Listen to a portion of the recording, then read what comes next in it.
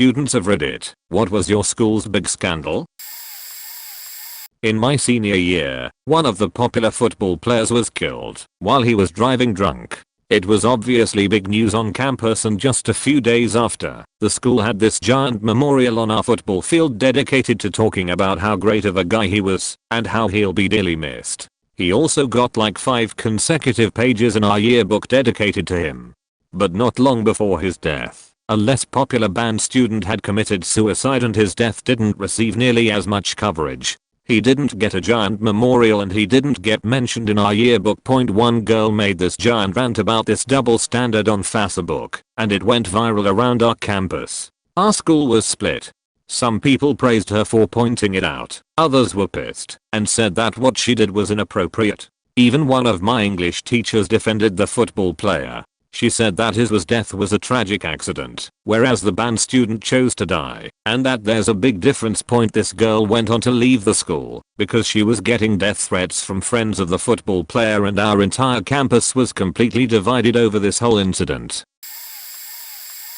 Our female pet teacher in 6th grade was caught touching the girls. Then, a male high school pet teacher and wrestling coach got busted for born and touching kids and set himself on fire in his home. I was in the showers are no longer mandatory, and please wear swim trunks in the pool generation. Even as a kid I could tell something was wrong with both of them, and now looking back, I wonder how many social cues I missed.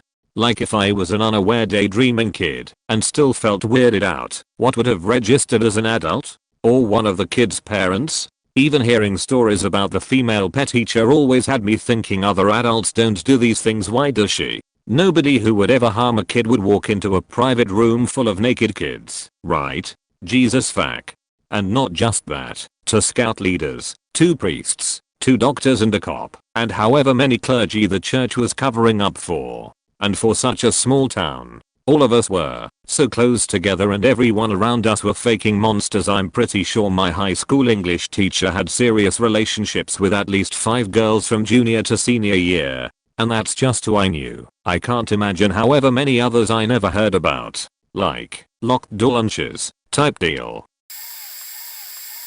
Firstly, happy cake day. Now let's get down to business. Off the top of my head, there are 2 main incidents I can think of. From what I know, a package containing a bunch of fake IDs that were ordered by and to be distributed to dozens of students at our school was intercepted somehow. Our school was notified. 2 of the ringleaders, the people our classmates were ordering fake IDs through, were expelled, and various others were suspended. Students who turned themselves in early were given a lighter sentence than those who waited for administration to track them down. For some, it was a very frightening couple of weeks, but for us non-alcohol drinking never been invited to a party mega virgins, it was a spectacle. The other relevant incident happened more recently, this year, in fact. In the past couple of months, probably due to recent headlines, admin has been cracking down hard on vaping on campus. All bathrooms, popular dueling spots, for example, were fitted with frosted glass doors before the school year began, so teachers could spot smoke/any signs of suspicious activity from outside. That didn't seem to deter very many people, though, and numerous students have already been suspended after being caught taking hits in bathrooms/practice rooms/wherever the fuck. Some have even been expelled due to being repeat offenders. Honestly, it's one thing to slip up once, but getting caught on 2 separate occasions? I don't have much sympathy for those people. All this is probably pretty commonplace in high schools nowadays, but I just felt like sharing. Edit, sheety wording. I got 2 stories to tell. First was the German teacher, who was extremely hot, for my high school was married to an English teacher, and decided to cheat. He decided to cheat with the cheerleader coach, who is also a teacher at the same school. Teachers had student assistants, and the very much like German teacher had his computer connected to his phone. Assistant saw pics and text and had screenshots. The whole school knew before the English teacher.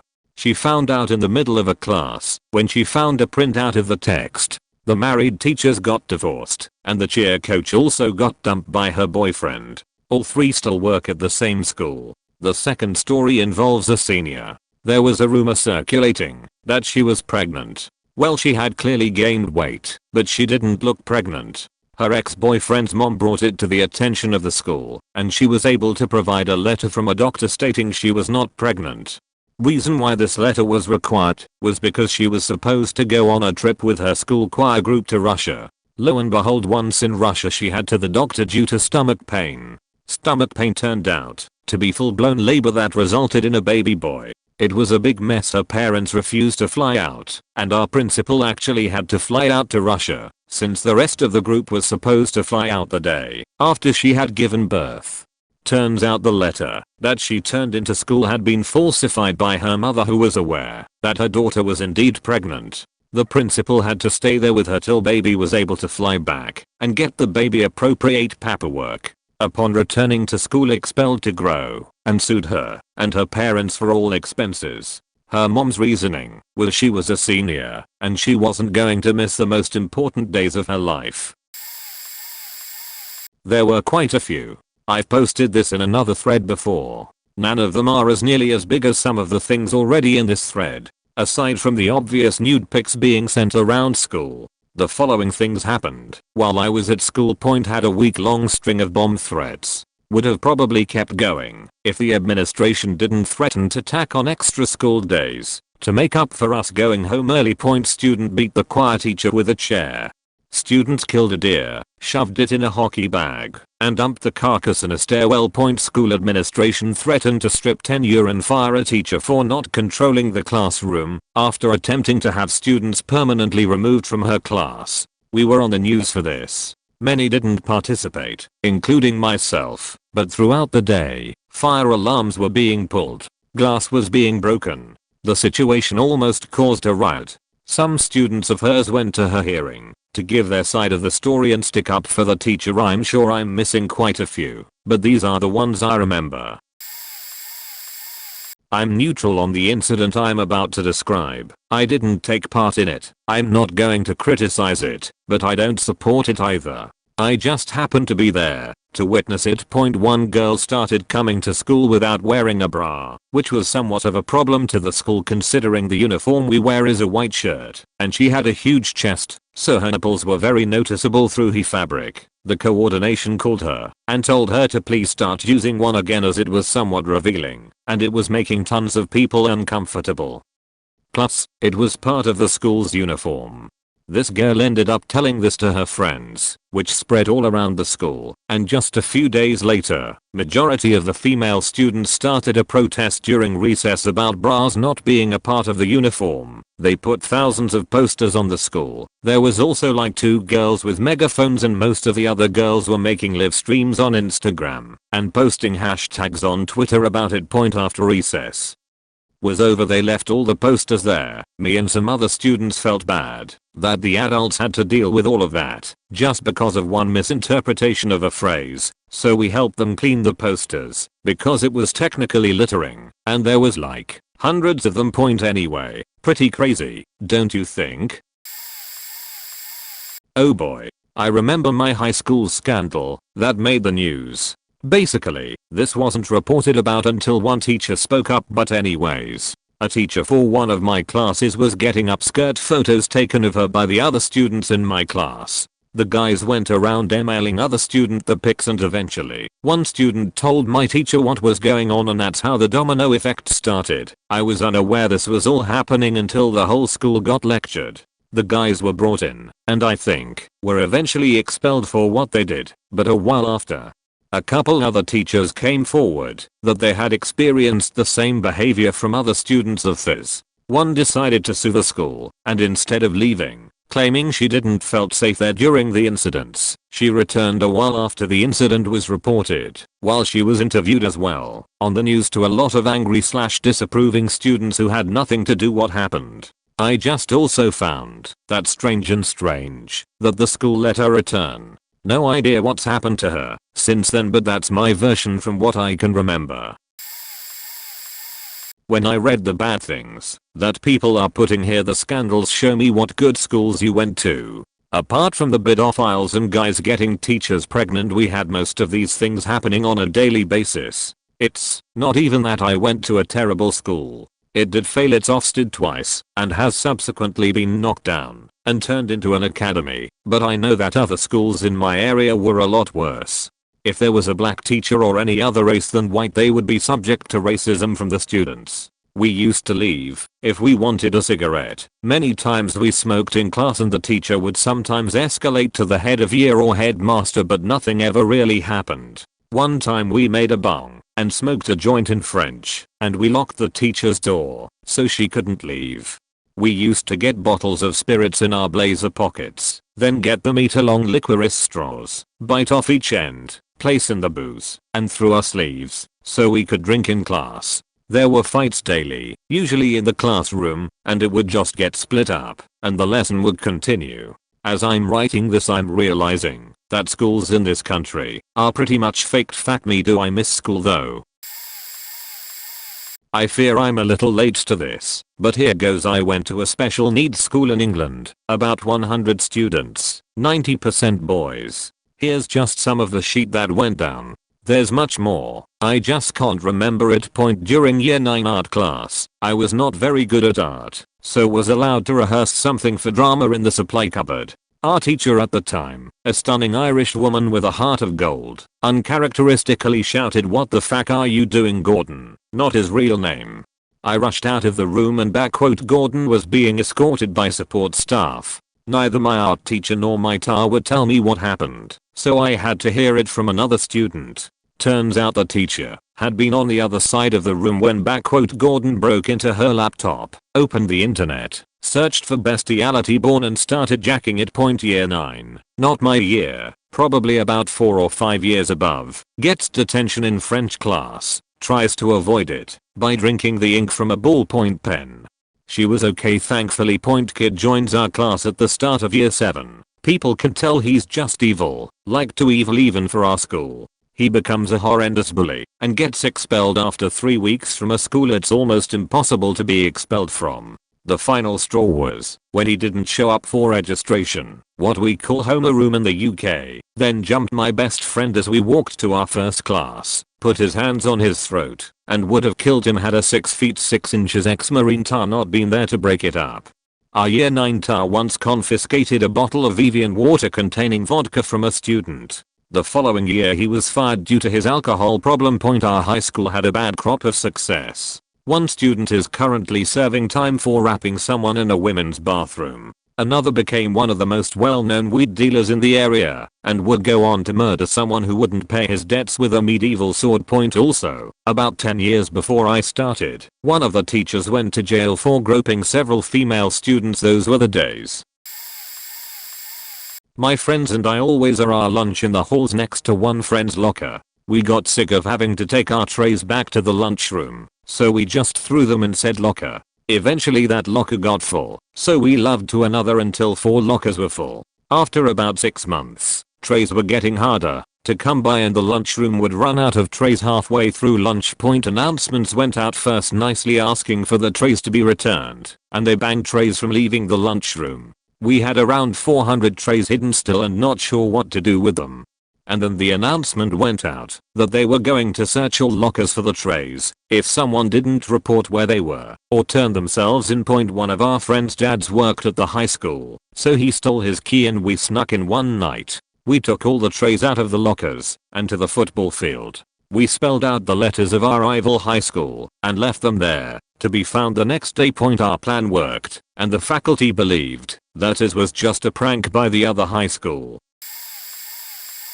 I recently just graduated from the high school, but it was a private school, and they told a girl who got rapped on a school trip that this kind of thing happens all the time, and did nothing about it. Here's what happened. Some class or extracurricular went on a school trip to Europe for like 4 to 6 days. This girl was the only girl on the entire trip, so what do they decide to do with that? Room her by herself.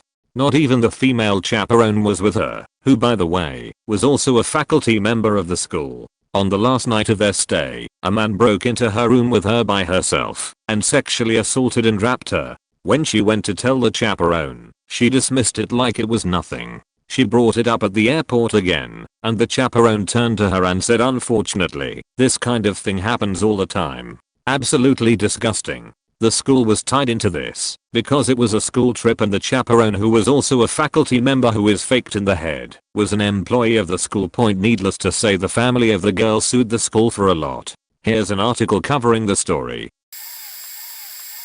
I went to a special ed school for high school. Mostly normal kids with severe learning disabilities or slight mental health issues. But occasionally a town would pawn off some of their more severely handicapped kids on us until they could get sent to a hospital school. One such kid sexually assaulted the class pet the year before I started there, Rabbit. It died. He tossed it over the fence to try and hide what he did. Weird guy. Freshman year, a girl stalked a teacher hard. He found her in his house. This wasn't a public school. Kids literally got bussed in from other states, so it's not like he lived 2 towns away. She traveled hours to get to him. There was a sheet painter. The bathrooms were unisex single rooms and locked constantly. Somehow, a student was getting into these bathrooms, drawing pictures in sheet on the walls, and nobody could catch them. My senior year, my engaged science teacher confided in me that she was cheating on her fiance with my gym teacher / football coach. Unsurprisingly, it didn't end well. Then about 3 years after I graduated, the janitor burned down half the school. Not a student. Teacher here. Some context before the story. The ex-principal of my school is a massive bitch that never shows up to work and is always trying to get off work when she's actually here. We have a kid that needed special attention. I have no idea what his condition is, but unless there's an adult constantly close to him calming him down, he gets super panicky because of the high number of people sharing the classroom with him and shuts down. The school asked the city administration to hire a psychologist / nurse person that would accompany him during his classes and help him around by sitting next to him and helping. The principal said that the city administration refused to hire someone, but less than a month later there was a new secretary working in the principal's office. She was doing literally all of the principal's work while the actual principal was missing work. Almost 1 year later of this, we had a surprise inspection. The house of cards fell. The principal wasn't at work and the secretary, under heavy pressure, spilled the beans. The principal did in fact hired a special psychologist nurse thing to accompany my student, but she decided to make a deal with her. The principal would give her about 5% of her pay if the nurse would do her work for her instead of being the nurse we needed. While they forged the school records to show that they both were doing their jobs, the principal got fired. The nurse managed to prove in court that she was being pressured by her superior to do it, so she wasn't fired, and now she is finally doing what her job demands. I'm sorry for very foggy information. I tend to mind my own business and I don't ask many questions. I don't really know if this counts as a scandal, but you might recently seen this in the news. The school district in my town has recently developed a zero tolerance policy of a derogatory term for black people, mainly for security guards, regardless of context. A male student, who happens to be African American, was being escorted off of school grounds and started repeatedly yelling the term at one of the security guards. Mullen Anderson, who was also African American and is my personal favorite of the guards. Anderson told the student to please do not call me racial slur. Anderson got fired. Then, like the angel she is, Cha came into the picture, as if sent directly from the heavens. Cha, her faking self, offered to cover his legal fees if he decided to sue the school. That's right, I'm talking about Cha, Academy Award winning Cha, the American musician Cha. She took a break from her tour in England to demand that the school not only give him his job back, but to apologize. She wanted to get in touch with him to say that she would help him in whatever way is going to help him. Pretty much all of the students were pissed off. October 18th, Marlon's son, leader of the Black Student Union, lead a protest in front of the school where almost every student skipped class from 3rd hour to 8th hour. Marlon has his job back now. Go to this link for more of the awesome details. One of the prefects at my school claimed to have been to several different villages in Africa to meet people in poverty. In an assembly, he went up and talked to the school about how grateful he is to be in the position he is at the moment and how grateful he is to have gone, while also displaying photos from his trip. He ended his presentation by saying we were holding a Mufti Day on Friday to raise money for these people in poverty. Our school ended up raising over $3,000 for the cause. We then learned he'd faked the whole thing, fabricated the story and photoshopped the images. Looking back, his story seemed a bit crazy. He claimed to have met Messi on his trip as well as had to eat things such as small birds and insects to survive. Along with this, we learned that he had also taken the money to pay for a new laptop. Over the next few weeks the students started a movement to get our coins back, but that didn't get us anywhere. It ended up being on the news, but I'm not sure what happened to the scammer. At the middle school I went to, the principal was found to be hoarding money and pretending there was no budget for teachers, wasn't keeping it for himself / spending it on himself, just keeping it so people didn't know the school had it. He also was found to be breaking into teachers and other faculty members' homes while they were on vacation and stealing things. When he was under investigation, the police put a tracker on his car. He found it and took it off and started stalking some of the local cops. What got him caught? He logged into the school's secure page from his home computer, not his school issued laptop. Also, there was a pet teacher again teaching middle schoolers who would feel up girls, making them do squats and then helping them while forcing the boys to run laps the entire period. He would also pop into the girls' locker room before class while they were changing to talk to the female teacher or make sure no one was getting in trouble. He got caught numerous times watching porn on his phone and trying to take pictures of the girls in class. None of this was reported to the police and the school board didn't fire him. They gave him 2.5 strikes because nothing could be proven despite never opening an investigation. He retired 2 years ago. He was only in his late 40s. My 7th grade teacher was a bit off-file. I went to a Christian school, but am not religious, and my sister used to tell me that she thought her 7th grade teacher was creepy, and she didn't trust him. I went through his class too, and he had major issues with gender roles, to the extent that he suspended my friend for burping, because it was unladylike, and would not be conducive to her finding a good husband. The administration did nothing about this despite several girls coming forward about unequal treatment. There were many issues even I had as a boy with him, because he saw me as not masculine enough, and would constantly demean me in class. I initially suspected something when our high school ATAR gave a long and emotional speech about pornography. And the teacher cut him short, made an angry outburst about how he should be the one speaking to his own class, and later ended the TAR's position. The next year he was arrested at the school in the middle of his class for possession of child pornography. He was, finally, fired, and I have only seen him since once while working as a cashier when he came through my line. He is one of the top 10 pieces of shit I've had the misfortune of knowing.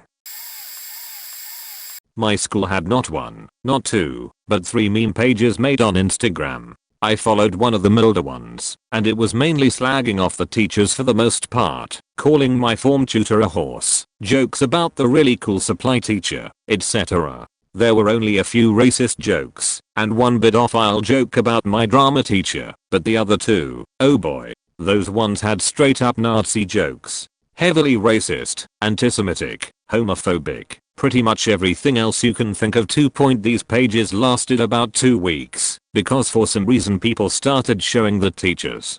Granted, some of the teachers did find it quite funny though.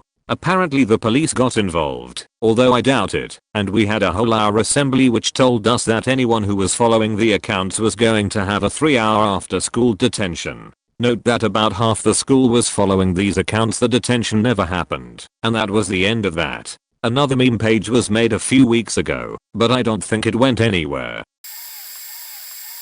I like to call it the digital age. It was 2016 where cell service at our school was non-existent and the school had fiber to the door, so one day during parent-teacher interviews I decided to go for a walk. I found the best thing of all time, the Wi-Fi password. I have been growing up with tech all my life, so I decided if I'm going to keep this secure and make the most money is do subscription based. So I set up a router and crappy old laptop in the ceiling panels of a room and had a free network, but made you have to log in after you clicked, like McDonald's where you have to accept the terms and conditions. And this is where it got fun. For a 1-month base 5 MB subscription was $5, a 3-month was $12, a 9-month, or whole year, was $30. and that was base 5 MB speed. I had up to 1000 available to give, so I was giving out faster plans, data caps for how much you could use and everything. Of course the teachers had no idea who was pulling off such a feat. It stayed up for a few years until the teachers opened the internet to everyone, and I came out with proof I was the guy. I made thousands. It was crazy. My parents just laughed so hard when the teachers pulled me into the office because they knew. My alma mater gets very little research project deals these days. A few years ago a mechanical engineering professor set up a project partnering with a trucking company. The project was designed for a graduate student to lead and focused around emissions and efficiency of the trucks being used by the company. Essentially, the company wanted the project to give them the okay to mark their trucks as being low emissions efficient vehicles so they could get a tax break. They threw a lot of money at our school for the project. The graduate student conducted the research and finally presented the conclusion that no, there was absolutely no way these trucks could be considered anything but severe pollutants. That's when the scandal began. Because the company threw so much money at our school, the professor overseeing the project hijacked the research and colluded with the director of research and the president of the university to sign off on the altered project with all parties fully knowledgeable of the situation. The grad student tried to shut it down, but the bigwigs did not relent, so he purged his name from the project. The fraudulent research was published, the company got its way, started labeling its trucks as energy efficient, then got busted by the government for it. They traced the research back to our university, the scandal made national headlines, and nowadays it is much more difficult to get solid research opportunities at our school, which it used to be renowned for. Everyone's favorite philosophy teacher was accused of sexual harassment. We had this awesome philosophy teacher called Joe, obviously fake name. Joe was passionate for teaching and for philosophy. He explained it in a way that everyone understood and was a really nice guy. Around the middle of my last high school year a scandal broke. 2 girls accused him of stopping them from leaving the class. He's over 2 meters / 7 feet tall and as large as a wardrobe, so he could easily do it, and sexually touching them. This caused a major problem. Students made protests to get him fired, and the school got split between people who believed he was innocent and people who believed he was guilty. Last time I heard of it, they were going to solve it on court. I honestly don't believe he could ever do something like that. He had been in the school for over a decade and no one ever said anything about him being improper with students. I and several of my female friends stayed after class to revise subjects with him thousands of times and nothing ever happened. Dude was married and talked about his wife and kids all the time. I'll try to know what happened with him. A frat boy was sneaking into the girls' communal bathrooms and taking videos of girls showering. The school catches him and figured out he's done it over 20 times. His prestigious lawyer daddy arms him with a defense team and tears apart the integrity of the only witness, a girl in the shower who was filmed. The tapes were deleted, and there ends up being no proof other than the footage of him continuously walking into the bathroom. He's found not guilty. Fraternity defends his innocence. The student body rallies against him and shuns him into leaving the school and deleting all social media. The fraternity's reputation is ruined. Same school, but this one will make you hate my college administration a little more. A girl was raped by her friend. Plenty of people saw him take her back to his room that night, and she got a rap kit and everything. A bunch of her friends jumped the guy the next day and beat him to a pulp. Same situation. Dad's lawyers swoop in and tell the school that he was assaulted simply because he was Hispanic and that if they pursue the rap case then he will launch a hate crime case. School caves and does absolutely nothing about the rap and nothing happens to the kid. Don't you love white America? A 7-year-old kid was found dead in the school's washroom, bearing brutal knife slashes on his throat. It was a national news for many months during which the investigation was ongoing. Initially it was claimed by the police that one of the bus drivers was responsible for the murder. He confessed to the same a day later, claiming that he was going to sexually assault the kid, but when he resisted, the driver killed him. But the kid's parents were not convinced that that was the case and claimed that the school was hiding a bigger conspiracy, since many of the evidence in the crime scene were tampered with before the police were notified and arrived on the scene. They pressured the government to involve the CBI and let them investigate instead of the local policeman. Later on, giving into the rising pressure from the whole country, including a Supreme Court ruling, the CBI was called in to investigate. The CBI are basically the Indian equivalent of the FBI. During the investigation, the CBI found out that the driver was just a scapegoat and was forced to confess, which was claimed by other drivers since the very beginning. The driver later said that he was forced under police torture to admit to killing the child. As the investigation continued, it turned out that the murder was committed by a 15-year-old kid who apparently wanted to postpone the upcoming parent-teacher conference since the parents were gonna be notified of his recent bullying attitude towards his classmates. So this guy decided that the best way to get them delayed was for kill someone and cause a police investigation in the school. His name was never publicly announced, but the students obviously knew who the guy was. I knew him personally, and I could never have guessed in 1,000 years that that guy could do something like that. It's also unbelievably scary to think that he also almost got away with the murder. I don't know how the rules work in regards to this, so I don't know if I should post a link for a news report on this, but I'll do so if anyone asks for it. When I was a senior in high school, a school police officer saw a man trying to break into students' cars. He approached the man, and the man pulled a gun on him and shot him, hitting his bulletproof vest, and then took off into the surrounding neighborhood. Our school and 2 others were locked down. 550 LAPD officers flooded the 8-square-mile area that was entirely locked down, and they even brought in the LAPD helicopters to help with closing their perimeter as they searched all the homes in the area. We were finally released from school around 6 p.m. and escorted about a mile down the street because the shooter was still at large.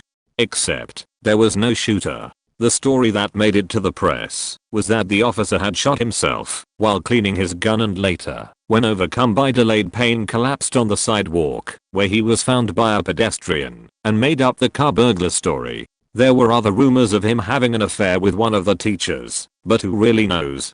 Dude was made to pay $300,000 to the city just to compensate all of the officers that were discharged that day and then spent 5 years in prison.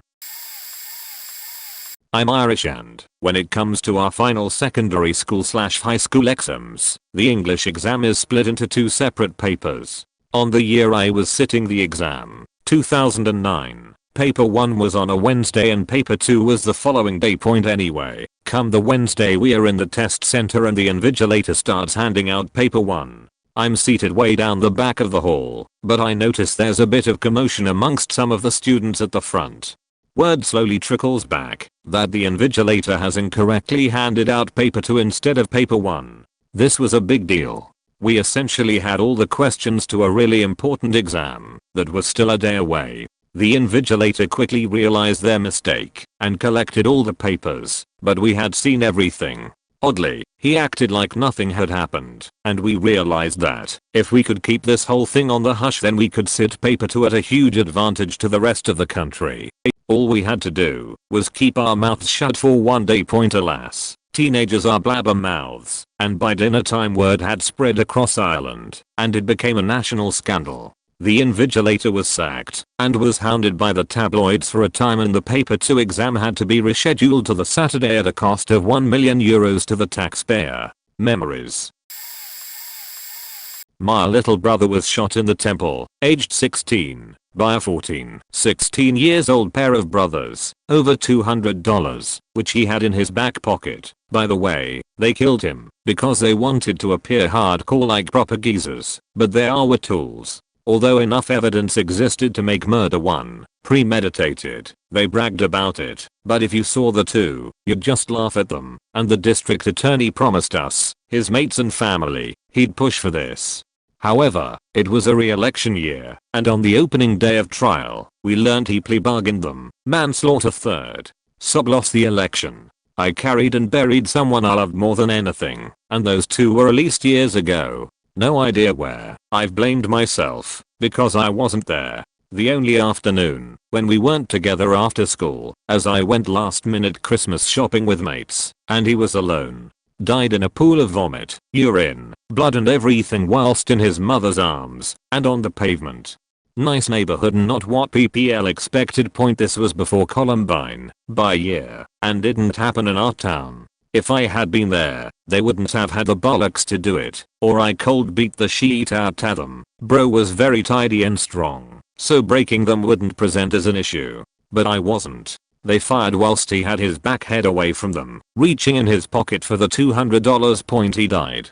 I never saw him laugh again. No watching him grow up, no memories past that Thursday, 6:17 p.m., and learning about hours later, running into family at the hospital. I remember asking, "How's my boy?" I assumed when we got word, it was wound, and he was hurting, but pissed off and alive. "I'm so sorry, son. He didn't make it. He loved you so much, and you were his world." I don't remember the next day. We were at the police department, but I can't recall the conversations, nor the following days. Part of me left that day and never returned. Point it's not worth it, as you ruin lives. Have an issue. Be a man. Try diplomacy, but if necessary, settle it like men, hands and feet. Point happy birthday, lil bro. I miss and love you. I'm so sorry I wasn't able to protect you. It's my fault. I'm so fucking sorry. At the high school I went to, a girl was sexually assaulted by a teacher and confided in another teacher she trusted. That teacher immediately called the police. Our school district has its own police department, but she called the town police instead. But either way, the assault gets reported properly, and police get involved in the situation, so it shouldn't matter, right? Well, once the administration got word of this, they called the teacher, that called the police down for a meeting and apparently screamed at her, and were verbally abusive, only because she called the town police instead of the school district police. This is pathetic, and seems to show that they cared more about the reputation of the school, rather than the students. She quit immediately, and once she got a job at another high school, she reported the whole situation to the news. This launched a year-long investigation into our admin. Our principal was fired, and 2 assistant principals were demoted. This is just one of the scandals. This school is known for covering things up, or attempting to.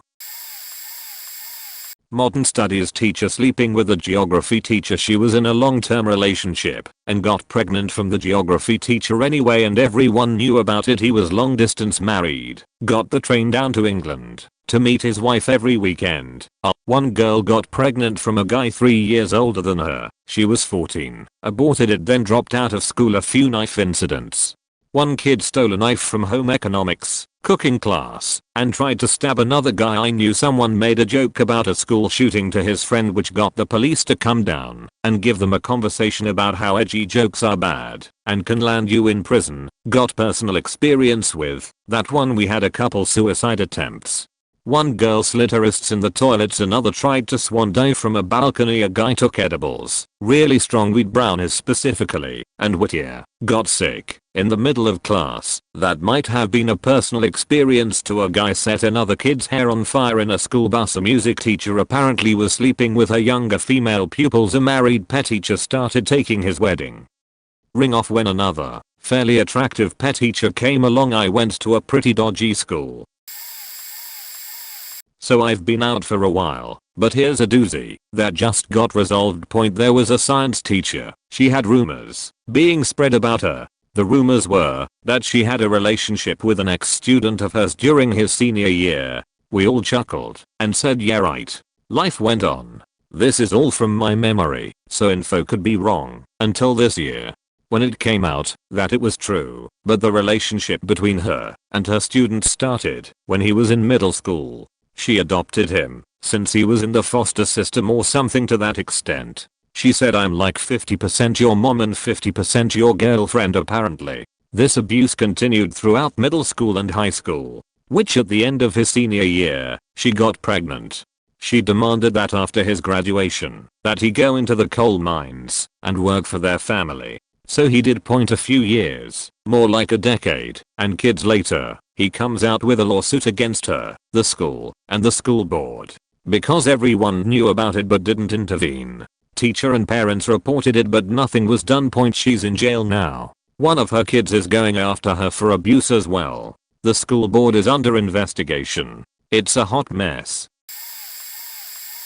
We had an older, mid-40s, male teacher that was arrested and convicted of several such crimes against students at my high school. Everyone noticed he was weird with kids in class and preferred the male students, playfully tussling hair and casual shoulder touches. Everyone thought it was weird, but thought he was just trying to fit in with the brothers. There was rumor around school that there was a sophomore girl who loved to give BJs on campus.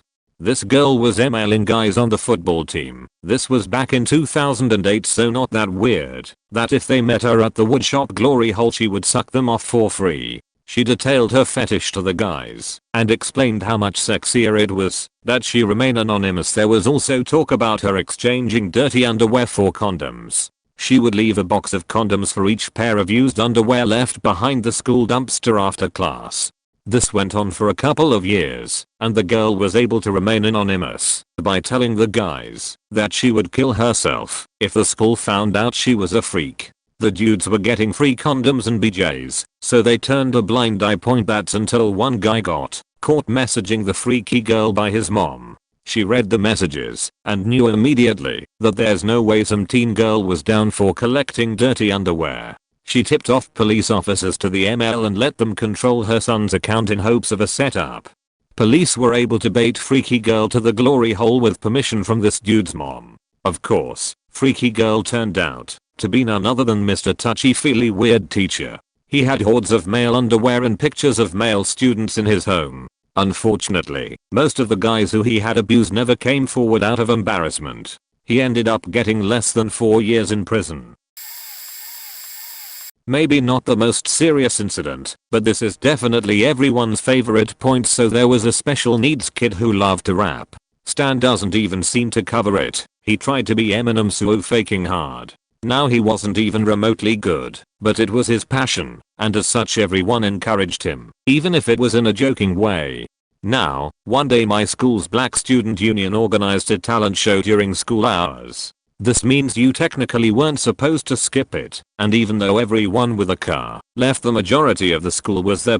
Everything went fine. Scheduled acts went on as normal, and at the end there was a little time left. One of the kids that was hosting it asked if anyone else wants to come up on a whim. That, it turns out, is where he faked up. Stan gets up and starts walking towards the stage.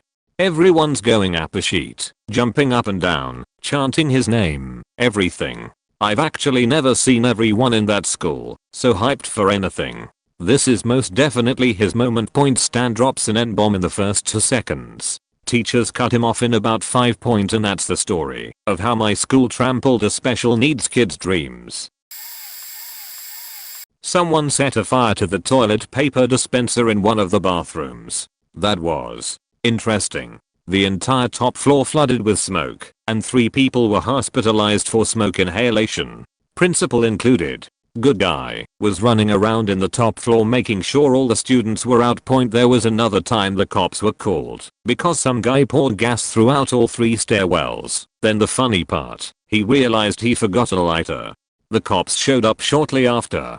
I know none of that was funny, but I was on the top floor, so fuck you. I'm gonna laugh anyway. There was another incident where a student was mad that it wasn't a snow day, so he made a shooting threat in a social media post. Which one? I can't remember. But I was in homeroom for hours, and my classmates turned into faking apes. I still remember one of them saying to the teacher, I swear to God, if you don't let me out, I'll whip my dick out and piss in your trash can. Anyway, the kid who made the threat was arrested, and the lockdown was lifted. I could go on for hours about that school. Too much crazy shit happened there. That whole town was insane. Oh, fun fact. Luca Magnotta went to my school. So much for keeping things vague, lol. In my high school there was this incident that happened on the basketball team's bus on their way back from an away game. The team manager, a black freshman, was being hazed by the seniors. This school is one of the biggest "white schools" in the country. These 2 seniors decided that they were going to hold the student down, took his afro brush, and sodomized him with it for about 5 to 10 minutes. The coaches and the rest of the team were on that bus. Nobody stopped them. When the bus got back to the school they used the same brush to attempt to sodomize another student, which rumors are that they did, but this second student never accused or spoke about it. The two students and their accomplice all had their admitted colleges take away their scholarships and denied them entry. Those three are blacklisted by basically every public university in the US. Outside of those punishments, no legal action was taken by the school. TLDR, a freshman student was sodomized by three seniors on a school bus and the school didn't press charges or involve the police. A couple good ones happened at my high school, both in the same year. This was like 3 to 4 years ago. A kid was apparently mad about class, so asked to get a pass to go to the bathroom. On his way to the bathroom, he took out a lighter, lit the pass on fire, threw it in a locker and ran. It wasn't discovered until someone saw the locker smoking and pulled the alarm. For some reason, though, the school only evacuated that wing of the school. School had 4 wings: north, east, south, west, and the rest of us in the other 3 wings had class through the fire alarms. Later that year, a few people noticed some stuff missing from their PE locker, such as money, wallets, etc. One kid decided to set up a phone recording in his locker to see if someone was stealing. Turns out the locker room security guard, he had a master key that would allow to unlock every locker, was opening student lockers and stealing their money. No security cams in the locker room for privacy. The kid who recorded it posted the video online and the student body pretty much rioted. Walkouts and protests were held in the main hall, and someone even made t-shirts that said "Fact safety safety" was what we called security. It was wild. This is about to be long, so be prepared for multiple scandals at once. Alright, so before I became homeschooled, I went to this small private Christian school called Cornerstone. There were only 49 kids, it was so small. At Cornerstone, when I first got there it seemed nice, then the second and also last year I went there, multiple things happened. We found out all the high school boys did crack, cocaine, dip, etc. In the bathroom, one kid named Clayton was drunk all the time, but was somehow able to hide it from the principal as well as teachers. I fell in love with a pedophile/cheater without even knowing it. He cheated on me with multiple girls. Can't even count all of them with my hands. I ended up liking another guy before him, and his girlfriend was mad at me because he also liked me back while they were still in their relationship. I do dance with her now, by the way. It's very awkward. A 10th grader said he came back from Penn because he got sick, but really he crapped his pants. My friend claimed she had a crush on a guy, when really she had a crush on her best friend, which was a girl, by the way. There is more, but I'm going to stop there. Also, a kid swallowed a rock saying that demons made him do it. Apparently, I was a few years ago, long after I graduated from college. My little sister was hanging out with some people from my old high school. She mentioned her last name, and they got quiet. They asked, like, my name? When she confirmed I was her sister, they stopped talking to her. It took a few months, but eventually, she found out what the problem was. Turns out, I'm a legend. The tales of how badly I was bullied have marred the school's reputation, whispers floating through the halls, even years after anyone who actually went to school with me had graduated. From being pushed off a balcony, to being punched in the throat, having my phone stolen and used for illegal purposes and smashed, being framed by a teacher for an honor violation, being discriminated for a disability constantly, slammed into walls, having my home vandalized with paint and tampons, etc. There's just so much of it, and so much of it seems so fake, because it's just so extreme. But it's not. Every single legend is 100% true.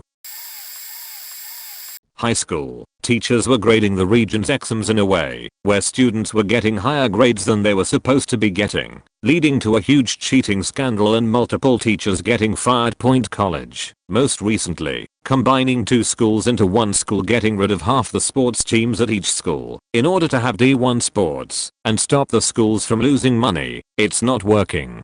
Previously, a professor becoming a meme on Twitter and Facebook for saying we don't need libraries. He's the dean of macroeconomics at my college. Their president of the college preemptively locking multiple teachers out of their school accounts, unable to access their school emails or student rosters because she anticipated a strike at one of the schools. 2016. resulting in a vote of no confidence by the professors on campus. Also 2016. Last but not least, when I graduated undergrad in spring 2016, one of the boys in the suite across from mine got arrested by the FBI for having and soliciting child pornography, as well as pressuring minors to send him illicit photos. Clearly my college was a little messed up. Point edited to change some info. I think the biggest scandal of my senior year school was when my former physics teacher started hormone therapy, MTF, in 2014. She hid this from almost everyone to avoid any negative repercussions, only revealed to only few students that she felt comfortable with, including myself, but the news about her transition started to spread throughout the entire school, and the principal found out in mid-2015. He absolutely didn't like about this. It was a pretty conservative school and fired her just because of this, but alleged that her work wasn't good enough for the school. This was absolutely outrageous for everyone, both current students and ex-students like myself at that time, and also school staff in general as well, and we had a lot protests about this situation. Unfortunately though, they continued with the decision of firing her, and our math teacher also got fired for openly standing for her rights. He even attended the protest we got. That scandal was so huge that it did even made it into the local news. I'm going to try to find the article, by the way, even if it's in my mother language. Edit. Here's the links. I forgot that even the police got involved in this case. When I was in middle school, in the summer boys were allowed to wear shorts. Really strict school. This one boy's shorts had quite big pockets, so he kept his phone on him and played on it at lunch. We were not even allowed our phones in our bags, let alone keeping it on us. He got caught by the head teacher. He had it taken off him, and his mom called.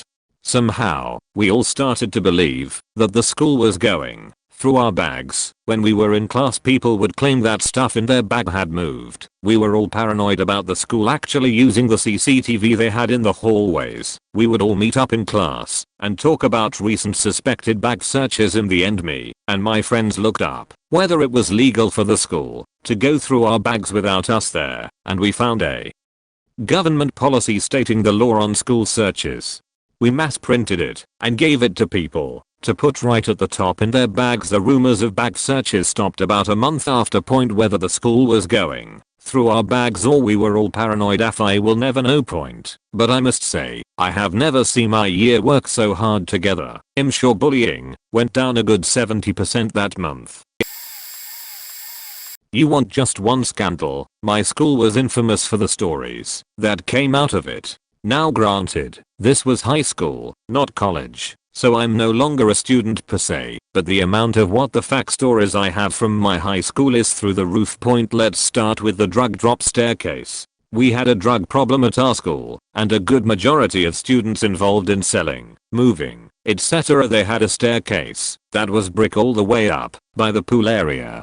However, the staircase was old as hell, and there was a ton of loose and broken bricks in it. Students used it as a drop point. Just pull a brick, drop stuff behind it, then put the brick back. Point. The school found out and tried super hard to keep the whole thing hush hush. They cared a ton more about their reputation over anything else. They shut down the whole staircase for like a month, and we could see them going through it trying to check every single brick as best they could. Point. After a month it was reopened, and me and a couple friends were sitting at the bottom floor after school was over, waiting to meet up for a club we were in.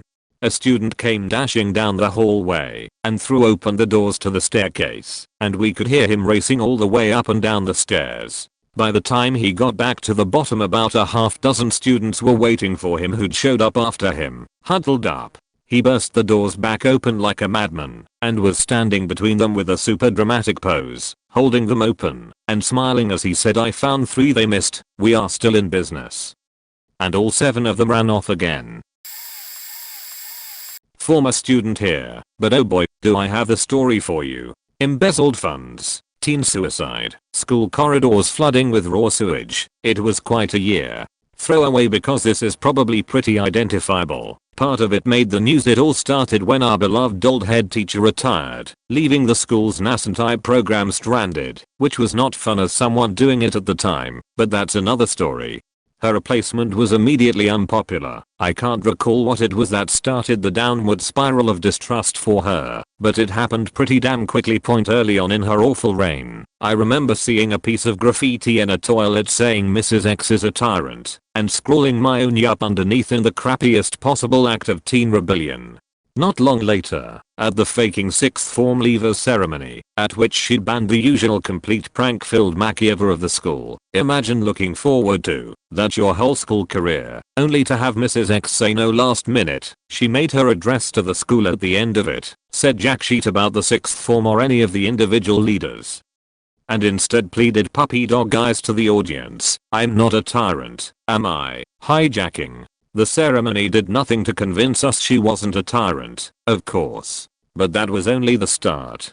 There were a lot of minor incidents over the year, but I'll skip to the newsworthy one. She personally suspended a teenage girl, who had a history of suicide attempts, for stealing a craft knife from the Design Tech building. It was strongly recommended that she not suspend the girl, given the impact they knew it would have on her mental health. But she insisted on it anyway, and the girl killed herself. Instead of going to her funeral, Mrs. X chose to attend a tea party. By this point, a lot of the year 11th students, soon to be faced with the choice of going to a different school for 6th form or staying there, did not hesitate at all in demonstrating exactly what they thought about the direction the school was going in. A small group of them decided to hit the school where it hurt, the sewage system. They deliberately clogged the toilets with mountains of toilet paper, and, well, I remember where it was the first time it happened. I was in maths. The whole room smelled odd, and the teacher, early 20s, fun guy, was quietly snickering to himself. We asked him what the hell that smell was, and he finally spilt the beans, grinning. The pet changing rooms are flooded with shit. Couple months later, summer had hit in full force, and I was on my way to exams. I'd been redirected outside due to a corridor not in use.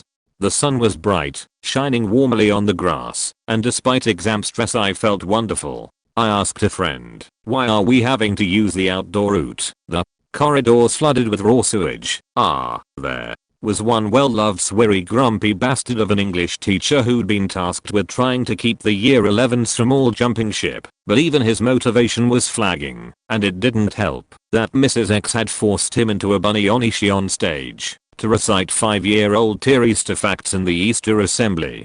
The man looked practically shell-shocked after it. Anyway, what finally got Mrs. X was the money embezzlement from governors. It was known in the school gossip that something had been going on with money having gone missing. No faking shit, it was Mrs. X responsible. After 2 sewage floods, 1 death and a hell of a lot of stolen money, she finally got kicked out, and good faking riddance to her. Y'all got these silly overdramatic stories of he slept with her and she did this. Sit down and shut up, cause you're about to hear a real scandal. The mystery of the white rabbit. Back in the far off year of 2010, when I was but a wee freshman in high school, there was a tradition wherein the graduating seniors would pull a prank as one final hurrah to the school they were leaving. Most of the time, these pranks were your standard, small ruin off the mill pranks, stink bomb in the bathroom, fake cell phones in teachers' bags, etc. Not this time. One day, early on in the school year, and long before any teachers or students were thinking about pranks or tomfoolery, someone got a bright idea. On the main bulletin board, where important school announcements were posted, a piece of paper appeared. On this paper was a simple, cartoonish drawing of a white rabbit. Most of the students ignored it. Who even looks at that bulletin board anyway? And the dean of students, who was in charge of the board, simply took it down and threw it away. All returned to normal. For a week. Then, another paper appeared on the bulletin board, the same picture of the white rabbit that had shown up a week ago. But that's not all. For you see, the rabbit had brought his identical twin with him. There were now 2 pieces of paper with the rabbit pictures again. The students ignored it, and the dean pulled them down with little consequence. Or so he thought. The following week, a white rabbit again appeared on the bulletin board, but this time he was alone. His twin brother was posted on a different board in a different part of the building. Additionally, a 3rd rabbit was found in the cafeteria, taped to one of the back walls. This went on for months. The picture of the rabbit would appear one day, posted around the school, and the dean would take all the pictures down, only for them to appear in greater numbers later. The students found this process quite amusing. The dean did not point at this point. Pictures of rabbits were everywhere. Other students, finding this process hilarious, had taken to joining in on the fun, and were posting pictures themselves when the dean or other teachers weren't looking. There were rabbits on the walls, on the ceilings, taped to clocks, globes, and chalkboards. They were stuck under desks, attached to lockers, and stuck to the windows. The dean was, at this point, going quite insane. He made announcements demanding the students stop and turn in the perpetrators. He threatened detention, suspension, and expulsion for the students involved, and especially whomever started this whole ordeal. No one came forward with answers. Whispers around the school arose that the dean suspected that the rabbits meant something. A symbol, a calling card, a summons. No one knew what they meant, who started it, or why. Finally, the last day of school arrived. Everyone walked into school, wondering if the originator had something special planned. Nothing. Not a single rabbit in sight. People checked everywhere. The dean was practically crackling with built-up tension, waiting, daring to find just one rabbit, but none ever appeared. It was as though the whole thing had never even happened. The day passed. Students went home for the summer, and never again was that rabbit picture seen in the halls of that school. The dean stepped down the next year, opting for a less stressful position as a sports coach of one of the teams. People still whisper about a secret society that had formulated and spearheaded the whole thing, but to this day, no one knows who started it. And that, my friends, is the White Rabbit scandal. My rival high school, same city. In like 2007/2008, a girl got shot 4 to 6 times, don't remember the exact number, by her ex-boyfriend in the parking lot of the school. He turned the gun on himself and died. They had been having an argument the day before. She broke up with him, and he wanted to meet up with her to talk. So the next day, she skips school, but meets him in the parking lot at about 10 AM, while her mom watches from the car, where he pulls his dad's handgun out of his backpack and shoots her at point blank range, then shot himself in the head. She was airlifted to the big hospital in Flint. They find out she is like 4 months pregnant with the aforementioned guy's baby. She only survived because the bullet that would have killed her hit a metal plate in her collarbone that had been put there when she had fallen off of her bicycle at age 11. The metal plate saved her life. Ironically, the scar was always one of her biggest insecurities. They are both happy, healthy, and leading wonderful lives. The child was born with no issues or lasting conditions and is now in school with one of my younger siblings. I know I'm late to the thread and this will get buried, but I wanted to share it. This happened when I was a freshman, but my brother was a senior when it happened and knew some people who got involved. So this is going off of my brother. There were a bunch of app chemical kids that wanted answers to a test that was happened next block. Another kid took the test already and so gave the other kids the answers on a shared Google Drive folder. The other kids used it to the point others got involved and used it for app physics and app science classes as well. It was like a folder full of cheat sheets at your hands and people were using it to their advantage. I think it lasted a semester and 2 weeks until the teachers caught wind of it after a student got the same response another kid in a different block. They were identical and the teacher got suspicious. Then, somehow, they heard a bunch of kids asking something about the Google folder and something clicked in the teachers. The teachers cracked it down and got the kids to confess all about it from the tests to the Google Drive folders. It wasn't like 25 kids were involved. The maximum was 100 students of class 2019. I don't think any of them were expelled, but I know most of them got into major trouble. It got to the point where people weren't even allowed in NHS if their name appeared in the shared files, but weren't directly involved.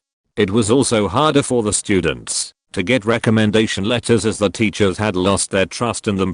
I remember they had an administrators come into classes to explain what's going and their consequences. I don't remember much, but what I remember is majority of teacher had to change everything in their teaching and curriculum so that didn't happen again. I went to a religious private school that had a school board for a time to help manage the growing school. The school board's leader was an entitled father with a brat for a son. The son misbehaved in class, disrespected teachers, picked on students, and was caught a couple times trying to bring a taser onto school grounds. Every time, the father would simply give him a warning and try to sweep the issues under the rug. Fun fact though, the students can be snitches, and a lot of them told their parents, who weren't happy. This started to affect enrollment rates as word started spreading to other families, which started making the higher ups of the school upset at the school board. It was very clear that everyone in that school, parents, and faculty included, were against the school board's leader, including the principal. Even still, the leader didn't do anything about his son's behavior. One day, the son had disappeared in the middle of a class to use the bathroom. He was found in the boys' bathroom smoking pot in a stall. To make this all worse, the kid wasn't even high school age. The kid ended up getting suspended on the spot, but never returned to the school because his father had to resign. I'm not sure if he was forced to resign or if the embarrassment of his son's actions finally caught up to him, but he was gone mere days after the incident without a word. The German teacher was taking the German honors club on school trips to Germany. Most parents didn't really get this, but the trips were through a separate org, so the teacher was completely handling the money and organizing the trips. It wasn't an official school trip. In Germany you can start drinking beer at 16. On the trips, he'd convince these kids it was okay to drink beer because they were legal over there, get drunk with them, and then get up to weird sexual shit. The only specific allegation I heard was of mutual masturbation circle. Went on for years, supposedly, in part because he mostly targeted boys who either felt ashamed to share or were made to believe it was normal drunken behavior. There was a really messed up culture around alcohol at that school, a lot of gang bangs, and kids dying driving drunk. He disappeared the moment a kid finally came forward with $8K from parents for the next year's trip. The school successfully kept it out of the news for over a year, and it was an absolute shit show when it finally came out. What's faked is so many kids were predated on, and legally, the school isn't responsible. The teacher is wanted for questioning by the feds, but it's been a few years now, and he hasn't resurfaced. I'm way too late, but this runs deep in my class.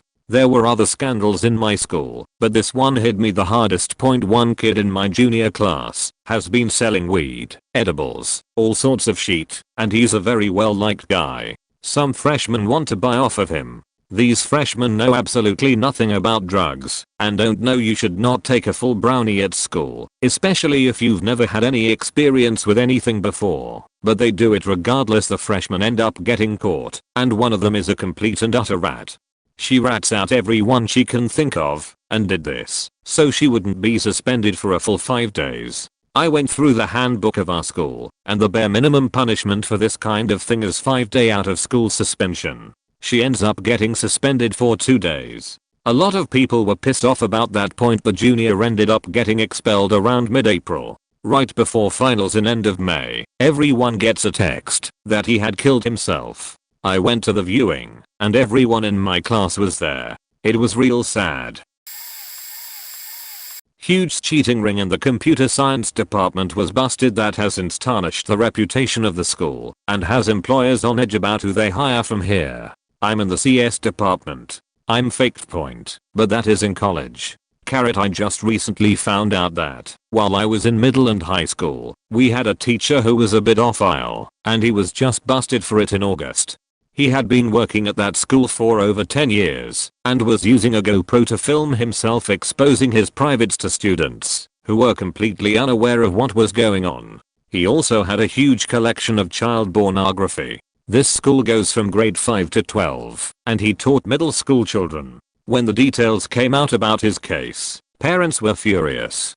Because apparently there were complaints about him before, like, yeah, he's pretty creepy, and I just don't know why he acts like that around us. And the principal shoved it under the rug because, you know, it's the top high school in the county and has a great reputation. Can't let bad press out. He has since then been convicted and been put away for a long time. When I entered 6th grade, there was a girl that was about 6 months pregnant at the beginning of the year. There was all kinds of gossip, mostly surrounding who the heck the father could be, since no one knew who could have possibly had sex with this 11-year-old, and a lot of us were hoping that we would soon be as lucky, eventually. One rumor started that said the father was her 19-year-old cousin, which was a huge bombshell, and it turned out to be true. At the time, I definitely considered it to be some sort of scandalous, but only now as an adult can I see how faked up it truly was. I can't imagine being a child forced into that situation. I don't know what exactly happened in the end, but I do know that her family decided to press charges and the cousin did end up serving some time. She had the baby over winter break, and she came back to school like everything was normal. I kind of wish I had gotten to know her better, as she always looked really lonely around campus, but I never had any classes with her, and really only knew of her through the rumor mill. There are a few scandal type things, so I'll name the ones I know off the top of my head. 1. A girl in year 8, at the time, brought in a knife to school to stab another girl in the year above her. She's still at the school too. A few girls in my year threatened to jump another girl. A. In my year after that girl's cousin, B, went off on one of their friends for insulting their other cousin, C, who got in a car crash. This then led to 10 fights in the canteen at lunch, all in the same day. A lot of people got in bother because of direct involvement or association to the situation. 3. A guy in my year set off a firework in the crowded quad and it hit a student, so he got excluded, and the staff were threatening to get police involved. Loads of kids were interviewed about it, but since the student wasn't too badly hurt, and their parents didn't want to take it to the next legal level, they didn't pursue it to criminal charges with the kid that set it off. Source: I was the kid that got hit and the boy who set off the firework is mates with a guy in my form. This one's pretty crazy and sad. During my junior year of high school, a student had gone to her counselor to seek mental help, and even told her about her suicidal tendencies. The counselor, who was concerned as you'd expect, reported this to the school principal. The school principal told her that she will handle the situation herself, and told her not to worry about it. As it turns out, the girl ended up killing herself in one of the bathrooms. Apparently the principal did nothing about the situation, and didn't even tell any other counselors or the superintendent about the student and her mental health. Once the superintendent found out that she knew about the student and did nothing, the administration had a whole fight, yelling and all, against the principal. Happened right near a classroom, where everyone heard the arguments. This is how people found out about the story. No one knows what happened to the principal, but it's safe to say she was fired, and she never had any sort of communication with the school afterwards. A substitute teacher, who was a daughter of one of the English teachers at the school, had been fooling around with a senior male student and several others. The strange thing was, she was a blonde-haired, blue-eyed white woman, about 25. He was a tall black kid, long dreadlocks, and had a general don't mess with me reputation. He revealed the affair. Then it came to light that they had done it in several classrooms, including, most likely, her mother's. I live in the eastern US. The story made it all the way to a newspaper in Switzerland. Also, a kid had brought an RC helicopter to school, and while flying it without permission in a classroom, he hit one of the sprinkler heads on the ceiling, setting off the fire alarm, and releasing all the water that had been sitting stagnant in the giant holding tanks. Since the school was built 10 years earlier, all of this happened while many students, me included, were in the middle of taking AP exams. So after the test, classes were cancelled for the day, but no one was supposed to leave, even though many did. The whole upstairs smelled like shit for 2 weeks and there were giant Servpro fans there trying to dry out the water. The current scandal is a girl posting a picture of herself and 3 other boys with charcoal face masks with the caption "Wakanda Forever." Here's a quick rundown of the whole thing. The picture starts to gain traction on social media and people start reaching out to the university president to condemn this / take action. President says girl is allowed to do that because it's freedom of speech. Students begin peacefully protesting by hanging up flyers about why blackface is bad. Chalk drawings on the plaza are a very common way of advertising anything on campus, so students begin drawing things like no blackface on campus. Overnight all flyers were removed and chalk drawings were washed away. People start to call out the hypocrisy of the university over what's considered free speech. President decides to host a town hall type meeting so students can voice their concerns. President only spends 10 minutes of the scheduled 2 hours and spends the entire time scrolling through her phone. Girl ends up getting a 30-minute interview with the university's student-run newspaper where she compares her situation to 9/11, pulls out the I have black friends card, and uses the term colored group. After the interview it gets revealed that girl's dad owns the building that houses the parent company of the newspaper. A couple weeks afterwards, a few of the staff members involved in taking care of this incident for the university came out and said that the picture was sent to someone that lived in the same residence hall as girl. This person reported being harassed by girl before the picture was taken. Freshman year, computer science teacher got arrested for having a relationship with a student. Apparently it had lasted a few years and I think she was graduating the year he got her arrested. He just got sentenced last year/early this year sophomore year. PE teacher/coach got arrested right before school began that day because him and his wife physically fought each other early that morning over their divorce and who would get custody of their children junior year. My APUSH teacher was arrested in the middle of the first part of the school year for stalking and cyberstalking. Apparently it was another teacher he was stalking, senior year. At the same time we had 2 racist incidents that happened that ended up on the news. Student in my grade said the N-word in a video and it went viral, so he got kicked off the basketball team. Nothing happened to the other students in the video and the person taking the video. Then a new student went on a racist rant about how she was happy to be at my high school because she was tired of her old high school's curry-infested walls and all of the brown people there. She didn't come back to school and started homeschooling after that. TLDR: interdepartmental affairs, predation, embezzlement, and child-born. We had a married couple who worked at our school. She was a science teacher, he was a social studies teacher. They both taught there for a long time and had been married even longer. Then they hire a new English teacher. She and the social studies teacher had hooked up a couple times on school grounds. He was old, she was young. He divorced his wife and left with her. Science teacher still works there and gets accidentally called by her old married name, even though she changed it back to her maiden name. Band teacher embezzled a few grand in funds. He also sexually harassed and preyed on female students and get in huge, dramatic arguments with parents. An all-around skeevy guy who also was a radio host at a Christian radio station.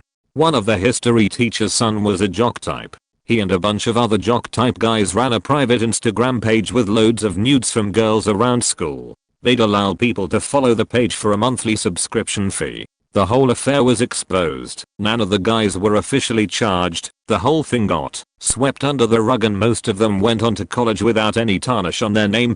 Just to name a few. Oh pick me. I'm 10 years out of high school now, so the details might be a bit fuzzy. Our vice principal and the resource officer had a long-going affair. I don't think they ever planned on leaving their spouses for each other until they got caught. They only got caught because they decided to do the deed in her school office, and she thought it'd be a smart idea to erase the security tapes. I guess she didn't do a good job because security comes back in the next morning, realizes there's several hours of footage missing, and recovers it from the deleted footage folder. Needless to say, they were both fired. Officer was relieved of his gun and badge, and they left their spouses and kids to run away to the Midwest somewhere, where she apparently is still teaching, and he's still a cop. The rumor at the time is that they teach/work on an Indian reservation, because that's the only place that would take them, but that's probably not true.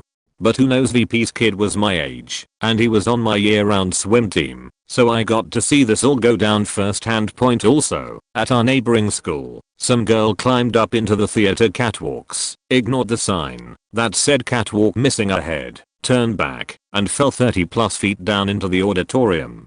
Parents tried to sue, but couldn't because of the sign. She was a beach so no one cared. Oh god, where do I start? So, I used to live in a small town, so when something happened it blew up pretty quickly. Not sure if these are all scandalous. 6th grade I got sick, so I didn't go to school, but I heard from everyone that there was a guy with a gun wandering the school grounds. Everyone flipped out, texted parents, then the office had a flooding of parents. I had to sit through a lecture a few days later about why we don't text during school. The lockdown went on for the entire day. 7th grade, some kids tried to poison the English teacher. She's not stupid, she threw out the bottle because she hadn't opened her second bottle yet. 9th grade, someone brought mercury to school. A week later, a bunch of kids had to have a decontamination showers. 3 classrooms were shut down. Nobody could go to second period.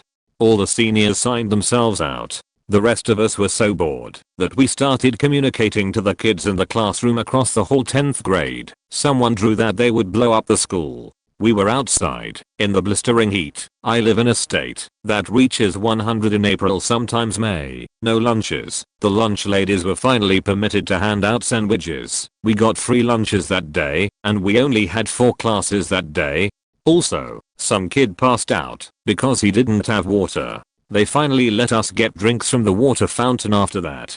To clarify, I don't think the teachers thought we'd be out there for most of the day, and they wanted to keep us contained to the bleachers, but when the kid passed out they sent us in groups of 10 for every teacher that went with them. Back in HS, the vice principal had an IG page, and would follow a lot of the students, and would comment on a lot of the females' pictures. Nothing creepy, but still a bit weird. Then one day a friend of mine decided to go through his followers, and turns out he was following like 4 to 5 accounts of like near nude models, and my friend took a screenshot of it and called him out on Twitter. VP also had a Twitter. Next day, said friend gets called into the principal's office, but they couldn't really do anything to him, so they just made him take down the tweet. Also that same year our principal randomly quit, and nobody knew why at first, but we later found out that he had sex with a student way back at some different school when he was a teacher. That student found out that he was now a principal at our school and basically told him that if he didn't step down then she would tell the general conference about it and they would be forced to fire him. This all took place at private Christian school too. The first incident happened during my junior year of high school. 2 students attacked another student in the men's bathroom because it was rumored that he carried a lot of cash. His parents were wealthy. He was assaulted and left in the bathroom after his 2 attackers found $10 on him. The poor guy was found by a teacher after he managed to walk up a flight of stairs to the main office. The assailants were expelled, and I haven't heard anything about them since. It's been about 6 or 7 years since it happened. The second scandal I can think of is that a few years ago a male student, senior, 18, sexually assaulted and raped a freshman student, 14 or 15, in the art hall of the school when nobody was around. The way my school was shaped was like a big U with 2 wings of classrooms, 2 levels high, on either side of the U shape. On the lower level and the left side of the U, another hallway branches off to the right and rarely gets any traffic because it only has an art classroom and the engineering/shop classes, 3 in total.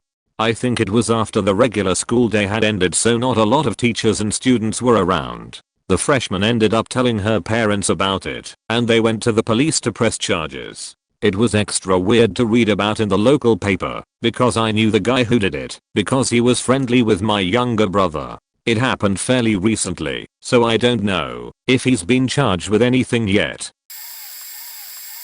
This is going to get buried, but an alcoholic gym/math teacher/baseball coach had an affair with one of the students. She was in the 10th grade. They would write each other love letters and the girl's mom found them. This man was scum. He'd show up to the school at like 7 AM and pound back beers in his car. He used to bring a BBQ to baseball tournaments and BBQ hot dogs. A few times he would drop the hot dogs on the floor and put them back on the grill. He also rewarded students with Timbits during his class if the students would answer dumb questions like how many points did Vince Carter score last night. If someone answered correctly he would toss a Timbit at them. There were times that the student didn't catch them and they would fall on the floor. He'd take the Timbit back and shuffle it in the box and continue asking questions. Anyways, this dude ended up in jail for faking a minor. Hung himself in prison. Also, one of our art teacher's wife went missing. Ended up finding her in the walls of a police officer's house. One sophomore was rumored to be impregnated by her father. She disappeared after it became visible. School was nationally famous for people committing suicide in the school bathrooms. There was a string of suicides one after the other. The school thereafter always had guards posted at the one open bathroom for 2,000 students. The hockey team got addicted to opiates and massively spiraled after graduation. Because hockey is expensive, these were good kids from wealthy families. So it was particularly scandalous. There was a massively overweight female student. So overweight she had a medical waiver to leave class early to get to her next classroom because she couldn't walk to class fast enough. She broke one of the few toilets available to students because previous suicides by sitting on it and cracking the basin in half. I have no idea how this was possible, but toilets were replaced and she was transferred to a new school, probably because of embarrassment and bullying. Another high school I went to, a guy tried to commit suicide by jumping off the roof of the building. It was awkward because he lived and no one knew how to deal with the situation afterwards. He did have broken legs and was in hospital for a while, though. The boys' locker room was shut down by the health department. The football team had a tradition of never washing jerseys. The problem was that they practiced and worked out all year. The smell was so awful you could smell the locker room with the door closed and nearly vomit. The health department shut the whole thing down and demanded everything be removed and washed down. They had to power wash everything. When we had bomb threats, instead of sending us home, we would either be kept in the building while they searched with bomb dogs, or they kept us standing in the fields of the school for hours until the school was declared bomb free. We didn't get many bomb threats after that, which seemed to be the administration's point. The precise year before I started going to high school, the high school, big high school, good grades and stuff, had its annual Mr. School Mascot award ceremony. It's for the best student in terms of being kind and helpful, etc. And the winner was at that time in a sexual assault scandal. He confessed, and the local news tore the school a new one. In the same year, about 4 months before, my beloved social studies teacher, he was honestly one of our most fun teachers, was straight up fired. Why? Well, a kid fell asleep in class, and my apologies in advance. I was told the story via friend texts, but in an attempt to give the class a laugh, went to go wake him up, and he lightly pushed the desk, since he wasn't that strong. But he scared the kid so bad, the kid fell out of his seat, and one of his legs got twisted in the table leg. He tore his MCL. No media. The kid understood that he was in the wrong, and he kind of deserved it. But his parents wouldn't listen to him. They wanted him gone, and gone he was.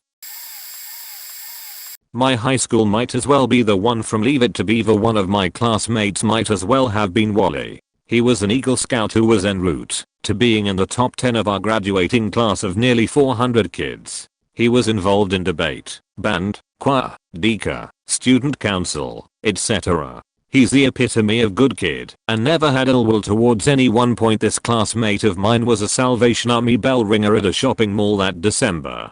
He witnessed a drive-by shooting happen in front of him during that bell ringing assignment and performed CPR on the victim, who died at the hospital. Somehow this classmate's name hits the news and all hell broke loose. This classmate received a couple handwritten death threats in his locker. He was also greeted by random strangers outside the school after school to tell him, gang has got his back and he has nothing to worry about, followed by a handshake and a hug, because they'll never forget what he did for the victim at the mall. Like they made sure they did that out in front of the school, where everyone could see it. Seriously, it would not be an exaggeration to say this meetup was basically Wallace and Pooh driving to Shermer High School to very publicly thank Farmer Ted and tell him they got his back, because Farmer Ted helped out Bodie after Bodie got shot in the back by Marlowe's crew at the mall.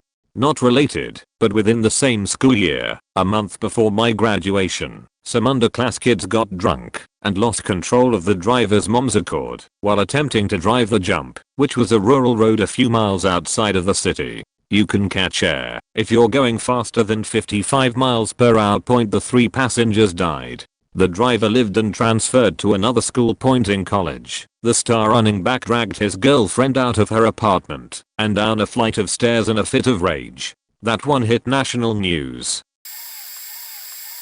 Okay, so this was very recent, and I wouldn't say it was a backquote scandal, but it was definitely some drama and it spread real quick. So there was a girl that had been bullied a lot, and she left for obvious reasons, but she got bullied at her new school and the other schools were too far away, so she just had to come back to our school. I honestly feel really bad for her. But she posted something on Instagram, and I'm not sure what she exactly put, but she put something like, might delete but once again, not too sure. When she posted that, literally the quietest girl in the school commented yes, deleted, and this was a huge shock, because nobody could have thought that this girl would say something like this. And everyone, including the girl's bullies, stuck up for the girl who posted the photo and began defending her. This caused the quiet girl to respond with something like shut the fuck up or I'll tee what you all, and this obviously caused it to get noticed. Now, because she was just being so rude and people started kicking off at her, she deleted Instagram assuming that this would delete her account and get rid of the evidence, but it doesn't do that, does it? A girl in my form actually got screenshots, so even if she says she never said those things, then we would have proof. Anyways, this girl who said yes, deleted is in my form also. Now, because she got caught for saying this, she just started crying in form. I'm sorry, but the girl who posted the photo should be the one crying, not her. I'm not sure what happened after that, but she missed a couple lessons because she was too busy crying. And sorry that it might seem confusing, I just don't wanna say anybody's names for privacy reasons.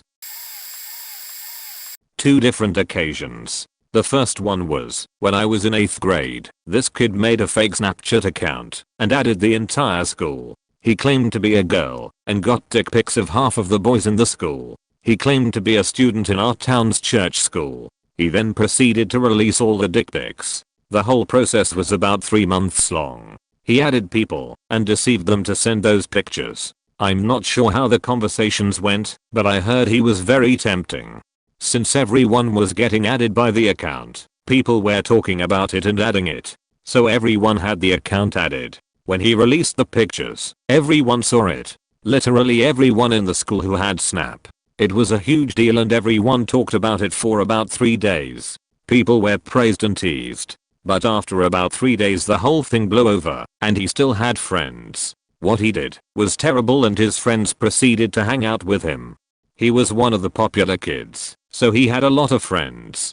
I never forgot what he did, and I never will. I still despise him. The second one was basically the same thing, except legal action was taken, and my name was in it. So the story went like this. Girl took an explicit photo of herself and sent it to my friend by accident. He proceeded to send it to me, and I sent it to a group chat.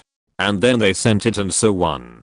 To the point where yet again, everyone saw it. In reality, as long as my friend was innocent, we had never heard of the pictures until the day the cops got involved. I was clueless about it. When I heard my name, I was telling everyone that I was innocent. My friend did the same. The girl who took the picture left school early the day everyone saw it and called the cops. The cops did an investigation and the truth came out.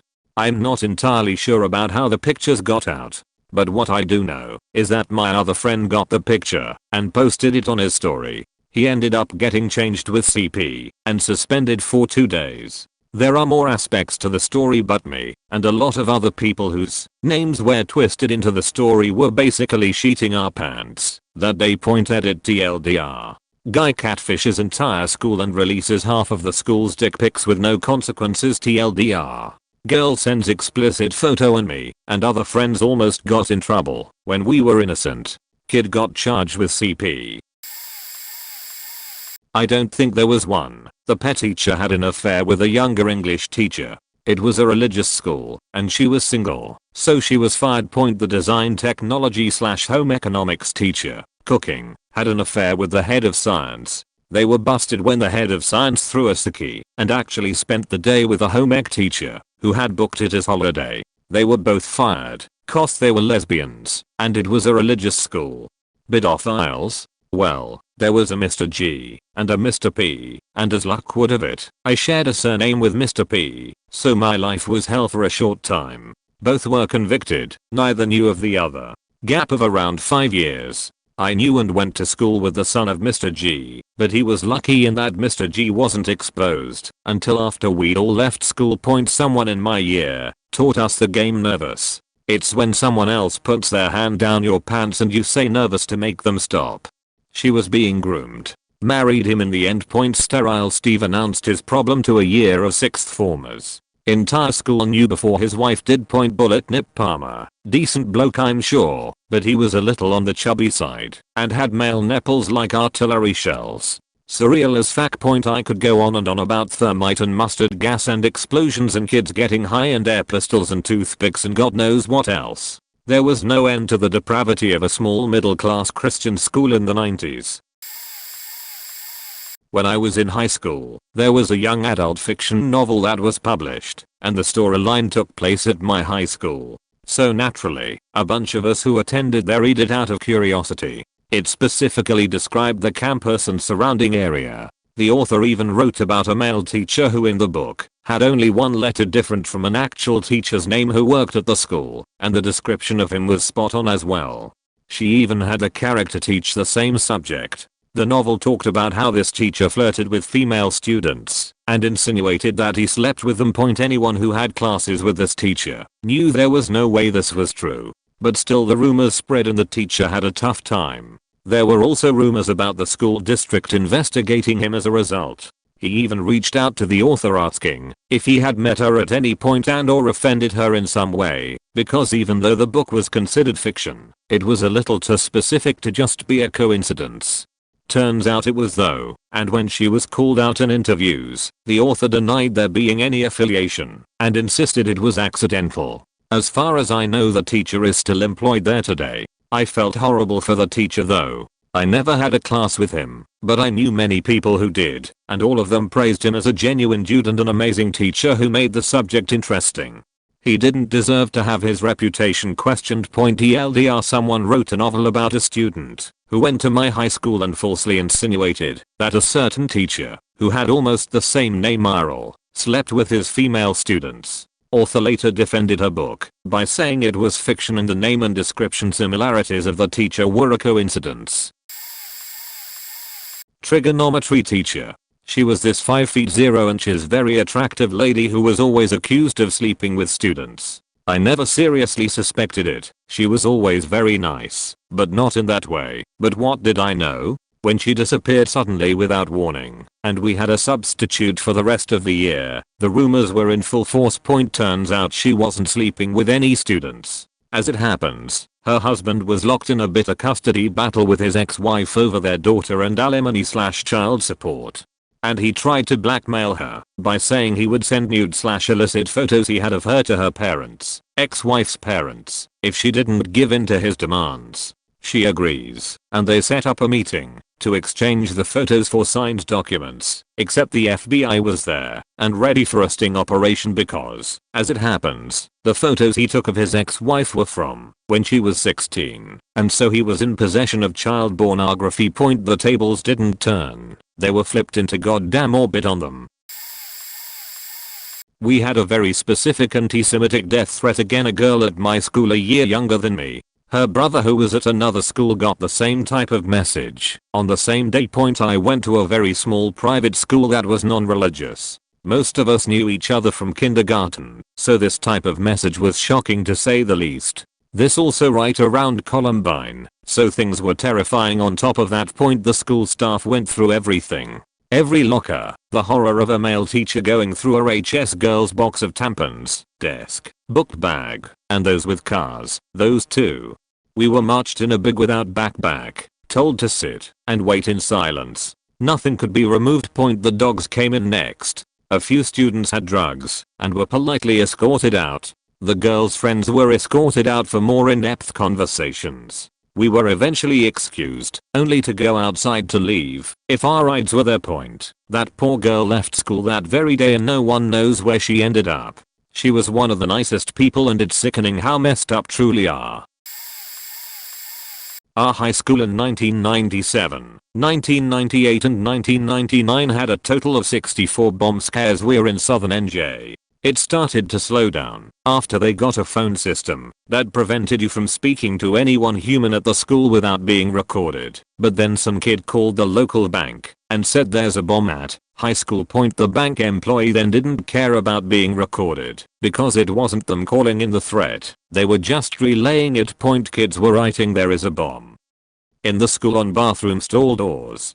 This was back before just about anyone had cell phones, so no one was being caught. Stopping a student with a Sharpie in their backpack wasn't enough to charge them. Our school had zero security cameras either, despite being a pretty wealthy public high school with almost 4K students in 9th-12th grade. We got extra government $ too because we had a junior high school and a senior high school that were physically connected.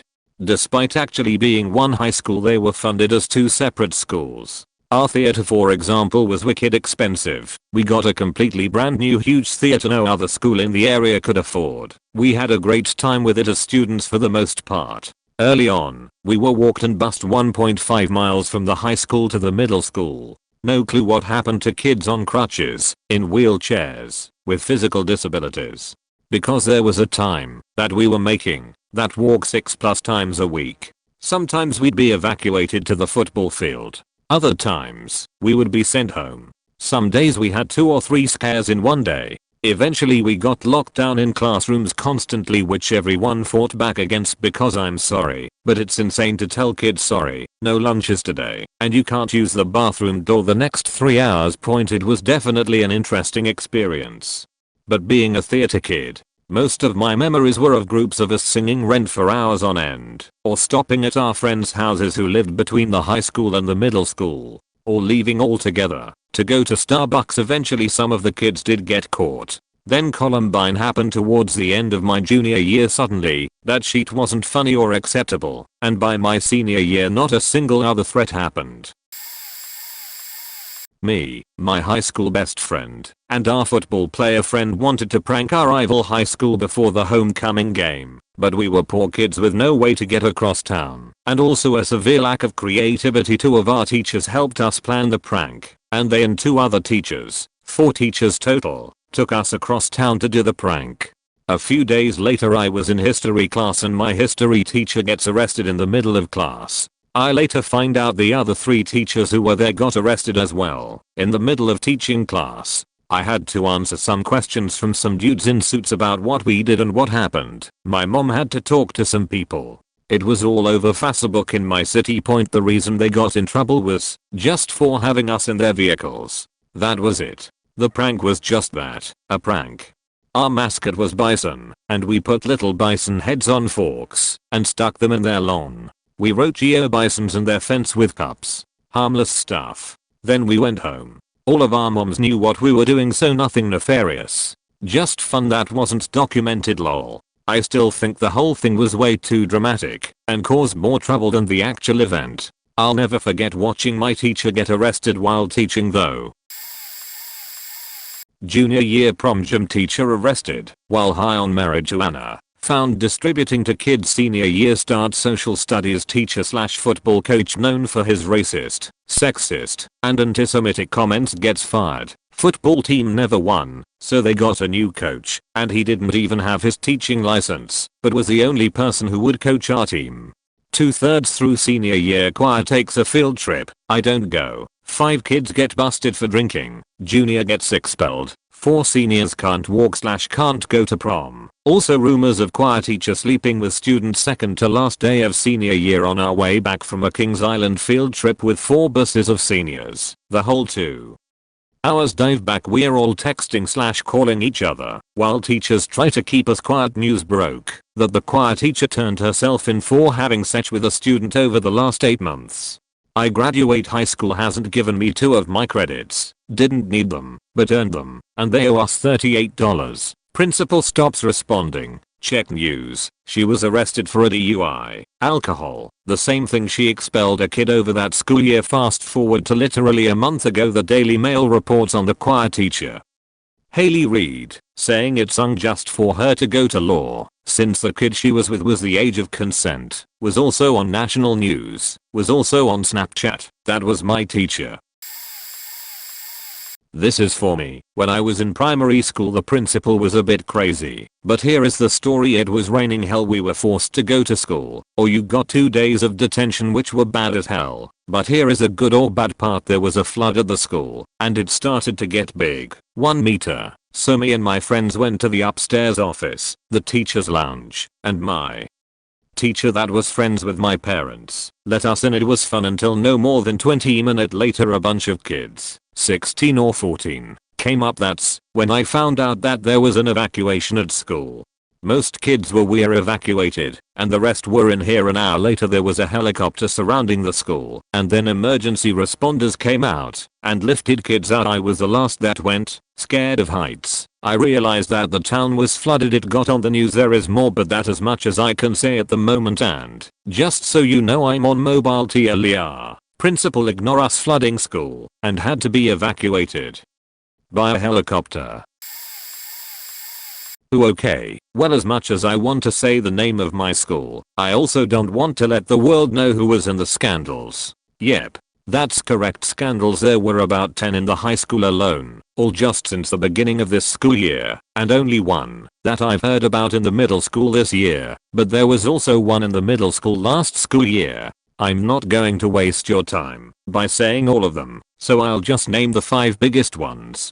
The one in the middle school this year wasn't too big, but there was a kid who was being made fun of because he often picked up hair off of the floor and he would eat it. That child threatened to bring a gun to school and shoot the person that made fun of him, which led to the cops having to get involved. I don't think any charges were put against him, but I do know the school gave him a 5-day suspension, though. The next biggest one involved a teacher who allegedly harassed a student and was slowly taking more and more money from the school. I believe that teacher might have been fired and fined, but this was also pretty hazy since it happened at the beginning of summer. Here comes the good sheet. This one involved the middle school last year when my grade was half and half, with feelings towards a rumor about a fight between 5 girls. One half being kind of in disbelief and not being concerned about it, and the other in complete confusion mixed with anticipation. Because who doesn't like a fight? The time that the girls were planning the fight was originally during lunch, and they were gonna do it in the girls' bathroom, but the principal caught wind of the planned fight and denied them access to the bathroom. Well, as much as it succeeded in preventing it from happening at lunch, it really only just delayed it from happening for about 15 minutes.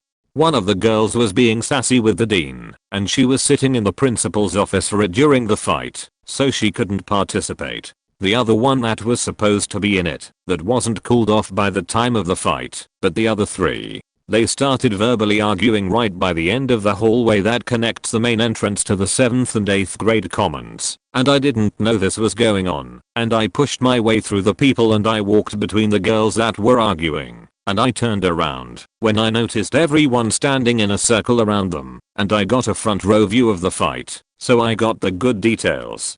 It was basically a 2 vs 1. I'll call them Karen, Rebecca, and Ashley. It was Karen and Rebecca versus Ashley. Ashley bolted towards Karen and punched her in the nose really hard, then punched her jaw. Karen rammed into Ashley to push her back, punched Ashley in the eye, and grabbed her hair and pulled. When the teachers got involved to try to pull them apart, it only made Karen pull Ashley's hair even harder.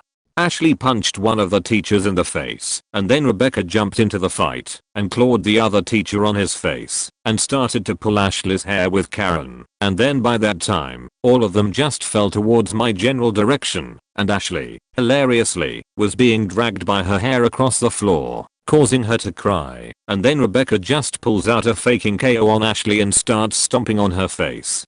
Rebecca and Karen both got pulled off of Ashley, and then the officers that we have in the buildings at all times came over and took them out of the building. There was a giant patch of hair sitting on the floor with a bit of blood, and I think they were all suspended for 10 days, with misdemeanors. The 2 biggest was actually last week. On Friday, we were having a lockdown drill, because Ohio requires that all school have at least 1 lockdown drill per year, and there is this smart but idiotic kid in my grade. He very sensibly gets up on the desk during the drill, makes a finger gun, and pretends to start shooting the teacher and students.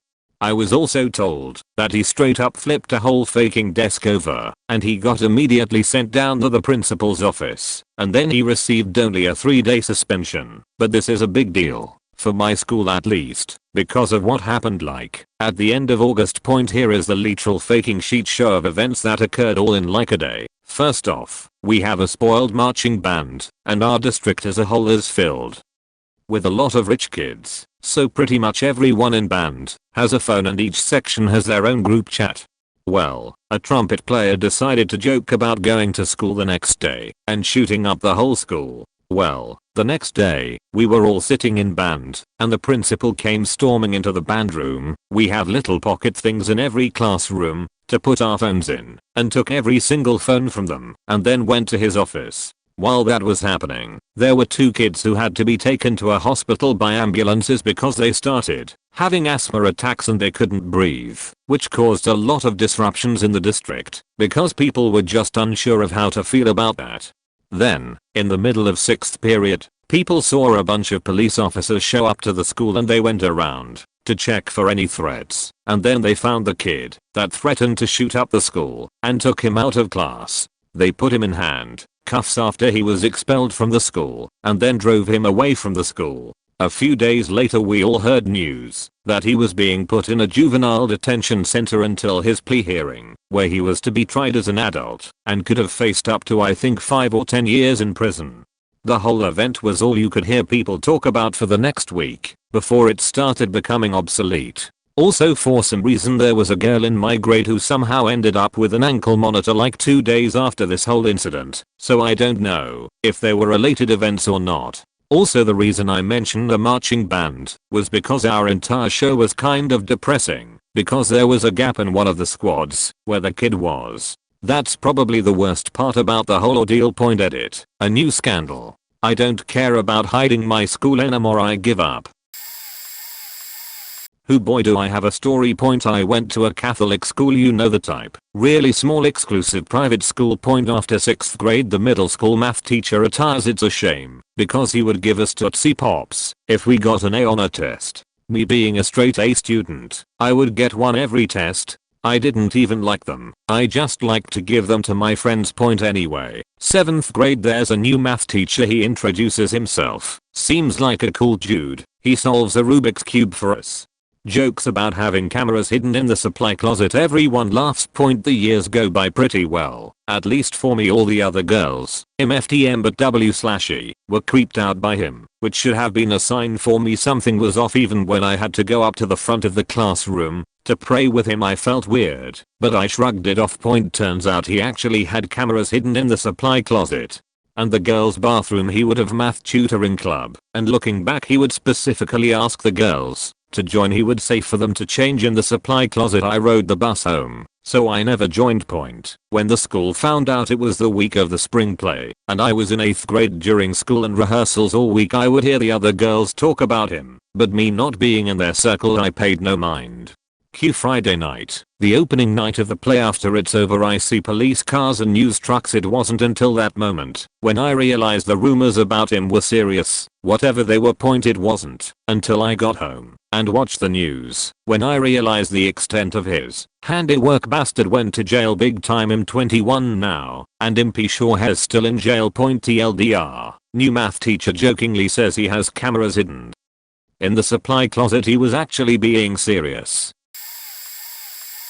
A kid was run over by a car and killed. He was in year 8, 7th grade in the US. Initially, in honor of him, a tree was planted on the premises of our neighboring school, which sparked some controversy around campus. Fast forward a couple of days/weeks, I can't really remember, a rally/raid had been organized on an expanse of social medias. Note our school is a comprehensive, so we have around about 2,500 students on site at any given day. About 90% of that number participated, and the school had to be put on lockdown while teachers contained the students.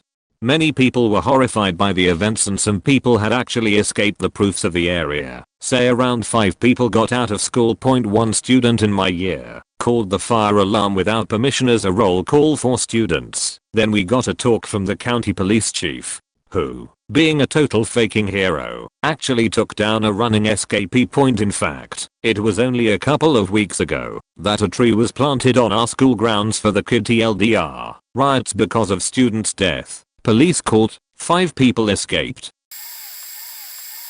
Bomb threat. Almost 2 years ago now. My high school's campus is made up of multiple buildings with sidewalks and patches of grass in between. I was heading from one building where my last class of the day had just finished up to the building with the lockers in it. Squash tryouts were that day, and I needed to get my squash bag in there, but today a bunch of faculty were blocking off the door saying I couldn't go in. That door must be jammed, I thought to myself, so I went around the building to the other door. Same thing, told to not go in. Next thing I knew, all of the students were evacuated from the buildings. All of them happened by the same patch of grass with a big postmodern bench in the center and bordered by a misshapen loop of sidewalk. As I was right by the back door of the building with our lockers, I bumped into a friend and asked what's going on right not, and he said, called in a bomb threat. Next thing we saw cop cars coming in. They were there to search the building, especially the locker area, a place most likely for the kid to plant the bomb. We were being herded from the grass to the hockey rink nearby, which has its own scandalous backstory for another day. I of course was already instinctively heading inside so as to pace away from the police, who I am generally terrified of. We waited for a bit, and then we were let out like nothing happened. I was still able to get to squash tryouts on time. And the next day, a Monday, this happened on a Friday, at the assembly they announced that it allegedly just a joke, that this creepy pale quiet kid who told my friend he was on the list sent out on a whim a picture of a bomb over Snapchat, a service where messages are deleted upon their first viewing, to his friends with specific instructions on when to not be where on Friday, such that the friends would feel the need to report this to the school, who would feel the need to search the lockers for a bomb. So yeah, that speech I'm pretty sure was just to ease our nerves. Then in March of that year Parkland happened. Now we need to use lanyards with NFC ID cards to get into any building. More and more security cameras pop up and it all just makes me sick. Backstory. I went to a private Christian university. Super strict alcohol policy, like so strict that during my freshman year, a group of 21 plus seniors that lived in their own apartment off campus were expelled after some photos of a party with alcohol surfaced to a faculty member. Administration wasn't messing around. One of my university's sociology professors had this really awesome beard. He styled it in all these crazy ways and entered it in competitions, many of which were for charity. At one such charitable beard competition, a photographer snaps a photo. For those of you who don't know, the photographer owns the rights to a photo, the subject does not. Well, photographer sells the photo to a local brewing company, and they decide to print a cartoonized picture of Dr. Roof's face and beard on a can of beer. Our administration flips its sheet and fired him.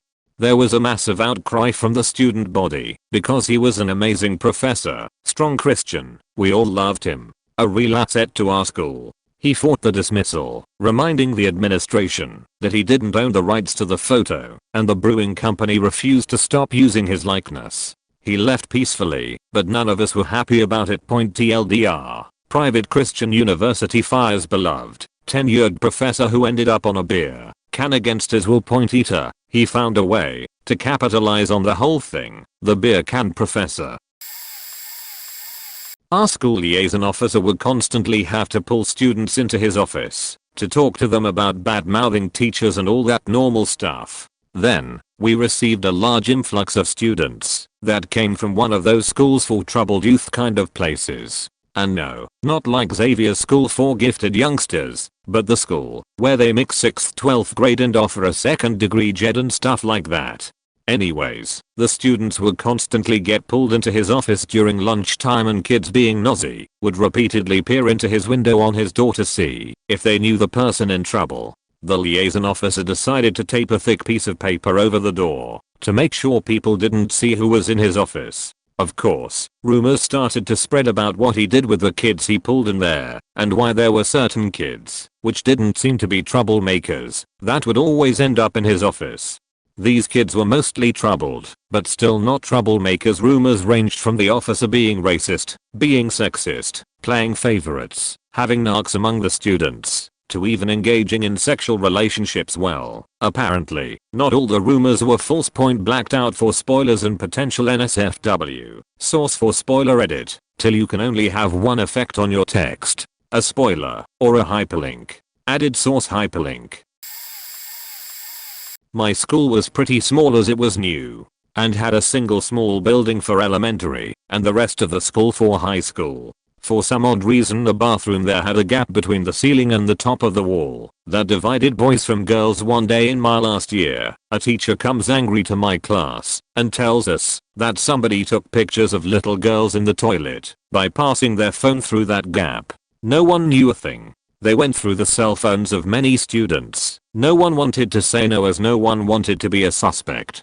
All of a sudden, they stopped. They said they found who did it and apologized for the inconveniences. It was a teacher. It seems it wasn't the only time he did this. He also had nudes from girls from other schools. I don't know how everything ended. I can't confirm if the rest of things that came to light were true. Many said he abused many girls and that's why they transferred to other schools, and he even got one of them pregnant and forced her to have an abortion. But who knows, even without those rumors, everything was so messed up.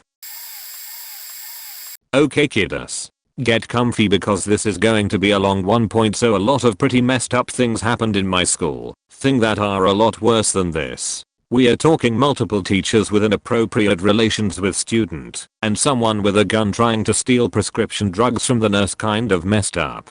But this incident happened in front of the whole town, at the worst time possible. A bit of important background first. This is a small town in Texas, very tight-knit, and very conservative. Nearly half of the people living in the town come from, or are part of military families. And everyone goes to the football games in support of our troops. Every year the school hold a veterans football game. It's a big thing. The football team gets special camo jerseys to give to disabled veterans. Veterans from every branch march across the field, and the band has a special show they learn for the game. It's actually one of the most fun games to go to. Anyway, this was at the time where a lot NFL players were protesting the national anthem. So the whole town shows up to the game, and everything is going smoothly. Everyone's excited, the jerseys look cool, and it looks like it's going to be a great game. The band stands to play the fight song as the football players run out. The cheerleaders and dance team is on the field doing their routine for the fight song. Once that's done they all make their way to the sidelines. ROTC's color guard brings the flags on field, and everyone stands for the national anthem. Then, just as the band starts playing the Star-Spangled Banner, the dance team, who is right in front of 100 plus vets, half of whom are in uniform for the occasion, turn their backs to the flag and kneel. Apparently every vet who was there complained to either the principal or superintendent about the blatant disrespect. The dance team was booed during their halftime routine, and were not allowed to perform again that year. As in, that stunt marked the end of their season. The dance coach, from what I heard, almost lost her job, despite allegedly having no idea what they were planning on doing. The moral of this story is to know that there is a time and place. If they would have done this at any other game, or at a pep rally, they probably would have just gotten a slap on the wrist. But because they didn't have the foresight to see that this might come off as inappropriate considering the context, they lost the respect of the whole town, lost their whole dance season, and almost lost someone their job. Let's see, at least one rap on campus, likely 2 to 3 during the 4 years I was there. Lots of drugs. Guy that sat next to me decided to smoke in the boys' bathroom that's attached to 2 classrooms, has no windows, and the other class was entirely female. Kids would go around asking if someone wanted to buy weed, deal on campus, sneak out of class and smoke. There was also a spot behind a building that was littered with cigs from seniors smoking. 2 kids got caught faking behind a vending machine. Those assholes got us locked out of the hallways during the morning before class. Everyone was sure one of the math teachers was a bit off aisle. He had the busties chicks in every class sit right in front of him and would hover over female students' shoulders constantly. A coach got fired a year or 2 before I went there for encouraging eating disorders with the sports teams. A teacher got hurt on the job and then failed her drug test. Supposedly she was an amazing and chill teacher, though one of my favorite teachers divorced his wife and married some chick that was his assistant at an event. Both his daughters go to that school and were pissed about it. Anyone that knows about it is sure he started fucking the chick before the divorce. Shame because he was an amazing teacher. Some chick followed her ex-boyfriend home and killed him because he was with some other girl. A disabled student in a wheelchair was murdered. May not have actually been a student of my school. And so many relationships between juniors/seniors and middle schoolers because the schools are right next to each other and they ride the buses together. Couple pregnancies too. More so tragedies than scandals. The year before I was a freshman, my brother was a junior. 3 kids killed themselves over the span of the academic year. The school was freaking out for obvious reasons and there was a huge push for mental health awareness that was, of course, forgotten by the next year. When I was a junior, this kid that I'd known since elementary, he was a sophomore, was killed by police over the weekend because of a bad trip that caused him to stab his stepdad and rush at police dogs with a knife. He had a really big presence at school, and it was a huge shock to everyone. The main things I remember are his older sister crying constantly whenever I saw her, and one of the usually stoic math teachers having to step out of class because he couldn't stop crying. When I was a senior, a junior from my school was attacked with a hammer by random intruders while hanging out with 2 friends in his basement. I'm convinced that's one of the most brutal ways to attack someone. He spent a really long time in the ICU and had part of his skull removed. He didn't come back to school because of pretty major brain damage. The high school is in a really white beach town where a lot of Silicon Valley commuters live, so I think that made the events that much more surprising. So at my school there was a situation at the beginning of this year. It happened over Labor Day weekend, but there's this girl, we'll call her C, and her boyfriend, now ex. Well, one day after school A and C were hanging out. Then they go home and FaceTime each other. While on FaceTime C is being kinda sus and says she's just on Insta. Well, it said she hadn't been on Insta for an hour and it says she on Snapchat. So he logs into her Snap and see messages from C's first cousin. He opens them and sees that it's them sexting. And she's telling her cousin how much she wants to have sex with him and all that jazz. Well, they were even making plans to meet up and do a bunch of stuff together. Now keep in mind that this is all happening while C and A are on FaceTime. Well, A screenshots all their messages and things get heated. I'm brought into this and know all of this because at the time I was close with both of them. Well, they post everything, and I mean everything, all over Snapchat and social media. Well, at school for like a month that's all that can be talked about. She got the nickname Cousin Faker, and she's still at our school. We're all freshmen in a small town. This happened back in my sophomore year of high school. News started spreading around about a 12th grader who apparently died, but no reason provided. Let's call him Dan. Our school hosted a memorial for him that week, and brought in service dogs for those who needed support. Our yearbook even had one whole page dedicated to him and his life with signatures from everyone who I'm assuming were his close acquaintances. Things, however, wasn't so bright as the whole school was crying every day. People skipped classes to attend his funeral, and whatever you can imagine. Let's fast forward to a couple of months later. A large portion of sophomores, juniors and seniors had access to a sex tape that was shared throughout the whole school. I didn't watch this tape, but rumors were spreading around that the person who shared this sex tape was a girlfriend of Dan. The administrators found out, and the local police were involved in making sure every one of that tape was deleted. The girlfriend then apparently switched schools, but the footage was still spreading around, but in small numbers. Another rumor started spreading around that the reason Dan died was due to an impaired driving accident. However, some other claims involved suicide. Fast forward to the month after. Seatbelts please, you're in for a ride. A big house party hosted by a senior invited the cool kids of each grade. Snapchat stories indicated that underage drinking was involved and lots of vaping. How does this relate to Dan? Apparently Dan had more girlfriends than I've interpreted. Ever since he died, his girlfriends were involved in the underage drinking mania and became so faked up that they couldn't help but fact and record all this shit onto Snapchat, Instagram, whatever you can list. A lot of students were punished, but that didn't stop the chaos in this very school. The guys who apparently did it with Dan's EXS ended up having a brawl after school in front of the drop-off lanes, resulting in mass quantities of blood and broken limbs. From what they were suspended. Fast forward to another month later, the school ended up having another investigation, all because some facts decided to inject drugs into their veins in the washroom and leaving the syringes on the ground for all to see. Talk about evidence. But that's not all too large, but artistically bland. Graffitis were discovered in the bathrooms about Dan. It had to do with steroids and the reason for Dan's death. The school was pretty quiet on this and made sure everyone forgot. More fights broke out throughout the year with some arrests being made. Students were caught illegally trading marijuana below age 18. And more such tapes. The year came to an end as I was looking through the school yearbook on the last day of school. My friend came by and looked at the image of Dan my school put on the yearbook, and things began to change. What he told me changed my whole perspective on Dan.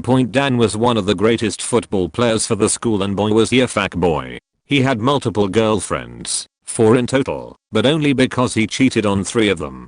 Dan also had issues such as underage drinking, sharing porn footage to his fellow classmates, sexually harassing girls, and smoking cigs.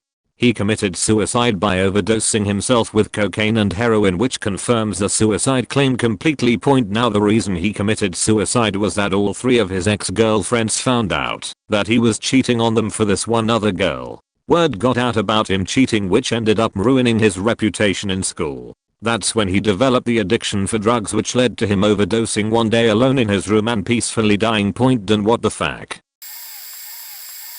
Our school's principal's son, along with the vice principal's son and some other boys, found out that one of the girls from their year was a prostitute and also did drugs. The diffusers came up with a brilliant plan to blackmail her for money, so what they did was send her some incriminating pictures of her they had. Don't know how they got hold of it, and told her to leave a sum of money on one of the school toilets unless she wanted the pictures released schoolwide. Well, instead of going with their plan, the girl went to the police with the SMS as evidence, and the reason we found out about it, because you could bet your ass that otherwise the principal and vice principal would try to bury this down, was the following bust that took place. They had her leave the sum of money on the toilet with invisible ink. Then after those diffusers took the money, they locked down the school and went class by class and shone, I assume, ultralight light on each one of our hands to find the perpetrator.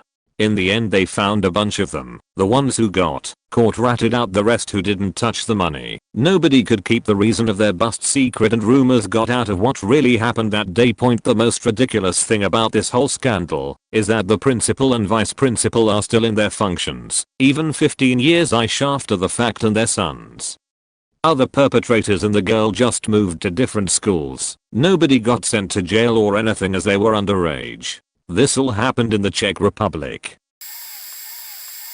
Okay, so I have to post this anon because it could seriously get my family in trouble and possibly start a lawsuit. My mother used to work for a state university that has been involved in a grading and cheating scandal involving foreign exchange students for years now. This is the easiest way to explain this because the story is very complicated. My mother was an adjunct teaching information type classes that also involved the business portion of the college. This college was a big avenue for foreign exchange students to earn an American degree and stay in the country. My mother picked up a class that was dropped by another professor that was 100% foreign exchange students, and 2 things became quickly apparent. The students in this class were supposed to have taken prerequisites that would have given them certain knowledge to take the course, and they completely lacked this knowledge despite earning passing grades. That the grades and language on written reports and tests were well beyond the language and grades of other assignments. This led to my mother beginning to believe that they were cheating.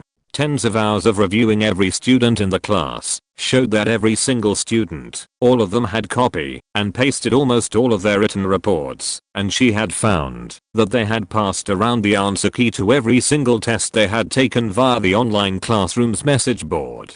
Once she found all of this out, she then looked into other classes they had taken and the work they had done there. Sure enough, every single written report she could find was 100% plagiarized, all of it. This is when she talked to her department head, who essentially told her to sit down and shut up. She then took it up higher, and they decided to give all of these students a second chance. Didn't matter, they still continued to plagiarize, copying and pasting from websites. My mother then threatened to go public with the information that essentially what was happening was that this university was purposefully taking as many exchange students as possible to get as much tuition as possible and just passing them in every class they could to continue the pipeline for foreign exchange students. The union dropped her, the dean of the college threatened her, any of the teachers or faculty that had come to her defense are all now fired.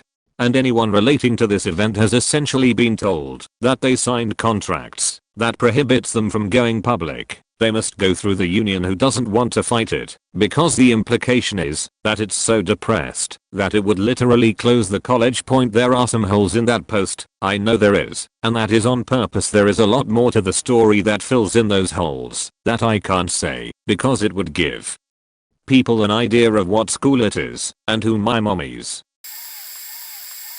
A certain school in Gaza is filled with scandal. 3 suicides per quarter last year, bomb threats in the 90s during the Columbine era, ridiculous presidential salaries, the overall hiding of allegations, and protecting star students who are rapists, hiding dropout rate numbers, 70%, admitting everyone with a pulse, to make as much money off of the freshman class as possible, just for them to drop out later. A real estate scandal, where the city is becoming a college town despite local government's attempts to thwart it, not allowing professors to tenure by contract.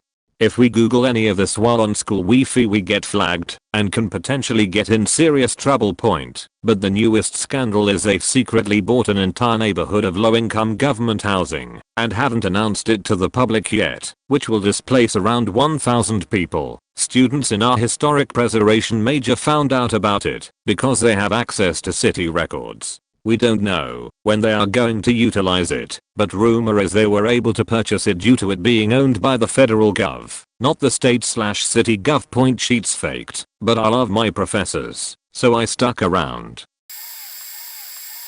One of my ex-friends was expelled after threatening to shoot up my school in senior year. He was caught by my friends and I multiple times doing sexual things with his ex throughout the year, and one time a teacher saw him fingering her on a bus, so they were suspended.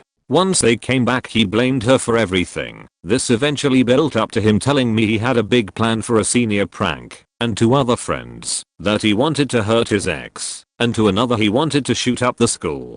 My friends and I all took a bunch of screenshots and shared it with a teacher's assistant that we were all friends with and trusted, so she took them to the director. Then through the week we were all questioned in groups and in private by the director and a few other staff, along with us talking to a police officer and sharing the screenshots, and on Tuesday of the next week he just disappeared and I haven't talked to him since. Since only about 10 of my friends really know what happened, there were lots of rumors going around about him for about a month or two after it happened.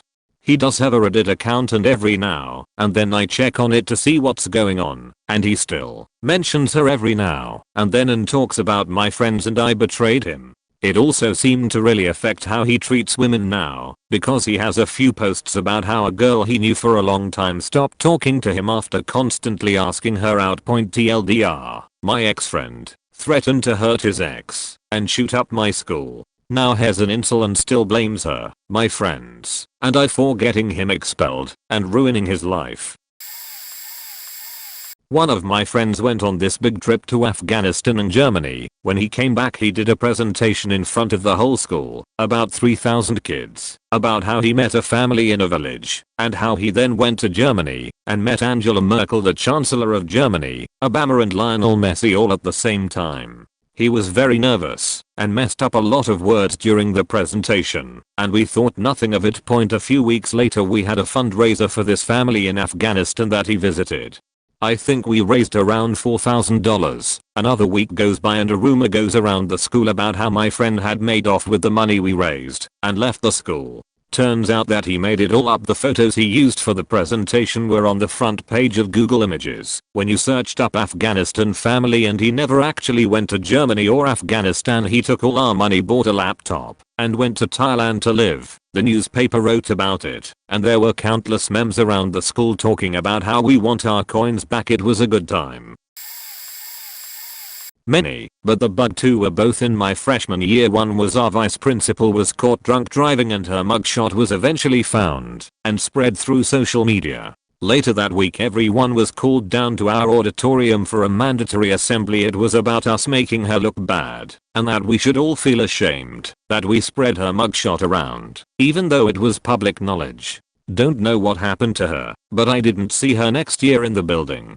Second was near the end of the year. Early in the morning during optional breakfast a riot broke out in the cafeteria. I mean it was brutal. I saw a kid try to body slam themselves to hurt people on the ground. Kids were throwing chairs, ripping off Muslim girls' hijabs, pulling at hair, punches were thrown. It all started over a Somali v. Hispanic gang fight. What I heard was a Hispanic gang guy pushed a pregnant Somali woman down the stairs to try and kill her, and apparently that's what started it all. Gang riots broke out on the streets, in school to the point where we were put in a soft lockdown all day. Gotta love public education. My old high school's math teachers were horrendously underprepared and underqualified. My freshman year the geometry teacher was known to lose homework and allow cheating on tests, as well as allow students to go so far as to play Cards Against Humanity and Magic the Gathering during class time. One of my friends didn't do any homework all year and would just tell the teacher that he's wrong and obviously misplaced it, netting him a 100% on homework. The second year the new geometry teacher decided he would split class time into 3 sections, a lesson plan, classwork/homework time, and an online portion, to help us work on anything we lack skills in. My favorite part of that class was watching Abridged Anime with my best friend, and on the last day we as a class pirated Monty Python and the Holy Grail. In junior year the algebra /trigonometry teacher would mock people who fell behind. If you went for help after class he'd ridicule you. Halfway through the year juniors were required to go through a 3-week internship. Every Wednesday and Thursday we'd go to our internships rather than school. During this internship time teachers weren't supposed to give work/lessons, but the algebra 2/trig teacher decided he'd not only teach on those days, he'd also give out lengthy tests that we were required to make up. I do not miss those classes. Completely killed my interest for math. Not a scandal, but at my school a few years ago there was a drama teacher who suddenly left, and there hasn't been a drama class since. Find out like a year later he left because his favorite sports team lost a game, and he was on the news crying his face off, and apparently everyone made fun of him. When I say favorite sports team I mean the only clothing he would wear had to be plastered in the team's logo, and my old school had portables for a little bit, and last year some kid in grade 3 decided it was funny to bring matches from home and start a fire with dry leaves in the toilets. There was a poor kid in the stalls, but a teacher ran in and got the kid out. My younger sister still attends this school. She told me about it, and also all those fire drills the teachers would make you do, and they would always make such a big deal about everybody has to stay calm and walk in their line. Is BS, because apparently the teachers told the kids to just run as fast as they could to the kindergarten. Isn't too far away from that school. Didn't even check the roll to see if they had every kid. Oh, I already gave an answer, but remembered something else. It should have been my first thought. My senior year a girl in my school died of what they think was an asthma attack. The family refused an autopsy. She was kind of my friend. We'd known each other forever and always were both in the same club, but we weren't close or anything. Not long after her death someone said something to her mom about mold causing asthma attacks or something, and she made a fuss at the school about it. It kind of made me mad that she refused an autopsy, then tried to place blame, but as I got older I realized I couldn't blame her too much. But they actually found mold in the school. In 4th period there was an announcement on the intercom saying that mold was found in the 400 hallway of the school, and the whole school would be closed until further notice. It wasn't a big school. I remember where it was, because we were in the 400 hallway at the time, and the teacher just raised his arms and laughed, basically saying of faking course. And I was thinking the same thing, because my locker wasn't far away. A few days later, they had a meeting where parents could ask questions, and because I had started having seizures just 2 years prior, my mom and dad had to ask about long-term effects.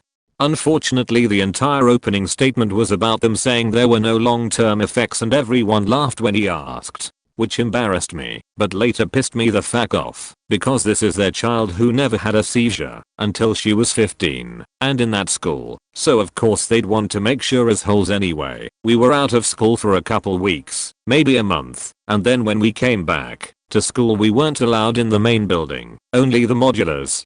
They set up a tent outside for lunch and breakfast, and pizza was delivered every day because they couldn't cook. The next quarter we were allowed back in the building. They ended up saying that the mold didn't cause her death. I don't know how they could know without an autopsy, but I wouldn't know anything about it. TLDR, a girl died at my school, and it led to finding mold in our school, causing months of not being able to enter the big building. A girl that was in my brother's class, 7 years older than me, after graduating became a porn star and did a nude photo shoot on the football field of our Catholic high school. That one made national news. When my sister was a senior, there was a girl who was later diagnosed with schizophrenia that used a knife and hammer to attack another girl in the school bathroom. The attacker then fled and crossed state lines before turning herself in. 4 years later that same girl was tried for arson and found not guilty by reason of insanity.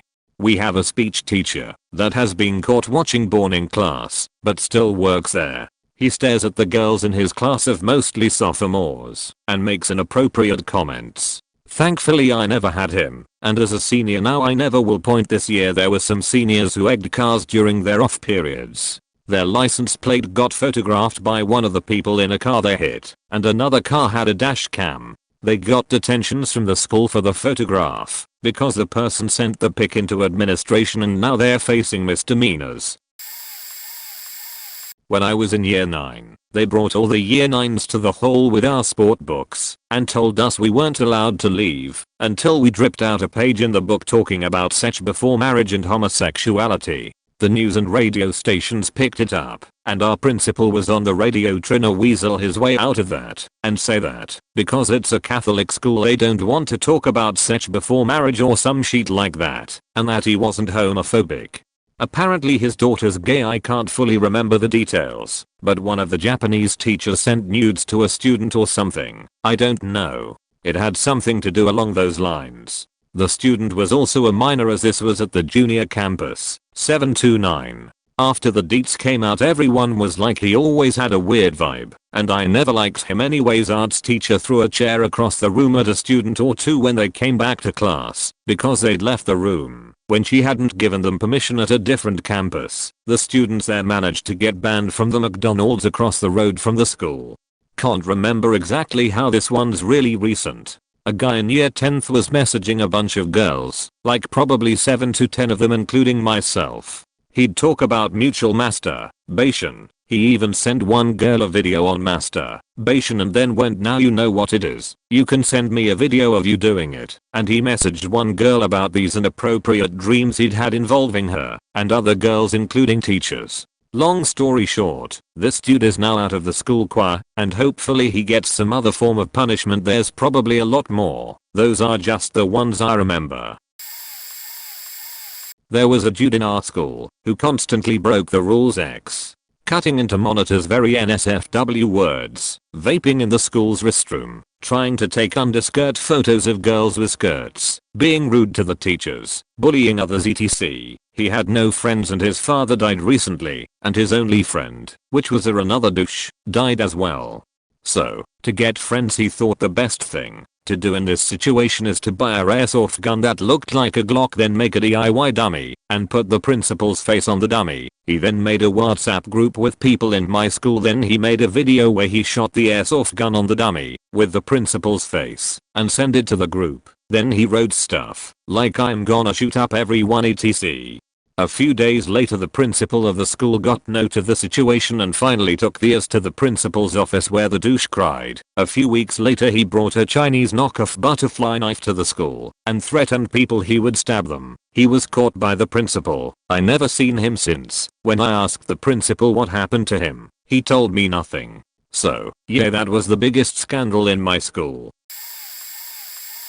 My county has a website where people post about the more shady things going on within the community and occasionally leak things about teachers at schools within the county. Last year my middle school PE teacher, female, had her nudes leaked on the website, and everyone found out about it. I heard that they were leaked by the son of a guy the PE teacher was having an affair with, and apparently the kid found out about the affair and went on the site to expose her. Another PE teacher, male, at the same middle school got fired for basically being a pedophile.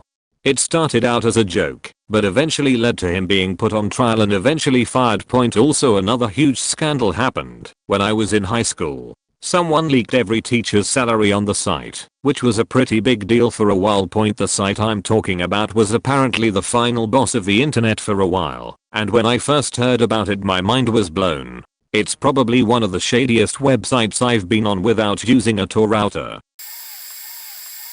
None of these were scandals, but a bunch of things happened in my senior year of high school. About halfway through the year, a popular kid decided to do an illegal pass at very high speeds with his girlfriend right before school. Ended up in a head-on collision. The guy survived, but the driver of the other vehicle died instantly, and the girlfriend died later in the hospital. The guy in question ended up in severe condition and got charged for some serious stuff.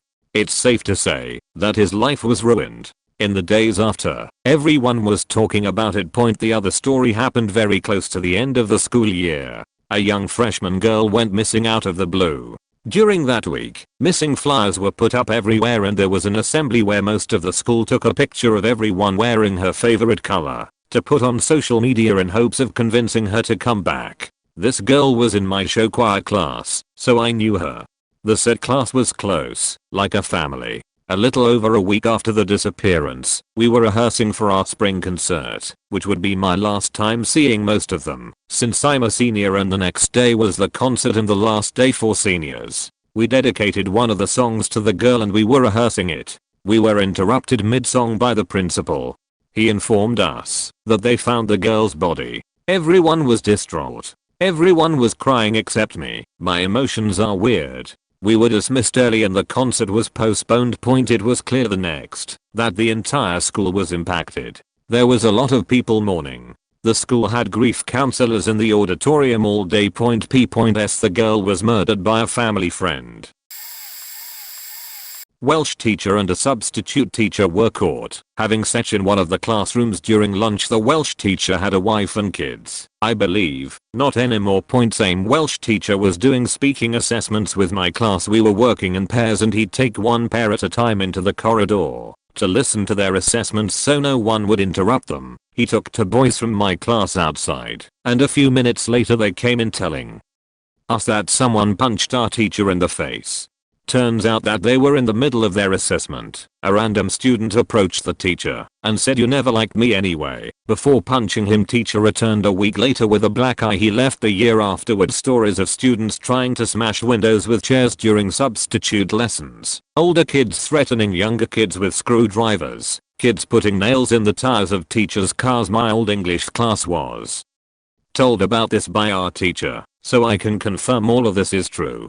My old math teacher once threatened to call a kid's mum in front of our class as he wasn't taking the class seriously, distracted everyone and just went on his phone. He brought multiple phones to school, so if one was taken from him then he could go on another, but he bragged about it to our teacher, so our teacher was well aware of this. The kid didn't believe that my teacher would actually call his mum in front of the class, and so he started acting like the big man and kept telling the teacher to do it.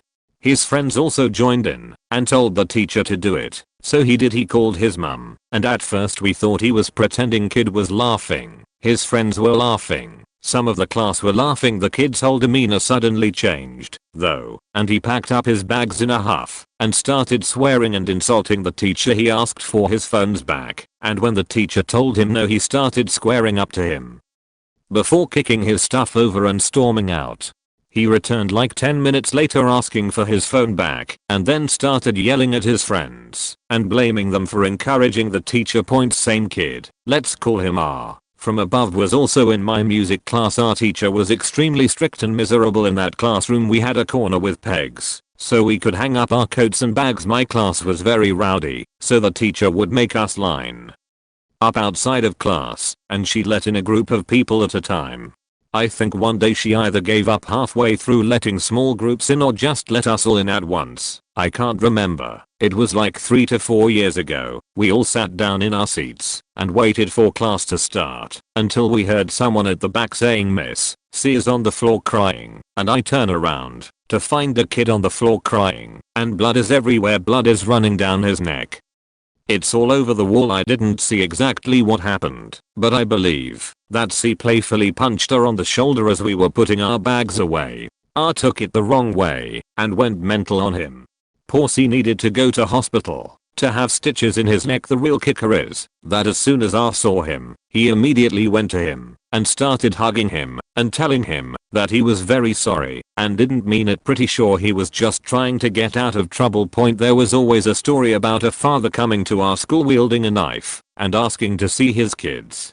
Apparently he'd separated from his wife and went a bit ballistic. I can neither confirm nor deny. This story began way before I even started at the school. There was a young male history teacher who all of the girls liked as he looked like Zac Efron. He kinda did, but he never taught me. Apparently he was very lazy and just made his classes watch history movies. But he left our school and moved to another last year or the year before. There was a scandal in another school semi-close to ours about a teacher having an affair with 2 students. Turns out that teacher was our Zac Efron look-alike. First off, some background info. I went to a Catholic private school for my high school years, which was interesting, to say the least. So nothing really ever happens there, because everyone are pretty privileged kids with plenty of money, infinite iPhones, and whose great grandparents went to that exact school. Also because of the small class sizes and many overachievers in the upper years of the school. Nearly 90% of high school were advanced placement / app college level high school courses. Final exams for those courses were sent in by the app board instead of teachers themselves. Scandal #1. This took place right before final exams. Principal received boxes of app course exams, put them away for exam time. A few days later there was a school-wide meeting out of the blue announced over intercom, which was odd, because we would usually be notified of meetings and such through email at least a few days before. Everyone meets in the cafeteria. Principal standing on table with microphone. Principal says that the boxes of app final exams are empty and all the tests are now gone. No idea where they have gone. She starts threatening people to confess who took the exams, that this will ruin the reputation of the school. Most students won't pass if they cannot take their exams. The school will be taken off the app board. More general fear-mongering. Teachers are crying, staff are crying, students are crying. Later that day the exams were found by the principal in her cabinet. She forgot she took them out of the box. She never brought it up again and never formally apologized for yelling at the entire high school and calling us all thieves and liars at 8 AM on a Tuesday. Scandal #2. In junior year, school hired a director of curriculum, which meant she did nothing but sit and watch other teachers teach and give them a grade on it, or just generally nitpick the teachers she didn't like because she was better than them, because she went to Harvard or some shit. Stressed out the students, stressed out the teachers, really didn't do anything but mess up teachers' lesson plans by making them think they aren't doing enough. She quickly gets a reputation as a local beach anyhow. This beach decides she needs an office for her important work, so school makes 2 foreign language teachers share a room to teach in at the same time, so she can have a whole classroom to herself to use as a personal office. One day, she decides to stop by the art department, which is ran by a single old man from Rome who has been at the school for 40 years, is pretty laid back, and lets art students do whatever they want with any mediums, as long as they create something new and show improvement in their chosen art medium over the course. Everyone loves this guy. Director Beach is appalled at this, saying that she has an art degree from Harvard and that this will not do. She takes the whole class's current paintings and either throws them away or paints over them, and makes the whole class start doing specific marsh landscape watercolor studies and write essays on them. Once complete, art teacher is pissed at this and tells principal that either they fire Director Beach or he's gone. Fast forward a week and emails start spreading like wildfire between staff, teachers, and students alike, linking to a blog made to bust people's DMs on Facebook. The newest article, Director Beach herself. Her many Facebook DMs of her sexually harassing local Italian men leaked for all to see. She quietly left the school within 48 hours and was nothing more but a joke between students until graduation. When I was in 7th grade, we got a new math teacher who also taught theater. He was my math teacher for 4 years, and most of my classmates thought he was one of the best teachers in the school. He was kind, funny and inspirational, and actually made us want to learn math. A couple of years later, after I graduated, my little sister found out that her class was going to have the same teacher. I was thrilled, since he had been one of my best teachers at that school. A couple of weeks into the first semester, I started noticing that my sister's class weren't learning what they were supposed to, and as a teacher student, currently studying to become a teacher, I found this weird. He continued to be my sister's math teacher for almost 3 years, but didn't really teach the class anything. My sister already struggled with math and got really demotivated. Graduation was close and her grades were really bad. A year later, I found out that the math teacher had faked his CV and that he had 0 teacher qualifications. The school had no idea for almost 7 years. In addition, he apparently stole several thousand euros that the theater department had raised after putting on several plays. The worst thing about this is that he gave several classes their final grades in math, and now we are all uncertain of whether or not we actually deserve this grade. Moreover, my sister almost failed math. Had she had a proper educated teacher, she might have done really well or better.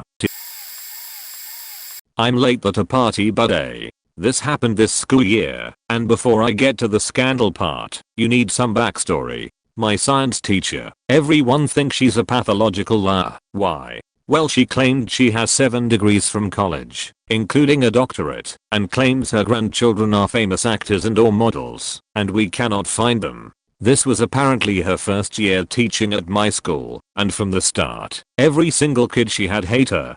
She even spent the first 2 days of school bragging about school. So we're barely a month into the school year, and everyone in any of her classes are demanding to see the counselor to get their class changed, even if it meant switching teams. Yes, we are separated into teams, 3 per grade. So the 2 vice principals and principal start an investigation, and there was always someone monitoring her classes, even though they were never there. A few days before my birthday in the school year, this teacher makes me have a nervous breakdown in the middle of class because she yelled at me because I didn't finish 5 work assignments on time, even though she gave me no warnings for the 4-week span for all 5 assignments. So the principal comes in with the counselor to escort me downstairs, and for the next few days, one of the vice principals would be interrogating her, and the weekend after my birthday, everything in that room was gone, and no teacher or sub. We later find out she was booted because of too many complaints, which my friend made a list of these complaints, including, but not limited to, improvisions of grades. I actually got a 40 on an assignment because I didn't make a food web, lying, showing personal information of students, sexism to many students, including me because I don't wear skirts, and all girls have to wear skirts. By her standards, crude use of language, and a few more. So now, we have sub until we can find a new teacher, and me and my group is bullied because of this teacher and how she did nothing wrong. I'm sorry it's a bit long, haha. Just for a bit of context, my school was super weird and put together all grades from 3rd through senior year together in the same school, which as a kid was terrifying to say the least. When I was in about 4th grade we got a new English teacher, and on the first day I remember he asked me why I was so angry. I told him I wasn't, it was just my face. Few minutes later he tickles me saying he wanted to see me smile. He was always super nice to all the girls and just normal with the boys. He would always come over to me and my friend and have like actual conversations with us, some weird little 9-year-olds, in our lunch periods, and he often also asked girls to stay after class with him alone, which happened to me more than twice. He never did anything then, he just stayed to have conversations. Speaking of my friend, she was extremely shy at the time, and he had this weird obsession with getting her to smile and talk to him. Seems pretty tame so far, until he starts taking off the girls' shoes and tickling their feet. He also grabbed them and sat them on his lap, his arms around them. I don't recall if this ever happened to me, but to be honest it probably did. We were little kids, so we didn't really think it through too much, obviously. He was actually one of our favorite teachers, although I remember one girl thought he was creepy, and we didn't understand why.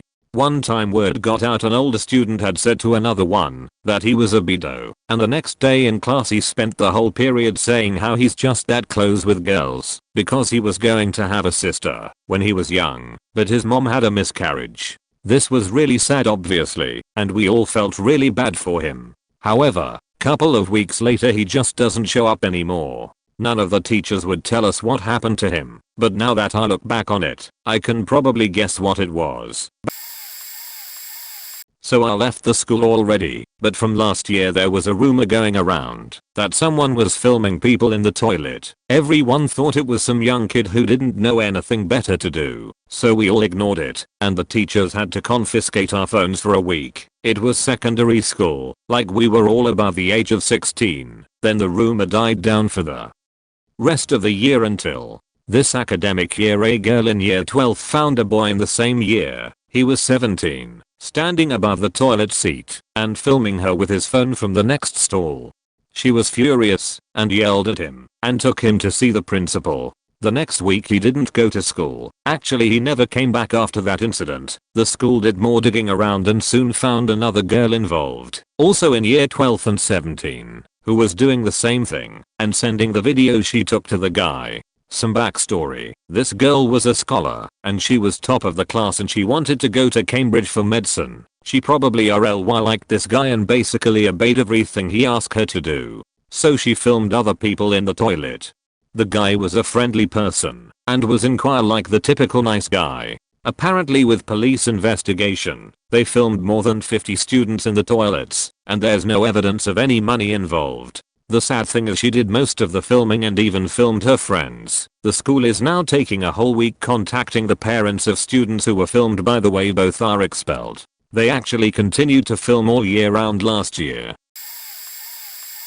In 6th grade, some girl got arrested for sneaking in vodka in water bottles. Then teachers became very paranoid about opened water bottles in 7th grade. Someone pulled the fire alarm during passing time, and we had to stand in the rain for 20 minutes in 8th grade. Someone was smoking weed in the bathroom. We live in Jersey where it's illegal, so the bathroom was closed for the next few days. We got on the news for adding armed police officers at every school in the district after the Parkland shooting point in 9th grade. The juicy stuff started. Vaping became popular, and after it got banned by the district, a student forged a letter from the superintendent saying it's fine and kids can do it, as long as they don't get caught. There was then another note promising that the district lied about it being banned. This made the news. 2 girls got into a fight over a seat in the cafeteria. One was white, the other was Muslim. The white girl pulled the Muslim's girl hijab, and that also made the news in 10th grade. A fight broke out in the lunchroom between 3 juniors and there was a lot of blood and they needed to be escorted/dragged out by security officers and police officers. Not really a school scandal, but more of a class scandal. I grew up on the same classmates on a private school for 4 years. Said classroom also has a reputation for having hardworking, determined and kind students, in which our homeroom teacher for 2 years is proud of the students and braggart in the faculty. But by the end of 7th grade, one of my female classmates decided to bitch about our homeroom teacher, who is an angel, and half of the students in the class also joined in. They started posting tweets about her appearance, how she talk, and how easy she is to mock. Even the class officer starts insulting our teacher. I wasn't involved in these, and neither my friend group too because we were busy playing PUBG, but by the time we went to school our homeroom teacher started crying. Apparently one of the teachers saw the said female classmate Twitter post about her and sent it to the principal and the guidance counselor. The said female classmate started acting dumb and tried to blame it on someone else, but it was too late. The innocent students got involved. The faculty got involved. When the guidance counselor went to our classroom, I was lucky that me and friend had band practice, because by the time we went back to our classroom everyone is crying. On the last day of school, me and some other classmate went outside the classroom to avoid the failed and embarrassing sorry of our classmate. The class officer decided to surprise our homeroom teacher by saying sorry and giving her a cake, but she is done playing the nice guy and reject the sorry, the gifts and the presents. 2 years passed, and the teacher from the faculty still remembered the class scandal. So it was the year before I went, but my super Catholic private school in downtown Macon hired a gay band director, and it was fine, until he decided to get married, and they fired him. The students protested and stuff, but the crazy stuff happened after that. That big scandal, when AshleyMadison.com got hacked, a website used to cheat on your spouse, made its way down south and the headmaster's name, profile and credit card info was leaked and everyone saw. Turns out he was hiring trans sex workers for some time and now everyone knew. He was always a weird guy. The school sent a letter to parents saying it was fake and not to worry about it, but it was picked up by the local news in response to them firing the gay band director. A bunch of kids started writing the web address to his account all over the school and Sharpie just to fuck with him. In the end nothing really came of it. The school just kept quiet, and any student that brought the incident up would get suspended. The band director sued and got a settlement. Repost because the original was under a throwaway by mistake. I've only been there a few months but this has already happened, so who knows what was going on before I got there. Basically it went down as follows. I have class with a bunch of seniors, even though I'm a sophomore, mid-year transfer student problems. Anyway we are all talking, and conversation turns to this one kid who had been apparently dating one of my classmates. At least he thought he had. What actually happened was she had a crush on him, even though she knew that he wasn't exactly right in the head so to speak, and they were walking to class one day and she took a picture of him and posted it to social media with the caption "my boyfriend" or something along those lines. I don't know exactly what their relationship status was at that point, but I'm pretty damn sure they weren't actually dating. They were still just friends at that point. The girls at my school have commitment issues. They love flirting with guys, but are very rarely serious about it. Anyway, things unfold and this kid decides that they're a thing, and then he does what I personally found the most disturbing thing in all of this. He said she was Harley Quinn, and he was the Joker. This was in November, a few weeks after Phoenix. And anyone who knows anything about comics knows how messed up Harley and the Joker are. Fast forward a few weeks, he's been texting weird shit to everyone, stuff about the Bible, which I don't want to get into because I didn't get all the context for that. I think the girl had run for the hills by now. Then the really scary part. I find the Joker part creepy, because I'm a nerd, and I know just how dangerous thinking you're the Joker is. This part is legitimately psychopath material. He texts one of the guys in this class. This one class has basically one friend group which he has class within a different class. The text is asking my classmate if he wants to go kill people. Yeah. My classmate reported it. The kid got removed from the school and put in a mental hospital. There was a mass emailing about a threat to the school that was being dealt with and the bureaucrats assured us the detention center was safe again. My classmate went to see him and said he was acting normal, but we have reason to believe he's got MPD, so it could have been that. He talks to voices, hears voices, that kind of shit. 2 weeks later the kid is back in school, and no one says a word. Nothing has happened as of now, but I feel like it's a time bomb. No one knows what the doctor said about him, or how he got out. Hopefully he's on medication and fixing himself, but I don't know. I just needed to get this off my chest honestly. Like I had just transferred, and this shit started happening. TLDR, the whole Joker copycat scare thing was nearly real at my school. There was a very rowdy class of students at my high school maybe 4 years before me. I know about them because one of the main culprits was my dance teacher's daughter. I heard all the stories. There is still to this day an AA meeting building right next to the high school. It was built there just for this group of kids. So much partying and causing heck. Rumor was the AA building was put there so they could try to get them to go during lunch at school or right after school, and it would be right there for them. Some of the stories is they pulled a prank where they greased up a pig to let go into the high school during lunch, but the pig would not run, so one dude picked the pig up and kinda tossed it and thought that might make it run. Except it just broke the pig's legs. One vice principal looked through one of the girls' purses while she was at lunch and left the purse in the classroom, which most kids did when they had a split lunch class where they leave class and go to lunch but then go back to class. She found a bunch of Polaroids of the teens drinking and smoking, so the VP tried to get them in trouble and called in their parents. The parents were just like, you used illegal search to even go through her purse for no reason like that, so we will happily fight this in court if need be. VP backed down. One dude was drinking and drove off the ridge too and wrecked and died. He was a football player.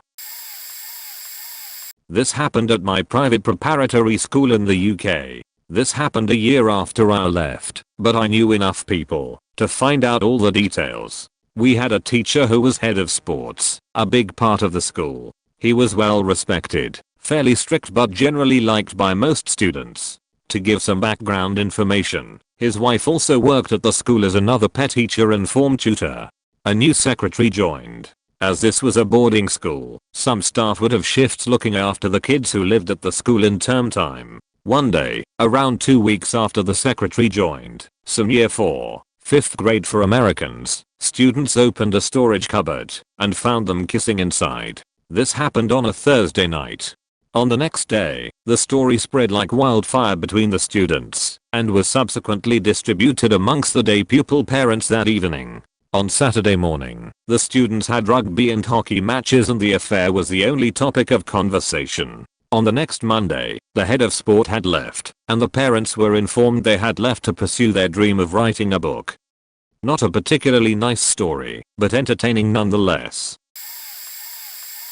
Not a student right now, but when I was a boy, we had a school group kind of that made some activities and stuff for the school, but they were not in direct connection with the school. Well, in my last year, they had an annual rounders game at the last picnic we had in May. The last years played against the first year students and the first year students lost and some of the third year students were drunk, including some of the ones in this group.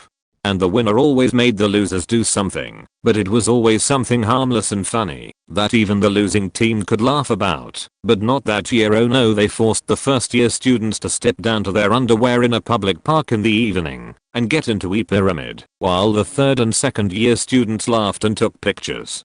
Some of the girls in the losing team really did not want to, since one, they are only like 15 to 6 years old and they are in a public place, and of course some people are not so confident in their body, so they did not want to show everyone their body the day after. Everyone was disgusted with the ones that forced them to do this under threats of spreading rumors about them. So almost everyone at the school ignored anyone in this group for doing something so disgusting. This was only like 2 weeks before we were going to graduate, and I guess those first year students was very happy about that. If I had been there, God, I would have ended up in prison or something. I'm very against that sort of stuff and I'm not afraid to confront people when they act like shit. My high school had 3 different headmasters. The second one, where was the scandal, had happened. This particular headmaster was previously a high-ranking teacher at a private school, basically the opposite of the previous headmaster. His daddy paid for his education, big house, has ideas above himself, ECT. You get the point. Basically he does everything he legally could to make our school as much like a private posh idiot school as he could.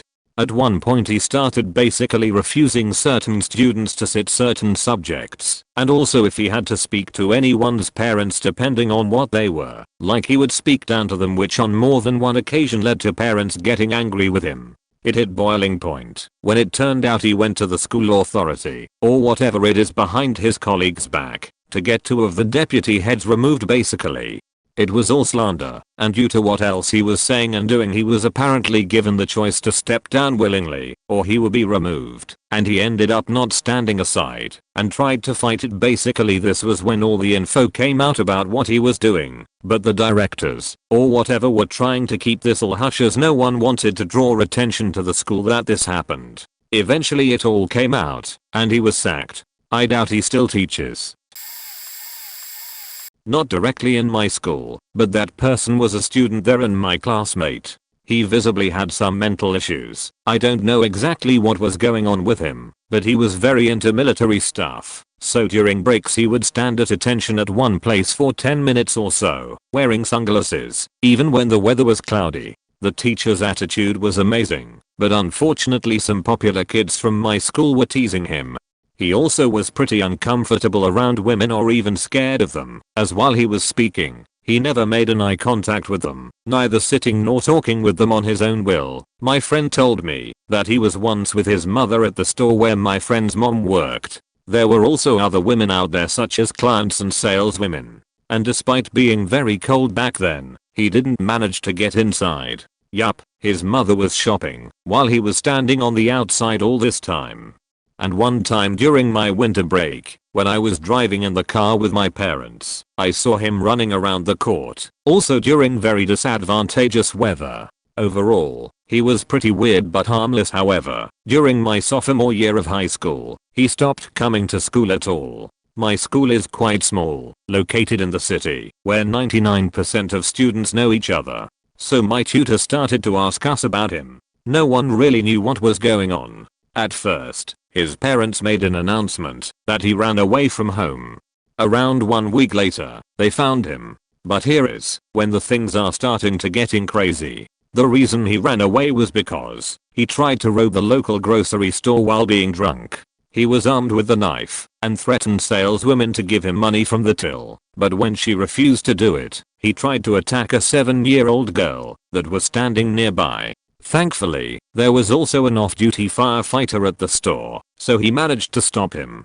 If he wasn't there, he would probably kill that child and saleswomen too. I didn't mention that earlier, but that dude was a freaking beast. He was jacked up and had powerful stamina. My school used to send him on sports tryouts, which he 99% of the time slayed, and even one of my classmates recorded him when he smoked a single Red Marlboro cigarettes on one breath. Before that, he tried to COSMITSUSCIDE himself on shoelaces in the forest.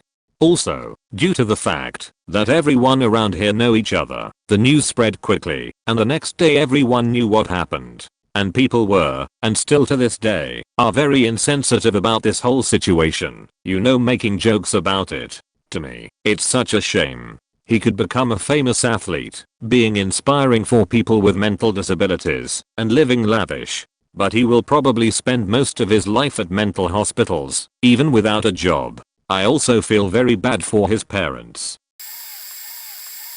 Back when I was in high school, one student got possessed, and it's for real, because eyes changing color, screaming like crazy, and the whole school just basically panicked. Days after, as our teacher was just addressing the issue, and it seemed that talking about it triggers it, so it happens again. Another few days, other girls are freaked out and feared that it would happen again too, but I had this one classmate that straight up got faked possessed. You just know it's fake because her eyes were closed. Remarks of the demon was too self-centered of her.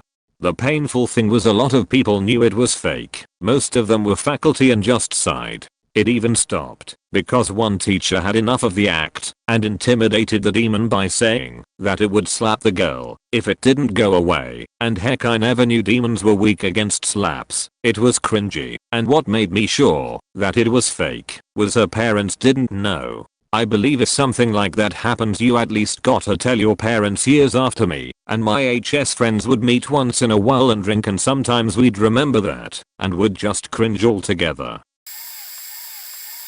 My school has quite a few, lots and lots of legitimate bomb and shooting threats, consistently. The faculty tried to sweep them under the carpet, but the students and parents always found out. 1A. They'd say legitimate lockdowns were lockdown drills when they weren't. After the final theater performance of the year, seniors would go nude streaking through the school at midnight. A bunch of band kids had a bonfire using thousands of dollars worth of trombones. My fiancé has the last remaining piece of one that was in the fire. If you're a part of the band, within 20 years of graduating, if you get married, then you and your S.O have to come back and do the dirty in the equipment trailer. It's tradition. My school was infamous for a prank students did that included putting a huge Confederate flag on top of our tallest building, dyeing our fountain water red, forked the entire plaza lawn, and wrote out racist slurs all over the lawn and walls any way they could. Backstory: my high school has a spreadsheet of getting banned from Disneyland for various reasons. They are notorious in our city for it because it has a bunch of middle class to richer shat kids whose parents can buy their way out of almost anything. Do not take a black light into the color good room. Just don't point, and an honorable mention that made headlines. Setting: the middle of the main square at Disneyland. My high school's band went to Disneyland for their final trip to march down Main Street. A kid decided to drop acid in the park and somehow got past Disney's security check. Well, the kid didn't take to the effects of acid so well and saw one of the Disney princesses, ran up to her acting crazy and asked for a hug and started screaming at her that he was God. The princess became understandably uncomfortable and scared and security was called. The security guard was an older gentleman, and when he tried to intervene with the situation, the kid clocks him in the face and knocks him to the ground, going absolutely apeshit.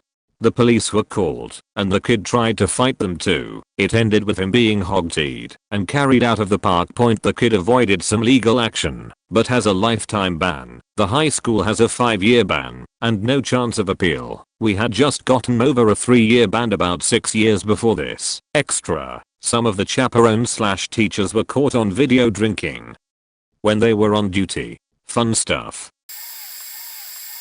My junior high math teacher, he also taught some science, but I didn't have him for that, was sleeping with a student towards the end of the 7th grade year and into the summer under the guise of tutoring. They looked into his sexting and lifted semen samples from the couch in his classroom. This happened when I was in my mid to late 20s, but he was always weird around the attractive girls in our classes. We all kind of assumed this girl he got caught with wasn't the first. His poor wife filed for divorce and moved their 2 kids, who were at the junior high school at the time. Then at my high school, my 9th grade, female geometry teacher was always super flirty towards certain guys. She would ask guys she was flirty with to do everything for her, as well as literally sitting on their desks while addressing the class. After that year, she apparently participated in an orgy with a bunch of just graduated seniors in Lake Tahoe. It wasn't technically illegal, so nothing came of it until she tried to have sex with a friend of mine and another friend of mine, and then eventually succeeded with some other guy and got fired. There was also an English teacher at my high school that got caught with half a terabyte of kiddie porn on his computer and was raided by the FBI. He is adamant that he's innocent, but he lost his job. He was always on the more reserved side, but never directly came across as creepy. My 9th grade history teacher, who I actually found attractive, hit on me at the town bar a few years ago. I was 28, I think. She didn't recognize me, as I was a full foot taller, 50 pounds heavier, and with a full beard. I thought it was weird, because I hadn't heard about any divorce, and I met her husband while I was in her class. The next year she got fired for sleeping with a pet teacher on school grounds, and then there was a divorce. Buckle up, cause this is quite the ride. So, there is this male teacher at my high school. We'll call him Mr. M. Mr. M is married and has 2 kids. At some point, our district transfers Mizar, the newly graduated from university teacher, to come and teach out our school. Mizar and Mr. M hit it off, and he begins having an affair with her. His wife finds out, and they get divorced. They continue their relationship for the next school year now. Mizar was the teacher in charge of running the student council and got close to all the students on the council, especially the student council president. Nothing happens between them, and school ends for the summer. Just as school is about to start again, Mizar reaches out to the student council president and offers to help move him into his dorm at university. She helps him move in and spends the night with him. Well, it didn't take long for the school to find out. Now, he wasn't a minor at the time, and he was no longer her student, but it was a bad look for the school. She didn't lose her job, but instead was transferred to a different school in a neighboring town. So, Mr. M was pretty pissed about being cheated on, so he did the only logical thing he could think of. He slept with 2 of his students to get back at her. The school got wind of this, but the problem was there was no physical evidence. The girls wanted to sleep with him. Any time they planned to meet up was done face to face with no cameras, no people around. The school, wanting to protect its reputation, decided its best course of action was to transfer him to a different school. The same school where they sent Mizar. I don't know how long they were both teaching there together, but I know it wasn't for long. I eventually ran into Mizar at the local community college, where she now teaches. My German teacher and his wife, who also worked at school in an administrative role, had a porn site. It was called something like a happy and free couple and there were pictures of them drinking each other's piss. A student found it and spread it all over school. The rumors made it to the administration who spoke to them about it, but they didn't get fired. They argued that they didn't advertise the site, so it wasn't their fault. After that was over, his wife sent all of the staff a Christmas card with her naked in a Santa hat, which did get her fired. He was still working there, though. The thing is, that all happened before I even attended. It became a scandal again, because my literature teacher, who always wanted to be an author, but failed so he had to teach us, wrote a semi-autobiographical book. It managed to get published, but it didn't really take off. It did discuss this scandal though. So one of my classmates dug that book up, matched up the timelines, found the website, and revived the rumor. Lisa, bless your heart, your dedication to gossip was unmatched.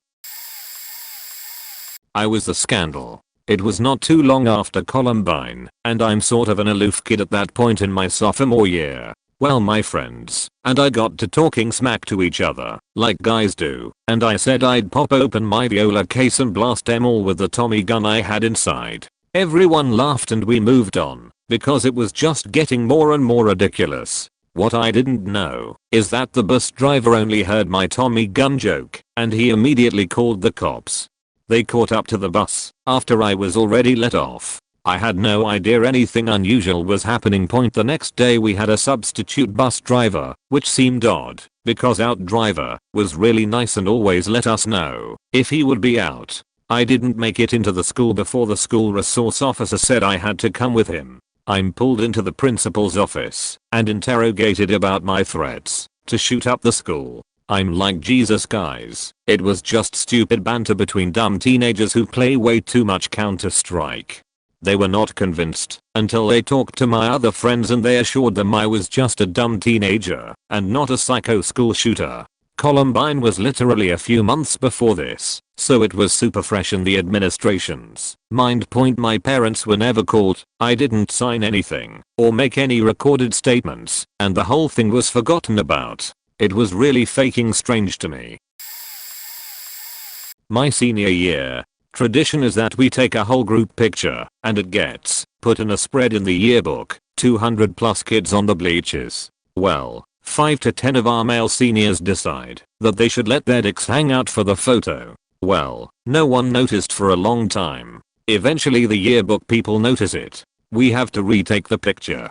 There are actually copies of this version of the yearbook around. I have seen it. They could have just colored over it but they didn't. 1997 pre-editing software being everywhere. Same sheet happens. A bunch of kids get together and make a bunch of inappropriate gestures. Show body parts sheet like that.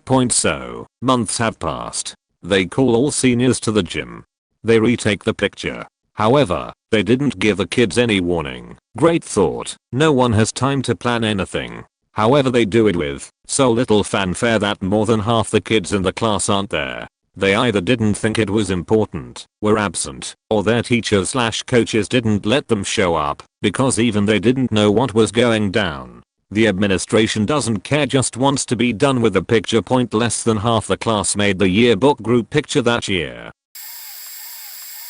My brother made a geolocated snap story his sophomore year during math class as a joke. Call us eaters. Showed it to me, junior at the time, after class, had a chuckle. Next day, same time, he was freaking out and told me that it had over 700 views, with tons of people posting your usual Snapchat degeneracy. For reference, the official school snap story had around 300 to 350 views daily. A massive manhunt occurred with the administration asking anyone with knowledge of the Azita Supreme to come forward. Two dummers who had nothing to do with it went around saying it was their idea, and they got suspended. A year later my brother snuck into school after hours and started the story, but got caught on the cameras and was punished for both that stunt and Azitas. Funniest thing he ever did, and it rocked the whole school for a month. He made Azitas in like May. People were telling me about Azitas and saying I should look cause it's funny, and I just told them my brother made it and it was awesome.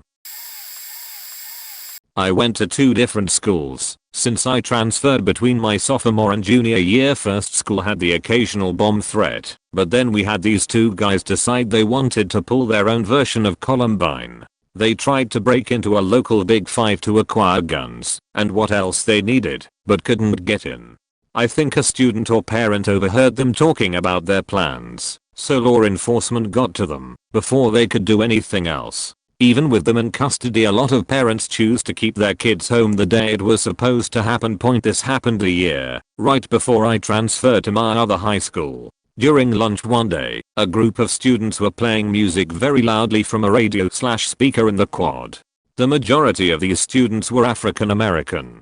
Another group of students, the majority of which were white students, loudly protested against the music. Both groups were arguing and someone had actually gone up and unplugged the speaker. This ended up causing a fight to break out, with sides basically being racially divided. Fun times.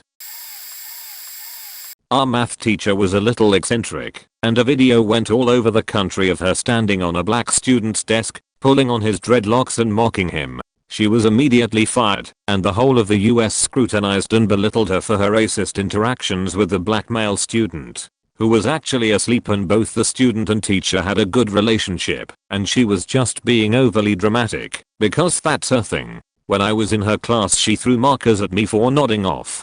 She was an amazing teacher, but the video that went around was just in bad taste at the time, and was easily misinterpreted. The day or two after, her son, who was my age and taking the same college calculus class as me, filled me in on everything and the toll it had. Well, the student body protested and protested, and eventually she got her job back, because indeed the actions weren't race inspired. It was pushed by the student's father, who was trying to sue the school and her to make money. It was really sad. But she's back to teaching, but it took part of her personality away. When I was in the dorms, it was keg at point. The dorms were dry. Absolutely no alcohol allowed, even if you were 21. Some of the freshmen in the neighboring dorm decided that, if we are all partying, there's no way they can stop us. So they procured 2 kegs of beer and proceed to invite everyone in their dorm and ours. The party was massive and went on for way longer than you'd expect. But eventually the campus police show up and break up the party and confiscating the kegs. Back then, you'd leave a check for the keg deposit, and if you didn't return the keg, the store would cash the check. If you returned the keg, they'd just hand back your check and you'd rip it up, or whatever. A couple of days after the party, there's an announcement stuffed in everyone's mailbox from the campus police, basically demanding to know who the ringleaders behind the party were, and making threats about how, if they found out you knew and didn't tell, you'd go to jail, or the university death camp, or whatever. Evidently, the POPO had taken the confiscated kegs out to one of their vehicles and secured them inside. Someone else that was not the POPO had subsequently liberated the kegs from custody and made off with them, returning them to the store the next day. No one was ever caught. For a bit of background, basically I grew up in a small city where, except for newcomers, everybody knows everybody since many years. I got along with everyone involved in these stories. In and outside school. In 8th grade, a girl stabbed a guy in the eye with a pair of round tip scissors during science. They were stuck in his eye. He lost the eye, and she was expelled. I don't know about other legal issues. They knew each other since kindergarten, as long as I knew them both. I was even in love with her at some point. He died last year at near fishing point. The next year, 9th graders still in middle school where I'm from, a guy brought a cake during lunchtime for a girl's birthday and a few others from their class. The guy's known to be kind of a good baker and a troublemaker. The week prior he had a bit of an argument with said girl and still held a grudge. So the cake was a faking potent space cake. Panic attacks, delirium, cries from confusion, and a boy fought 3 men from the staff before everybody get taken to the hospital. Not a scandal per se, but decent drama. One kid threw a hammer at another, who totally deserved it. TBH, he was a sack of shit. The kid who threw it got a mild suspension and the eternal nickname MC Hammer. The kid who got hit was okay, but tried to start a one-sided knife fight in the hallway a few weeks later in an unrelated, likely drug-related, conflict. He was picked up and thrown into a bank of lockers by an absolutely massive football player who happened to be nearby during this conflict before the kid was finally expelled. Everyone felt bad for the football player. He was a real gentle giant type and didn't feel good about hurting this kid. For context, he accidentally stepped on my foot and broke it during practice, and he cried about it. He felt so bad. At least the principal knew he was a good guy and he didn't get in any trouble for mangling knife kid. Imagine how terrible a person you have to be to get hit with a hammer and thrown at a wall all in a span of 2 weeks, and you're still the one who gets expelled. I still have him on Facebook for the entertainment, and he's been in and out of jail a few times now. When I was a freshman in high school, one of our biology teachers got caught having a sexual relationship with one of his students. She was a senior and had just turned 18, I believe, and he had a wife and kids. They'd go over to each other's houses when their families were gone to have sex, and when people started to find out, he was placed on leave and no one really knew exactly why, but apparently most of the students figured it was because of his relationship with this girl. She was a tar in his class and apparently he'd openly flirt with her while he was teaching, and when his class was working on stuff, they'd both go into the back room behind his desk and close the door, and overall everyone just got really weird vibes from it. They eventually got caught because someone saw them out in public together, and he was told by the police to not contact her after that. Then he buys her a prepaid phone, so he's able to talk to her. This was a huge thing at my high school for a little while, but I forgot most of the little details. There's multiple articles online about it. I will tell to you the story of the screwdriver. This occurred when I was a sophomore. One of the popular jock/douchebag juniors was banging the queen bee of senior girls. Tremendous pull for a junior, but they were both sheetheads, so it kind of made sense. One day at school, this story/rumor made it from one end of the school to the other in about 10 minutes. School of roughly 850 kids at the time. I mean, everyone was talking about it, from teachers to the nerdiest/lowliest freshman losers. It goes like this. The boy wanted to do anal with the girl, and she was like, no. Why don't you try putting something up your butt and see how you like it? So the boy found a screwdriver and said, if I put this up my butt, will you let me fuck you up the ass? And she said sure. So he supposedly put this screwdriver handle first, I hope, up his ass, and then the girl laughed at him and left. It was sensational to imagine popular boy putting something up his ass. Savvier kids quickly realized that it was probably untrue and that Queen Bee made up the rumor herself because she's just that cruel, but part of me likes to, needs to, believe it's true. I remember shouts of screwdriver in the halls between classes. It was glorious and totally deserved. After about a week, the teachers/administration really cracked down on it because I think the boy went home from school crying a couple days after being teased so much about it. What a time. Superintendent disappeared from the country, and it was soon found out that he was taking a small amount of school funds for himself for many years. Health teacher was thrown out for having sex with the basketball players after school. Some have said basketball players were arrested at tournament for having pounds of weed in their car. Those same players test graded for extra credit to make up for their failing grades to stay on the team. They stayed on the team because we can't lose our star player. One teacher, who never really taught anything during class, sat back and let the seniors duke it out in between the desks whenever they felt like it. I think she was also fired after having sex with one of them. Oh, and a student turned rap star recorded a music video showing many of his classmates smoking weed. Everyone involved had a small amount of time in the correction center. New superintendent's daughter sent multiple guys nudes, and they got leaked. Guys got expelled, but she did not. Another classmate was arrested for creating a hit list on multiple teachers and students listing why and how she wanted them dead. Classmate got hired as substitute teacher, got arrested not even a week later for molesting a child.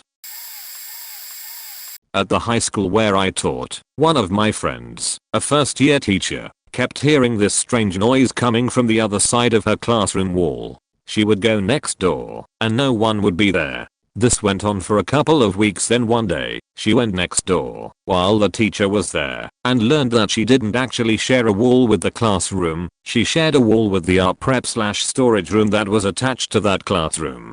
The art teacher said she had no idea what the noise could be. The next time she heard the noise, she found one of the security guards and got them to let her in. Again, no one was in the classroom. But when she got to the prep room door, she heard voices. So she quietly opened the door. There were 2 kids in there. One of them had her shirt pulled up and was receiving a tattoo from the other. Apparently this kid had bought a cheap tattoo gun on Amazon and was giving tattoos in the art prep room. When the art teacher was gone for her planning period, all the kids had to get screened for diseases and reported to the CDC, and a few of the parents of tattooed kids considered pressing charges, but ultimately decided it wasn't worth the hassle. The art teacher bullied my friend for a long time after that for getting her in trouble. When I was in school, we had a principal in middle school who nobody really liked because he was super strict, was known to lie about something a student did to suspend or expel them, and was all around just a really creepy guy. One year a student with a clean record got suspended. He was accused of putting a kid's jacket in the toilet and well, you get the rest. The kid didn't do it, but he was suspended for a week either way because the principal was corrupt. Week later the kid and his parents accused the principal of falsely accusing students of things they didn't do. School board did a lengthy investigation into the principal while he continued to work. One day he just up and vanished. Nobody knew where he went. All we knew was he was gone.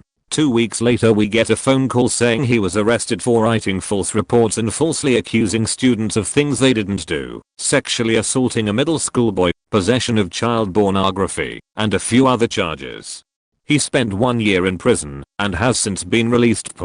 When my dad was in school, one night there was a party with a bunch of high school kids. There was alcohol and assumably drugs involved. A kid by the name of Eric left the party with 3 other guys. The next morning Eric's body turns up in his father's driveway. 30-something years later nobody has been arrested, but there's rumors that the people who were driving with Eric killed him.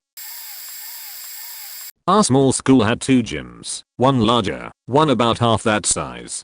I think we always just assumed the school was designed that way to have an extra gym when classes overlapped, or to sports needed a practice area. We did think it was a little strange because other small schools in our area didn't have one. The design was odd too because there was a viewing area above, as though there might be an audience. The weight room was put up there, but there was no way you were going to have an actual basketball game in there. There were only about 3 feet on all sides of the court before you hit wall. The gym had its own large locker rooms and showers. Even though there were locker rooms and showers only a couple doors down at the other gym. Someone brought it up in English class once, and a veteran teacher said he'd tell us the story, but we probably shouldn't talk about it, because people were still bitter apparently. About 20 or so years prior, when the school was being expanded, a large collection was taken up to build a pool. There was a committee and fundraisers. Plans were all laid out when they found out the treasurer of the committee had embezzled all the money for the pool. From what I could gather, the funds they received for the expansion covered the building portion, and the fundraising was supposed to cover the actual pool. They ended up with a strange, small gym, but no pool. We were all pretty mad when we heard we were supposed to have a pool. There are quite a few from my former high school. My freshman year at junior, M17, and an English teacher, F30, got caught rolling around outside of school together, which was very odd. Administration got wind of this and decided to check camera footage. They found numerous times that they would sneak into her classroom after hours. Eventually she got fired and faced 13 counts of sexual relations with a minor. Claimed they were in love. Her husband divorced her, and she threatened to drive her car off a bridge with her 2 kids in it.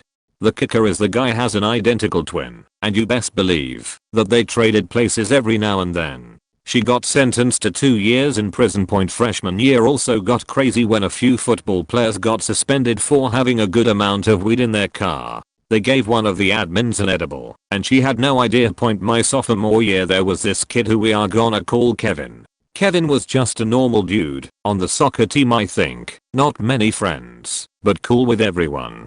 Kevin got busted taking up skirt voyeur pics of girls on the staircase. He was busted because his flash was on for a pic. It turns out that this MF had a flip phone and was using that to creep shit. Administration and police shifted through his phone and notified all the girls who were involved, making sure to let them know they could press charges. He got expelled and nobody has heard from him since. My junior year there was this kid who we will call Matt. Matt was just a little awkward but nothing too far from the norm. Well, Matt created a Snapchat burner account and added almost every girl from the school to send nudes to. We busted him for it, and a little later in the year a video leaked. The video was him sucking another kid from the school off in his house. Not sure how that managed to get leaked, but it did.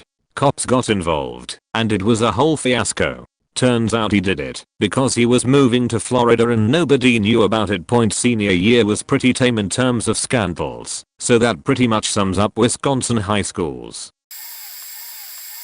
We have like a small forest just beside our school. This one time, when a class had orientation in that forest, they accidentally found explosives in like a plastic bag or something. I don't really know how. Several things has also been lit on fire in our school, including one of those. Okay, I don't even know if you have these in other places or not, but whatever. Blue things with sand or some sheet in them.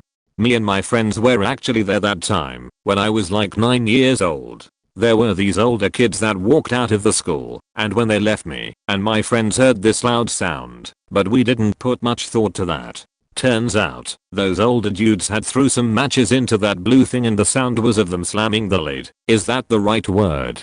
English isn't my native language, so it closed. We had to go and look in the school catalog and point out what guys that did it, so that the school could suspend them or something. I dunno. Don't really know if we even got the right people, but whatever. Wasn't that huge of a deal, but yeah, edit. Oh, and also we had this kinda psycho dude in our class that once threw a scissor on one of my friends, threw a girl into a doorknob and plenty of other weird shit. He goes to a special school now for problem kids or something. Student had a password protected drive. Flash, Google, I don't know what kind of drive, that had a ton of past tests on it. They would then pass it around to other students to where it got to the point pretty much anyone that wanted access to a past test would have it. The school knew about it, but couldn't really do anything about it. Eventually old tests weren't enough, and they wanted to get the current test, so the student got a keylogger or something, and put it on a teacher's computer, and tracked everything the teacher did on the computer in an attempt to get a hold of the test before they actually had to take the test.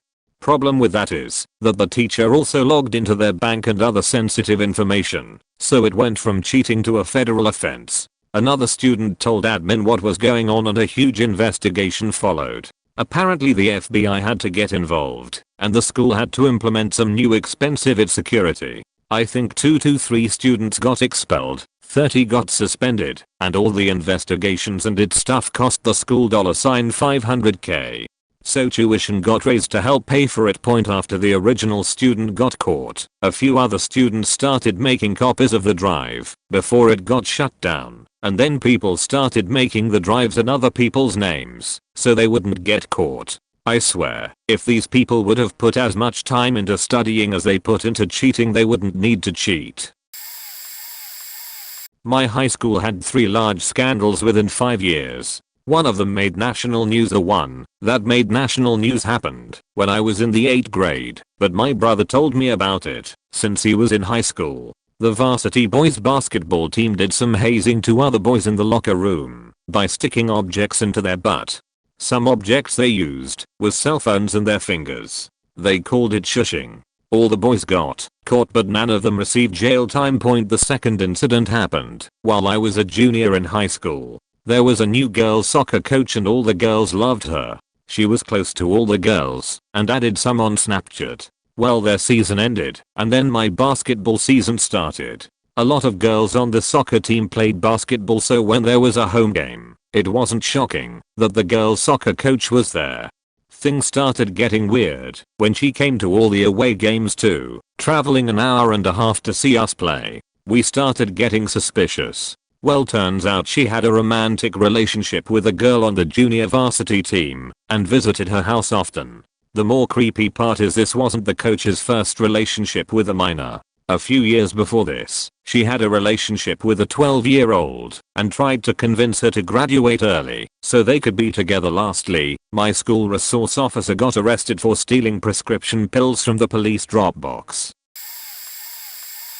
Hope I'm not too late for this, but here goes. I'm not going to give too many specifics about my school as it's pretty distinctive, but know that it was weird. Last year we had a lot of new staff and students, and it was absolute chaos. The new dean of students and her husband left halfway through the year, leaving that position unfilled, creating a breeding ground for all other kinds of BS.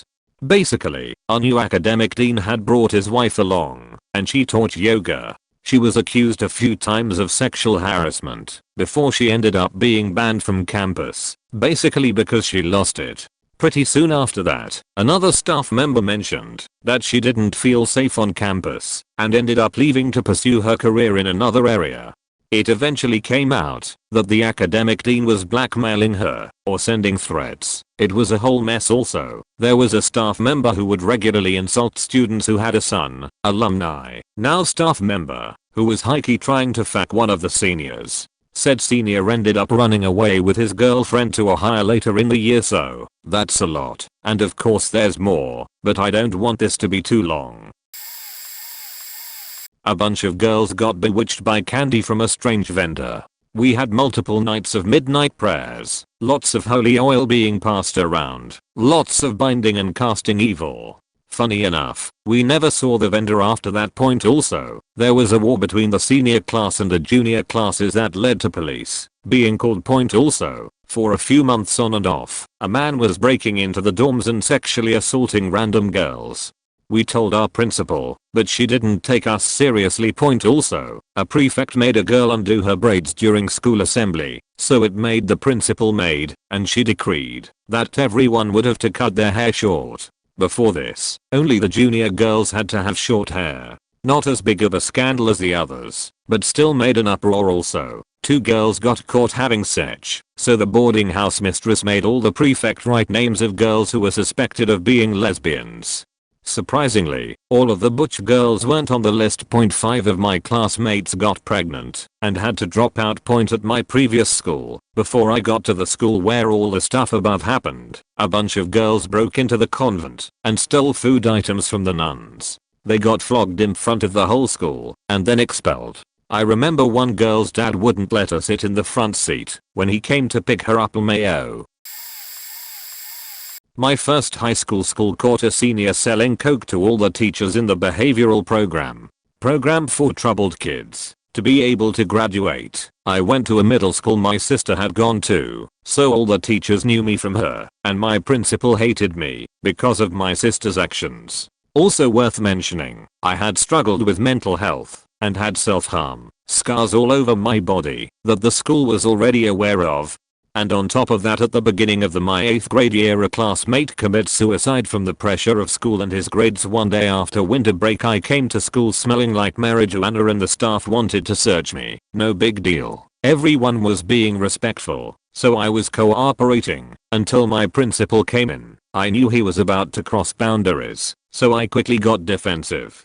We got in an argument because he grabbed me by the hair while I was leaving the lunchroom. This took place during lunch. I screamed for him to not touch me, and he replied, "Or are you gonna try to kill yourself now?" Because of the reasons I earlier mentioned, the whole lunchroom got quiet. Then all at once everyone went apeshit towards this principal, saying every single word anyone could come up with. The principal only got suspended and I got expelled for drug paraphernalia. Didn't want to stay after that anyway. Mr. Jimenez, if you're reading this, we all fucking hate you. 2 days before the beginning of my senior year, there was a rookie team football party at one of the team members' houses. I was there. It was fun until the rival team showed up to crash the party and start fights. The quarterback, let's call him QB, from our team was a nice kid, never did anything wrong, but he was drunk. Really drunk.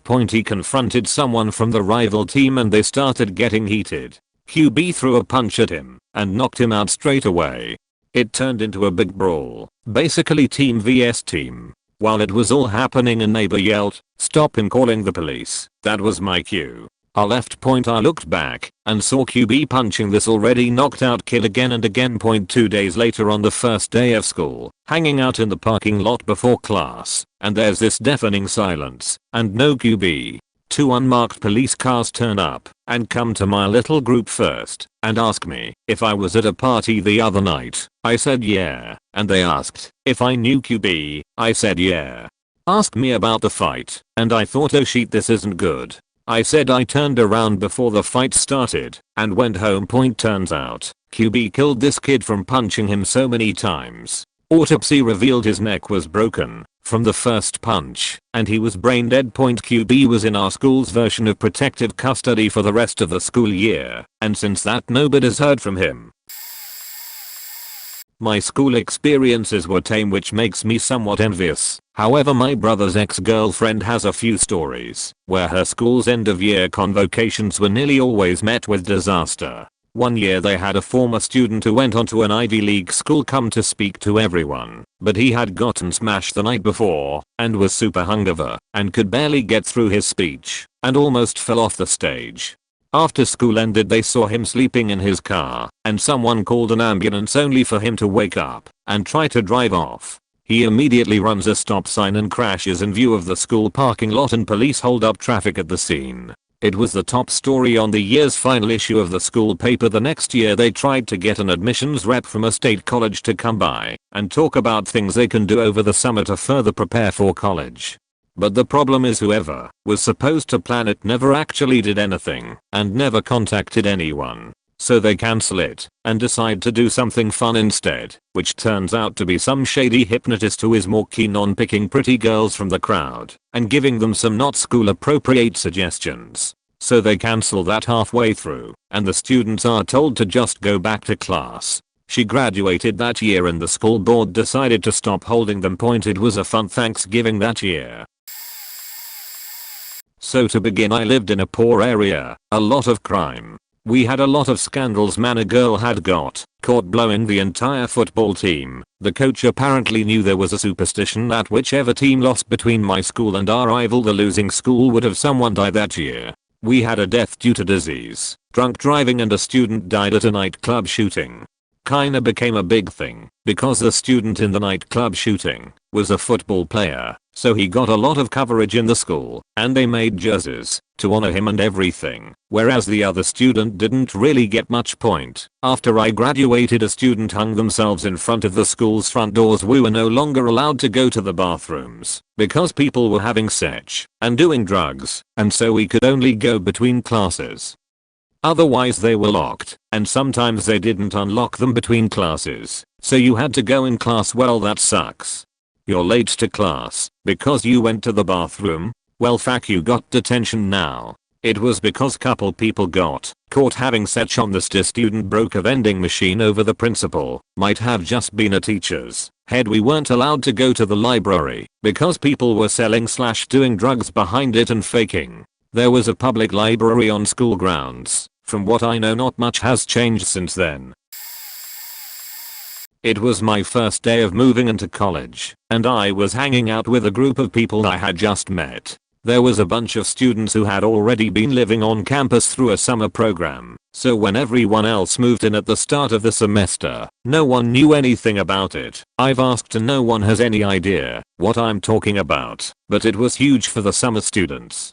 Apparently this girl met a boy and they instantly fell in love within a week. I mean literally, it was a week.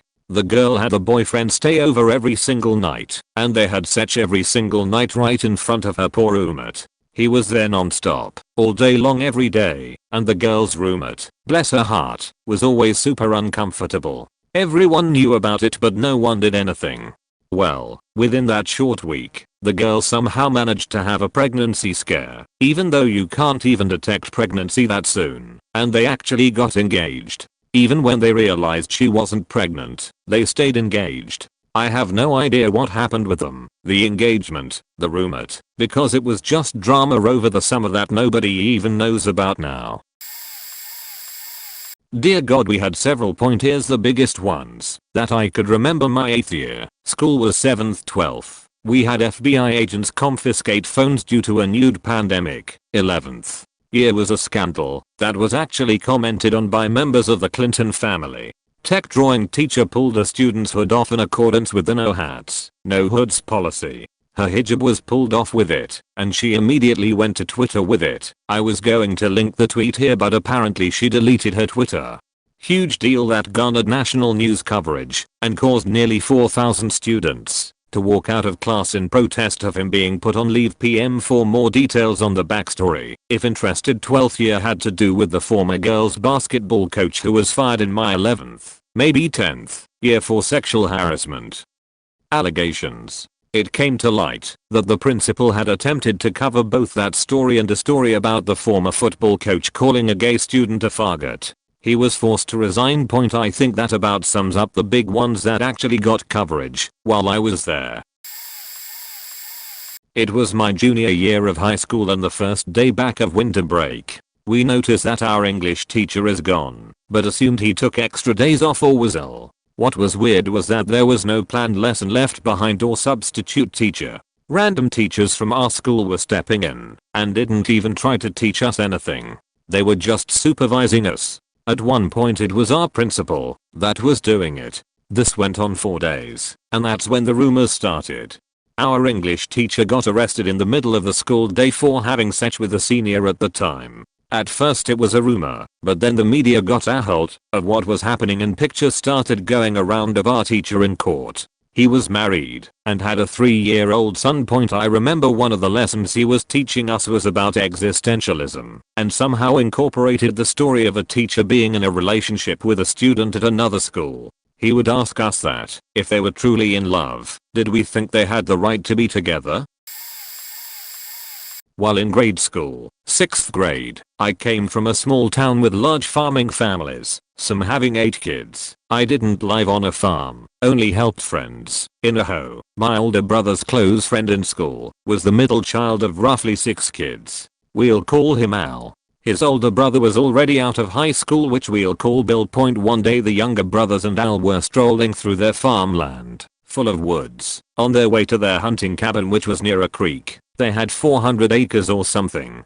They noticed Bill's pickup at the cabin, which they thought odd. Normally he stops by the main house first, and he doesn't live close by. They heard him, Bill, outside around the back of the cabin, so they went around to greet him. They found him attempting to burying a body. Hole wasn't dug fully yet. They ran back to tell their parents, which then FBI and police stormed the place, and he was arrested. Later, found out he was married, but had a mistress who he got pregnant. She threatened to tell his wife if he didn't pay child support, so he killed her and the child, which was in the 3rd trimester. I'm sure it was hard for that family. We had racial riots and an administrator became paralyzed trying to break one up. Fort Meade High School, 1994. I believe some project towers in Baltimore had been demolished, and some families were moved down to the suburbs in Anne Arundel County. The area was pretty rural compared to the city. Although it was on an army base, the high school was a county school, not an army dependent only school, but there were military families, so we had farm boys, military kids, NSA kids, project kids, and all your typical suburban kids. This led to race wars somehow. It was awful. Years later many students expelled would become friends. A friend of mine switched schools after getting jumped at the middle school. She lost her leg after illegally switching to a Howard County school. It was an accident on some train tracks. She'd go on to become our first friend addicted to opiates, but that would spread because NSA kids got weed cracked down on and heroin became easier to get. And then there was the janitor who got caught screwing a student in the auditorium. I could go on. Honestly, Meade never got better. Every year a group of students would go for a few weeks to an African country to help the community there. It was a long-term partnership between the school and the village, or a charity at the village. Over the years the students built a school, a vegetable garden, a water pit, stuff like that. A girl in my class went. She was very shy, good student, never was a problem. She came back a different person. She wouldn't do homework again, started being sexually aggressive with the boys, would say snarky things to teachers in class, the worst student you could imagine. It was clear something happened. Your guess is as good as mine. Rap was the big rumor. She didn't graduate high school. This was many years ago. I'm not in touch with anyone from that time. Last I heard, when I left she was going wild in some nightclubs. I wonder what she's up to now. She was a good kid. I hope she found the help, which was provided I may add, but not very successfully, she needed and has found peace. A tragic story really. The BO teacher married the Spanish teacher, but their relationship was official obviously. Many of us actually attended the wedding. I still have a picture somewhere, straight out of r/blonde years, haha. I recently graduated from a private Catholic college. Due to the nature of what happened, I won't mention the location. Just know that it is a very small university with under 400 students and staff combined. Because of its size, the university doesn't have dorms. Instead, it rents out apartments at a local apartment complex and then re-rents them to the students. This school has a very strict rule set by which the students must follow. Did I mention it calls itself Catholic? Here are a few, just so you get the picture. No male/female intervisitation at apartments. No walking to the pool without a shirt on, as well as no walking back to your apartment without putting your shirt back on. No alcohol in the apartments, even if you're 21. Some of the rules are understandable for a Catholic school, others are honestly just dumb. Here's the kicker, though. If you decide to attend classes there, then you can't move off campus unless you are 23 or older. So even if you are fully recognized by the federal government as being old enough to buy and consume alcohol, this school slaps you with a $150 fine and 10+ hours of community service if they catch you having a beer with dinner in your apartment. The real scandal comes from the Dean of Students, DOS, and her co-worker. Let's call him Boss Crow. They hated their jobs, as well as sucked at even doing them. But the school gave them free housing with their employment, so they weren't about to give up such a cakewalk of a career. The DOS and Boss Crow shared an office. They dealt with any students who were caught breaking rules, as well as what we found out later to be unofficial punishments for students and undocumented fines that were paid to them, often in cash. The students consistently tried to get more power over their housing life, and after many weird and some uncomfortable interactions with DOS and Boss Crow, went to the president of the school with our issues of distrust in them. The president always ignored anything that we said and acted like we were making it up.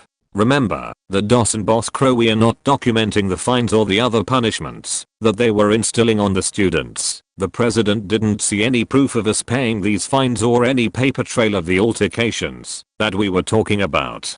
3 years of classes go by, and my class is finally done with dealing with these sadist facts, so we get as many students together as we can, about 150 in total from what I remember, and we all individually write a letter to the president of the university with complete details of our experience with DOS and Boss Crow. They range from unannounced entrance into students' apartments, searching of the girls' underwear drawers for illegal storage of alcohol. Some girl had just stepped out of the shower and Boss Crow was just in her room, digging through her sheet.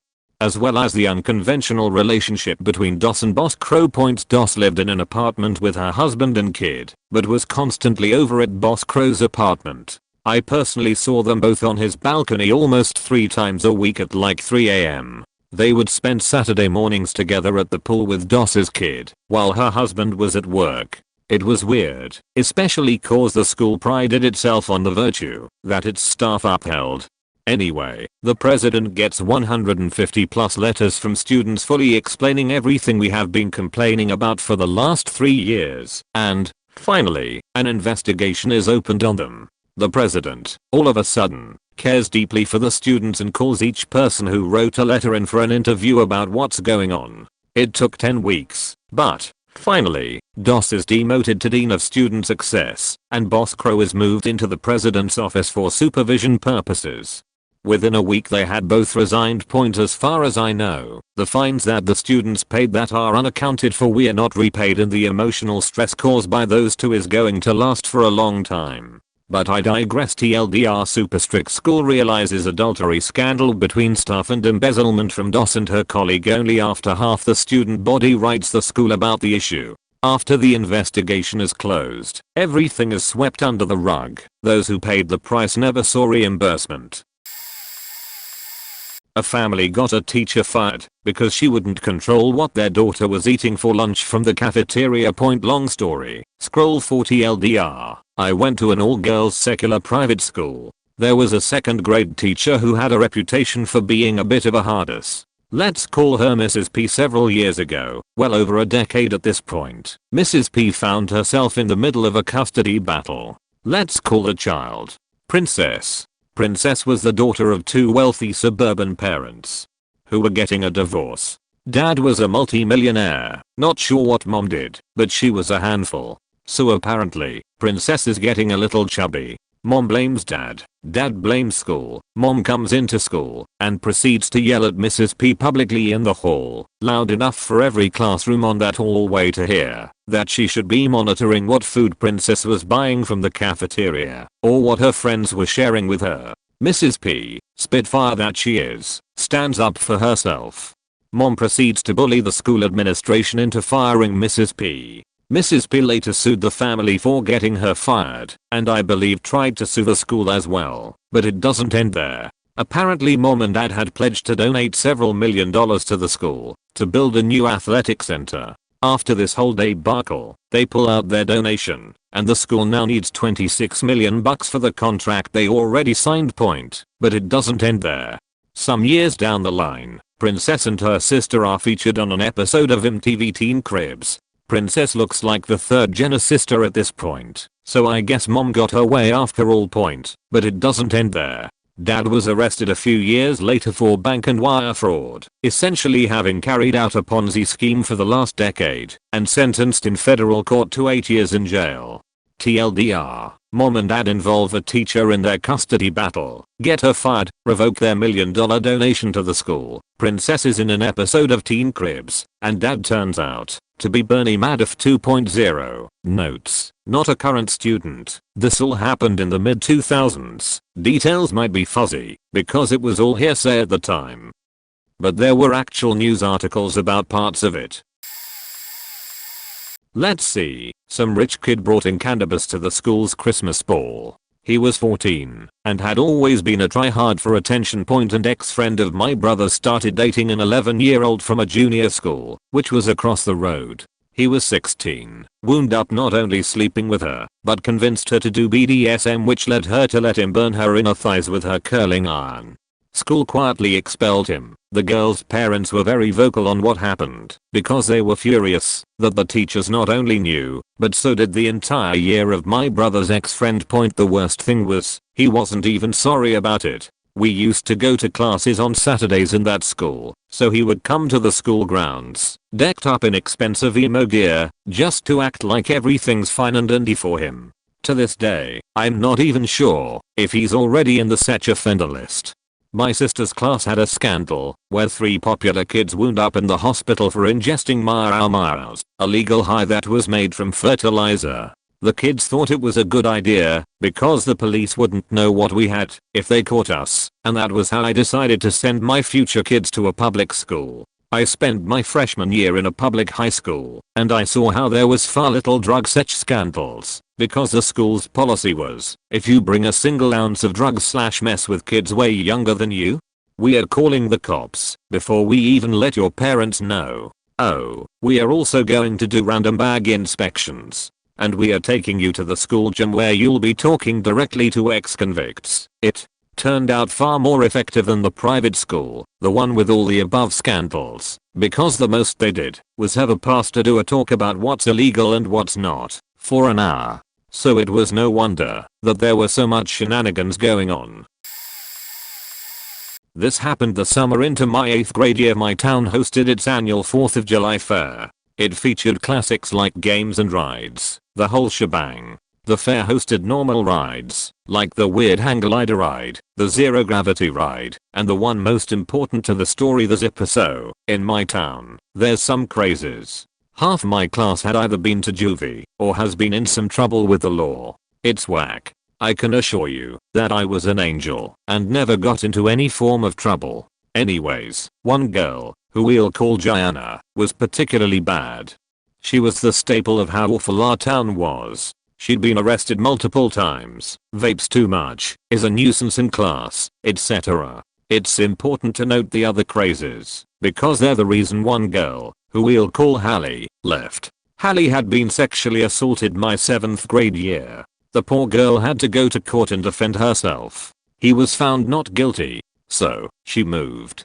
Gianna, however, wasn't fond of Hallie due to the fact that the guy who had assaulted Hallie was a close friend of Gianna's at the fair. The two had bumped into each other. Hallie meant no harm, just trying to enjoy herself with her friends from my town. It was something a lot of kids who moved away did. Gianna got very insulted at Hallie's presence. So Gianna's way of taking out her aggression was by shoving Hallie into the zipper, injuring her quite a bit. Gianna was charged with assault with intent to kill. Happened a few years after I left. It was a UK secondary school, so around 11 to 16 year olds. New head came in and decided to start changing everything.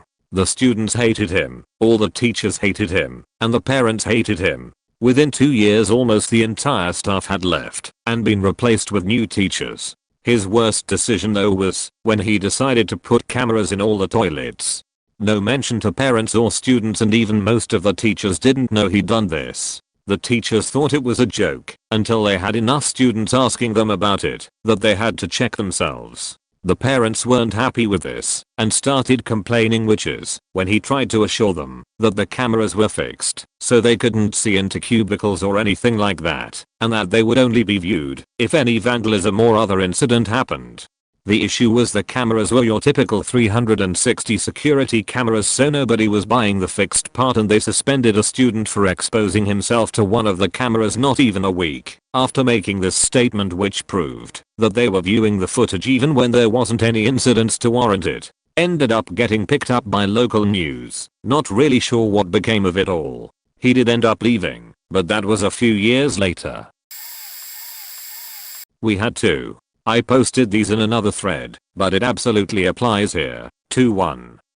There was a shop teacher that was pretty popular with most of the students. One of those firm but fair types that really seemed to make teaching shop his life. He knew how to make the classroom environment more enjoyable with a few jokes and anecdotes of his own high school days. Well, spring semester of my sophomore year, we all go to school one day and he's not there. As the day wears on, the story gets out. Apparently he went to one of the local parks the previous night and decided to flash his dick at some ladies jogging on the track. One of them turned out to be an off-duty cop. He was promptly fired, his teaching license pulled, got 2 years probation for indecent exposure and 5 years on the state sex offender registry. Never heard what became of him after that too. Senior year, a fairly popular girl went missing. Went to a friend's house one night, never came home. Car was found abandoned with the battery dead on the side of the road 2 days later. Family plastered half the county with "Have you seen?" flyers, did a few local TV interviews about her, and even one interview with a regional news outlet down in Boston. Everyone's heart broke for this family, and her disappearance was considered one of the greatest tragedies to hit a little suburban town. Until, that is, a little over 2 years later, when her ass was found perfectly healthy working down at a bar in Florida under an assumed name. Turns out that shortly before her disappearance she'd been arrested at the local mall for shoplifting. She was nabbed stealing about $700 worth of clothes and cosmetics. This girl faked a disappearance and became an interstate fugitive over a misdemeanor theft charge, her first offense, by the way. If she'd just gone caught and owned her sheet, she would almost certainly have just been fined and maybe given a little probation time. The reason this never came to light at the time of her disappearance was because the local cops thought no one would possibly be stupid enough to flee the state over something so trivial. So to prevent adding extra stress to her family, they kept it out of the media.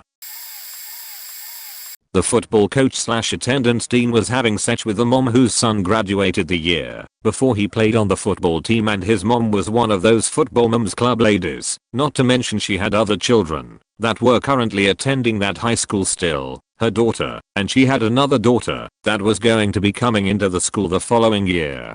See, now normally it wouldn't be that big of a deal, but this lady was married, and her husband went batshit crazy and parked a U-Haul van across the street from the school with the football coach's name and face on it, and the whole story of how he was banging this guy's wife in a Jeep in a train station parking lot and calling them meetings for fundraisers, but she got away with it for a year while her son was on football and she was a football mom club lady, so it wasn't to raise suspicion. However, it started to raise suspicion when she stayed around and still did the football mom stuff the year after her son had graduated, and still having these long meetings with the coach. She finally got caught by the husband, and after the whole scandal, the coaches, I played football, so I knew him, wife left him, and he had just had a newborn daughter, and the school got involved and told him he cannot get any more promotions. Pretty much because he tarnished his reputation. In 8th grade, a man came to the high school next door and caused both schools to go on lockdown because he had some sort of weapon and was demanding to see his daughter that he didn't have custody of. Also in 8th grade, two kids got into a fight and one of them got his face slammed on the edge of a locker and he lost a few of his front teeth. This caused the school to go on lockdown again. My freshman year, the senior prank was releasing crickets into the school. They still were heard in my senior year. Sophomore year, I had a classmate run a train with 7 or 8 of the football players on a nearby football field. That same year, a girl who was on my cheer team got hit by a secretary's car. She broke her leg and was out for the rest of the season. Also in sophomore year, 2 kids got into a massive fight because one of their girlfriends slept with the other guy. A female security guard tried to stop it and got punched straight in the face. I forget what year this was, but some sort of bird flew into the ceiling and died, causing flies to dominate the school. Wasn't exactly a scandal, as it was more just an odd, almost continual occurrence over the course of 7th to 11th grade. 7th grade, a girl from my class died in a car accident as a pedestrian. 8th grade, a boy from my class died in a train accident. Freshman and sophomore year, we had nothing, but people were questioning who was next at this point, since both accidents had happened roughly around the same time of year, a year apart from one another. We had also started calling it our class curse, since no other class had anyone die so close together like this. If anyone died at all. Junior year, unfortunately we made up for it, since 2 more boys from my grade died in a car accident at night, one driving and the other the passenger. They were the only ones involved. Then senior year, we were questioning when and if others were going to also die. Fortunately it didn't happen again, but I can't say if anyone else has passed since graduation, since I've only kept in contact with like 2 of my classmates from high school. Middle school ed teacher was found with kiddy born, which was great because everybody always thought he was a creep. He would help students learn how to type by awkwardly wrapping his arms around you or rub his crotch on your back as you were sitting down. One time, he went to the bathroom or something, and this kid hocked a huge faking loogie into his coffee. It was one of the grossest things I've ever seen, but looking back, fuck that guy, he 100% deserved it. The middle school principal was banging one of the married teachers. Word eventually got out, and they both got divorced. A few years later, I saw them together at a movie theater. Some friends started snickering, and they left, so I guess they're still together? Good for them. Some sport, soccer I think, I don't know. In high school, some coach was found with a bunch of coke in the trunk of his car. Like, enough to get charged with intent to distribute, not just a fun weekend or anything. A band teacher got caught banging a student. I think they were dating for a few months or something prior to them getting caught, but that was just rumors I heard 10 years ago. I'm sure there's more, but I think that about covers it. I was semi-involved in mine actually. Basically, my biology teacher, who was supposedly very happily married and showed up pictures of his wife's placenta during sort of relevant lessons, started faking everyone he possibly could in the teaching staff, primarily the English teacher. To this day I have no idea what he really did, but the headmaster resigned because of it. The aforementioned English teacher was fired, and they had to change the carpets in her classroom. Now the part where I get involved is entirely hearsay. While all this was going on, he was my head of year, and I was going through a troubled spell. After a few incidents, I was made to have a lunchtime detention in his classroom. Following this, the rumor circulated for a good number of weeks that I was having sex with him in exchange for good grades. Here's the issue. I was 13 at the time, and as terrible as the dude was to his wife, he wasn't a sex offender. Guy is still teaching there now and still with the wife. They really struggle to make an English teacher stick around for long these days though. When I was a freshman, 3 of the most popular boys in 10th grade left school and only one of them lived through the car wreck that happened shortly thereafter. It happened about a mile down the road I lived on. I'm from a rural area and my family's home was just beyond the city limits and at the base of a string of large hills, and the speed limit went from 25 to 35 to 55 quite quickly, and speeding was very common. After this and a few other more minor incidents, the city finally put up double yellow lines, since there were none prior, and additional speed limit signs. Anyway, the only survivor of the wreck was the driver, since he was the only one with a seatbelt on. He was going over 80 miles per hour and lost control, and the other 2 boys were thrown from the vehicle and died at the scene. It was very sad, but it was compounded by the fact that the 3 were all very popular and involved in sports and well known in our small town. The driver, who survived, had a lot to answer for legally and mentally, of course, with guilt. Sad situation all around, and it left a huge impact on the community for their class's remaining time in high school. I have 2 main ones from 8th grade. Point: the first scandal was a chain reaction scandal of nude photos. It was early in the year and this one really popular girl sent a nude to a really popular boy. The boy sent it to one of his friends, who showed it to another person in class right in front of his teacher. From there everyone kept ratting everyone out. It legit felt like a purge was going on. In total about 70 kids got sent to the counselor's office within the span of 3 days. Everyone talked about it the entire year. Another weird ordeal was a grade-wide thing. Towards the end of the year, some idiot in my grade broke a thermometer and spilt the mercury everywhere. This idiot's friends dared him to lick it. He licked mercury. After he licked it, they told no one about the spill and swapped classes. Some girl in the next class found it and reported it to the teacher. They ended up having to evacuate the entire wing and put everyone in the lunchroom. This was during the end of the year, when we all have our state tests. These tests had to be taken on the 8th grade hall, because the rooms had the best Wi-Fi. One tard screwed up the entire school's schedule. I go to a very white university filled with well-off, privately educated little toffs. One such group of people were in a group chat designed for a university football team. Over the course of a couple years, that group became friends, became the core of the team, and essentially used the group chat as their lads chat. They were messaging all sorts of messed up stuff about other students, all incredibly racist and misogynistic, including sexual threats, calling black students slaves, all manner of slurs. They overlooked that there were a few lurkers still in the chat, who weren't their friends. One of the lurkers screen capped a buttload of their messages and sent them to the university. When the university didn't do anything about it, he put it on social media with all the names uncovered. Then it got picked up by university news, then local news, then national news. The ringleaders of the chat were expelled. A couple of them lost very competitive graduate jobs and effectively wasted 3 and 4 year degrees. I think most of them got away with it and even got let back into the university on appeal after a year, but we still get emails every couple weeks from the head of the university about how important diversity and tolerance is. TLDR, racist, sexist university chat exposed by an active member gets students expelled. Most get away scot-free.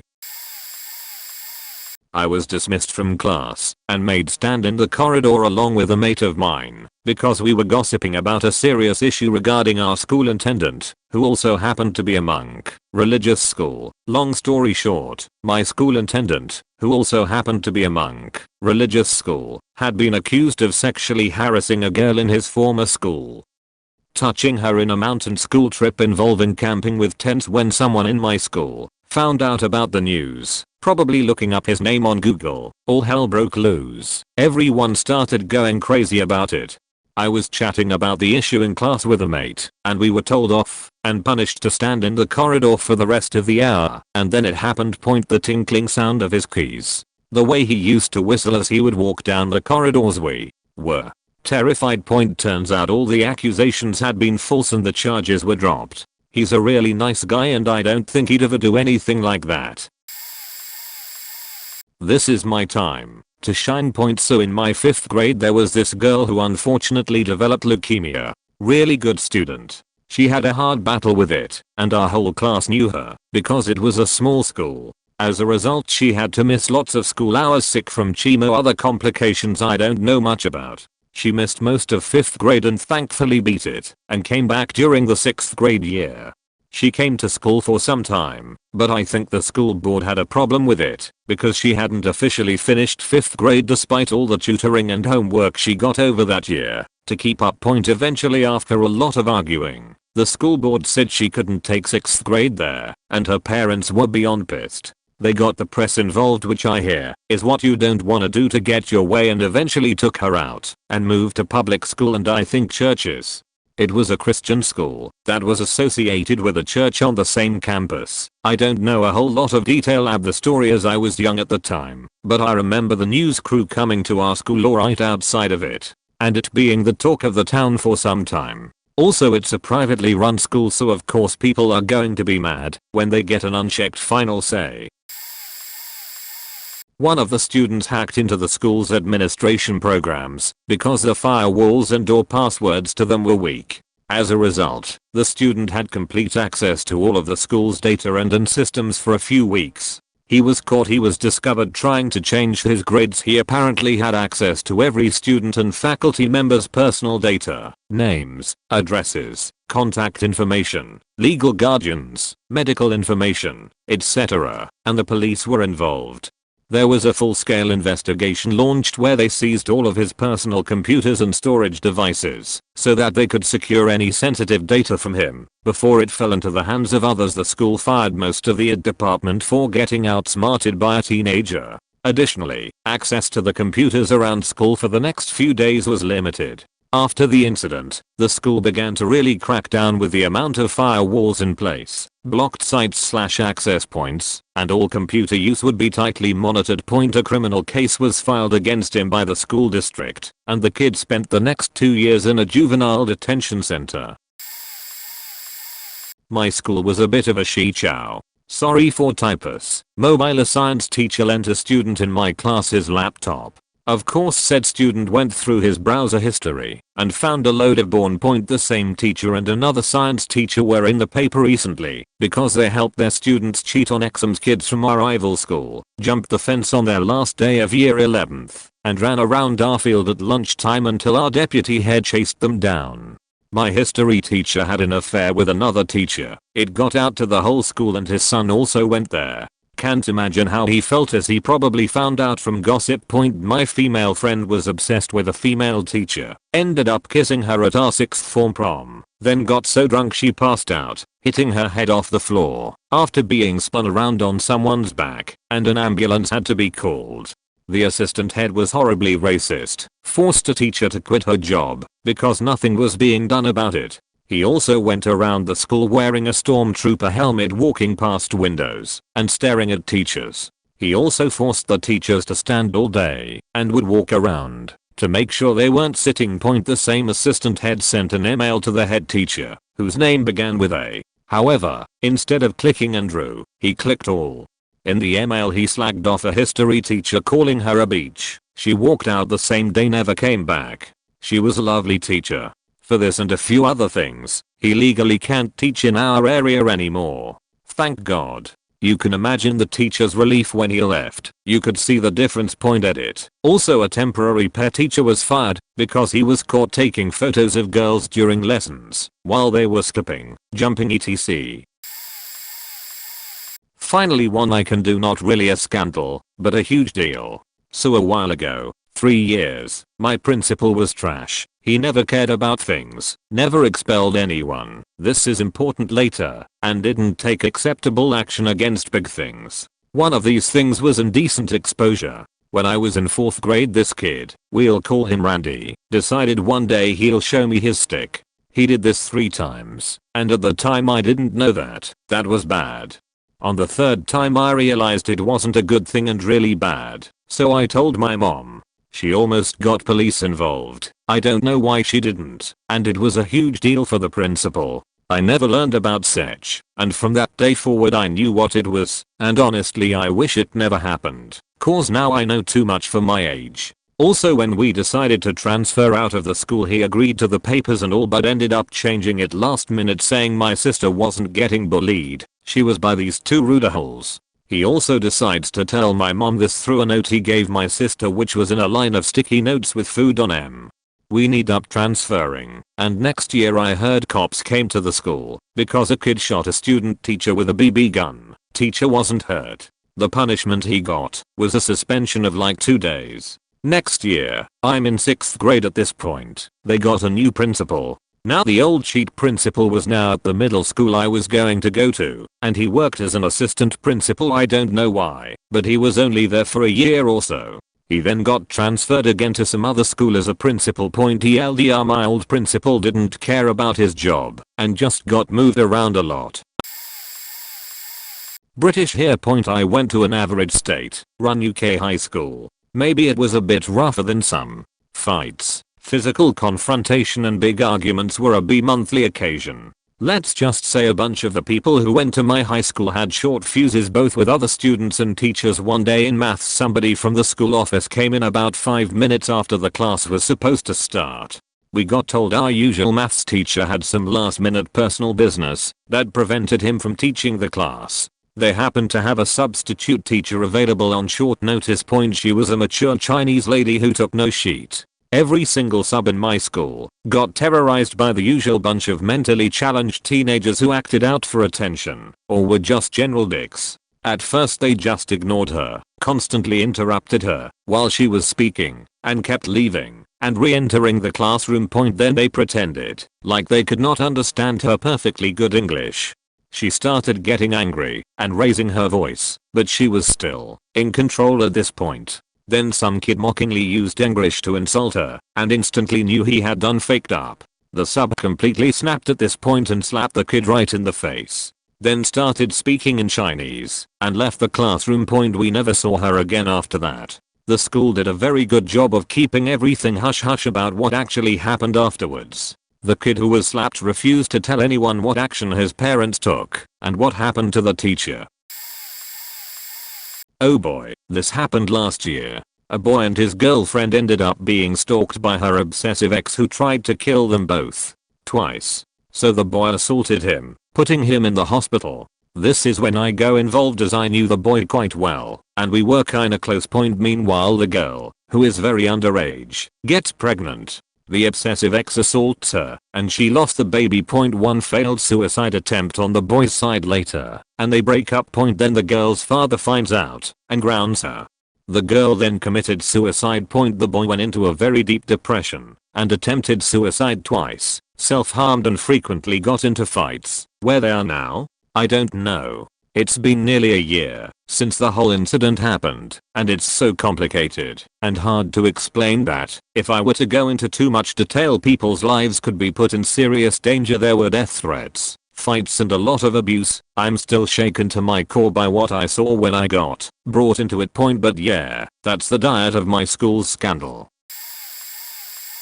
There's a few. We got a new dean all of a sudden. Then we heard that the old dean had sexually assaulted a disabled girl. The jazz teacher is a total creep and a bit of a pedophile. I know several girls that have been in his class and they've reported him several times. He's probably not going to keep his job. The one I know the most about is about the head of the theater department. First, it was discovered that she was taking money from the theater club budget and using it for other things in the theater department. My girlfriend is one of the 4 people that run the club, and she didn't even know they were allowed to see their own budget because she'd been hiding it. Then, on a week-long theater class trip that my girlfriend was on, a friend was sexually assaulted by another student. She, the head of the department, then told her to basically forget about the assault so the guy who assaulted her could stay in the department. There's a ton more that she's done, but basically, my girlfriend and her friend have been recording and reporting all of it to the school, and now the head of the department is on a highly encouraged vacation by the higher ups at the school. She's probably not coming back. Now, the theater club basically runs the theater department. We always joked about our music teacher being a pedophile, but then actual evidence started to arise, and it got sketchier and sketchier as the story progressed. First sign was when my sister, who worked at a drugstore at the time, heard him talking about this student in French. This was an only French school, and my sister can understand French, and so was eavesdropping on what he was saying with his friend, and she told me everything. Really sexual, pervy, and just flat out creepy. Then he would follow girls out of the classroom to the bathrooms if they asked to go, and if he didn't do that, he'd stare at their as until they left. Then the big thing, he locked one of my friends into the music room and may or may not have molested her. We don't know the whole truth because she didn't want to talk about it, and to me that's understandable, so we didn't push her, but she was never the same after that. Got really sad. Just horrible. I felt so bad for her. We were all there for her. Then I'm pretty sure one of the students took a video and audio clip of how he talks to some of the girls in class and submitted it to the principal. Bad idea, should have gone straight to the police. Then the teacher just left. Out of the blue. We are very certain that the school fired him before the police found out, to avoid another investigation on one of its teachers. I've since moved school, but this all happened 2 years ago. Kind of insane. A 40-something teacher in high school was on Tinder talking to 16-year-olds. The conversation was pretty disgusting. He was super aware of what he was doing, as he even tried to convince the girl that Google says 16 is the age of consent. Was also asking whether she was still a virgin, her experiences with boys, etc. I still have the screenshots. Little did he know, the girl was friends with one of his students and they showed the conversation to the school board. They couldn't fire him as he didn't actually engage in sexual acts with one of his students, but no other teacher would interact with him, and they'd make vomit sounds when he was around. He left when his contract was finished. Added creepiness is that he asked me to tutor one of his students once, and thus had to talk to me a lot regarding this student. He was always super friendly. Figures it still bothers me, he got away with this so easily. Last we heard he was working at another school across the country. Wouldn't surprise me if he had hurt girls and is abusing them still. The sheer level of confidence and arguments this guy used towards this girl shows he had done it before.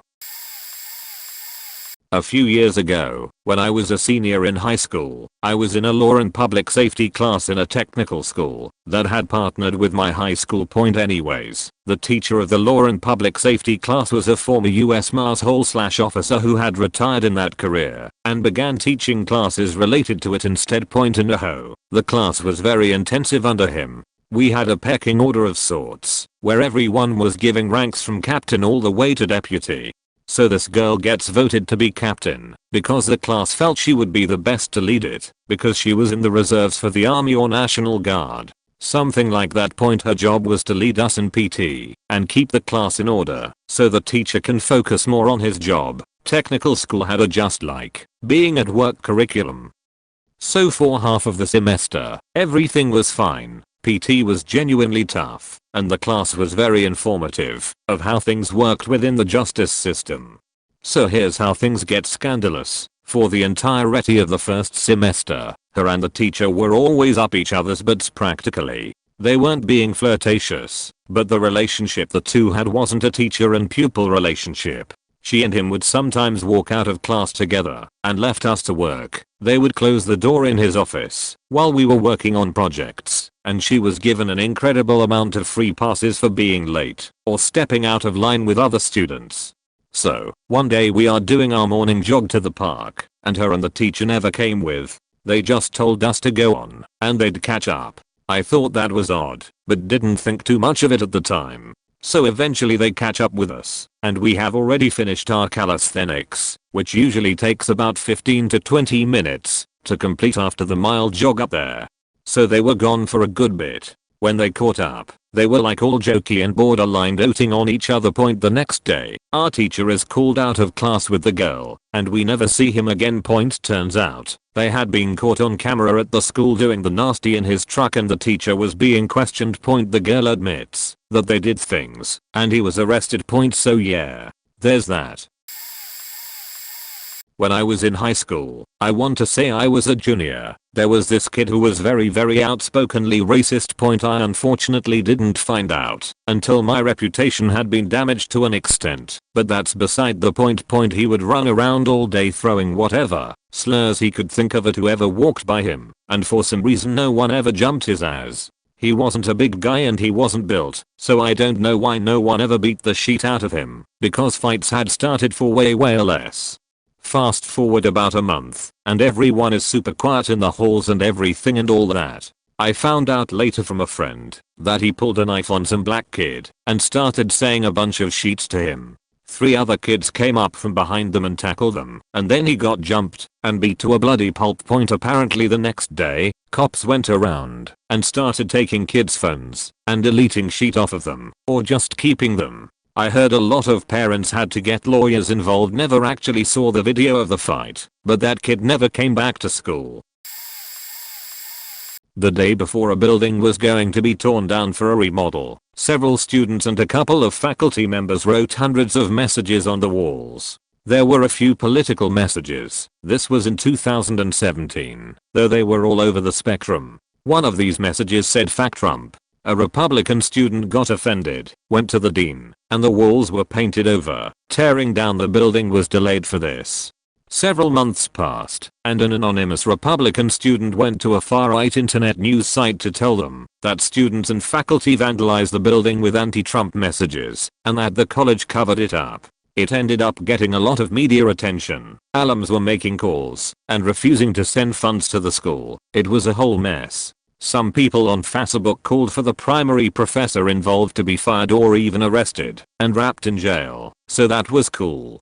He's a big deal at that school, doing tons of international work and having a huge network. There would have been a whole lot of backlash if he got fired. He was demoted from department chair and suspended from doing study abroad courses for a year. Recently there were major cuts to some majors at the college, and his was possibly the hardest hit. He will be the only faculty member in the major left after the spring semester ends. A lot of people suspect it has to do with the graffiti incident.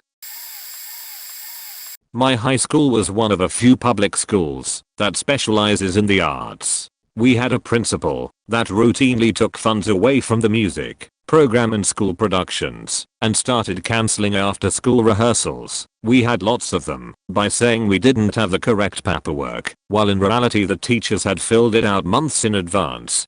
She also changed admissions criteria to favor academics more than someone's audition performance and would automatically reject students with more than 10 absences, so basically anyone talented enough to be involved in serious productions. I'd write out more things she did, but it'd just take up so much space. So last year the entire student body held a sit-in outside the administrative offices of the school for an entire day, and the student government, parents and the superintendent began to have regular meetings with the school administration.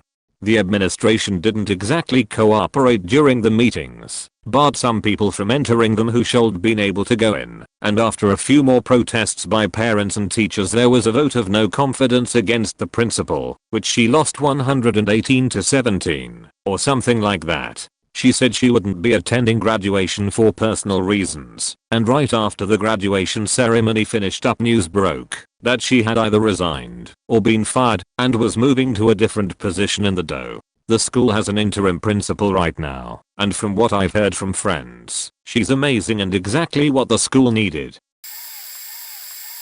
Oh boy, my time to shine. The football scandal. 1. Where a band kid and his girlfriend drew a business from one end of the football field to the other. The band later did a march at a football game and midway through formed a business. The German teacher got arrested for selling shrooms, and that's why we lost that elective point. A kid on heroin during homecoming and smashed her head on the sink when she fell. Her friend came out of the bathroom screaming that she was dead. The football scandal. 2. Half the football team got suspended from school for having a circle jerk during football camp. We knew who was involved by who didn't show up to school the first 3 days. A student got off on a rap charge because mommy and daddy bribed the girl's family into dropping charges. He bragged about it, told a 15-year-old girl she looked real rapeable. Her friend found out and beat him so badly his tooth went through his lip and he had to go to the hospital.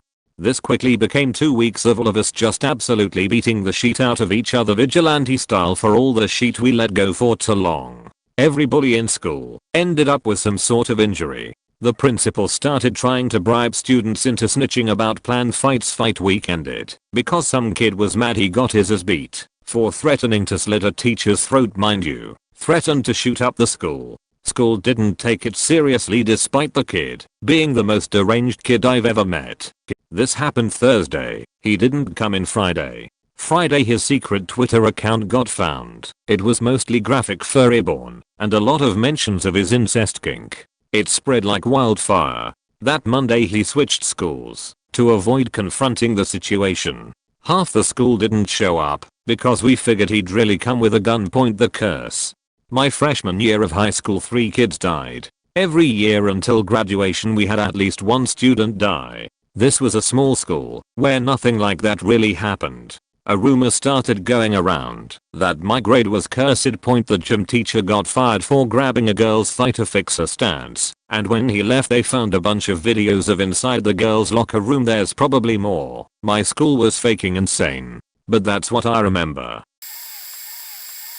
Oh god. Welcome to my high school. Everyone a teeny tiny school in the middle of nowhere, Indiana. Freshman English teacher, male, had a sexual relationship with a female student, a junior. She proceeded to release all the inappropriate texts for whatever reason, so we all saw them. Worst part was, his wife taught app English just upstairs from him. Yikes. Point gym teacher was a major rude bitch and liked to watch all the girls take showers after class. Picture a big trunchbull looking woman in 80s gym shorts.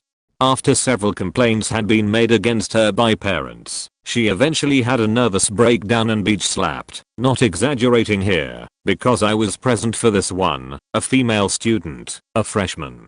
She was fired the next day. Point basically, take your pick. But the biggest scandal by far was beyond faked up. My junior year a new Spanish/English teacher arrived at our school. Everyone liked her, including me. However, she began having an obsession with a male student. After hundreds of texts and mailed letters from her to the student, he finally told the principal what was happening and that he was scared of her behavior. She was warned, yikes, but continued to stalk him. She was finally fired at the end of the year, and sadly enough, continued to stalk him even into his college years, showing up to his college campus and cheat. She even sent hundreds of texts to him saying she would kill herself if that is what he wanted. He decided to take serious legal action, and a restraining order was filed. She then went to our local shooting range and tried to kill herself with a gun she rented. As far as I know, she is still in jail, which I find quite sad considering she obviously has a serious mental health problem going on. But what can be done? What on earth do you do about being stalked? I always felt so bad for the guy. He's a really good person. 2.edit. Yes, the wife found out about her husband banging a junior. She went on to have several children with him and acted like it never even happened. Maybe not the biggest scandal of my entire high school career, but the only one I remember. I was a freshman when it happened. A senior guy started dating another guy online and they dated IRL for a while. Apparently they had a fight or something, and the guy from my school was shot by the other guy, who dumped his body outside the city and fled to another state with his car. Another story, my mom is a high school teacher, and during her first year of teaching in 2012 at a pretty rough school, a student broke into her desk and stole a brand new iPad she'd only had about a week. A whole case opened up, and the students who saw what happened didn't want to speak up because the guy was well known for being violent and had gang affiliations. They caught him when the security guard busted another kid for weed, and that kid snitched. Uncovered a whole drug trading ring in the school, and they found out from this kid that the thief traded the iPad for Jordans. He was 18, so he was charged as an adult. Mom never got her iPad back, but she learned to not leave her sheet in the room unattended, even if it was locked up. She recently started teaching at a much nicer school, and I'm glad that nothing worse happened with her at the old one. Edited, because I screwed up some details in the first story. Catholic school, did religious retreats each year. Freshman overnight, sophomore overnight, junior encounter, senior pilgrimage. Froshes below us were smoking weed in the back of the bus on the way back from their overpass. Students involved had a previous incident, related to a freshman dance. They kept pestering the DJ to play Get Low, and when it was announced the school had banned the song, they booed the DJ and teachers involved.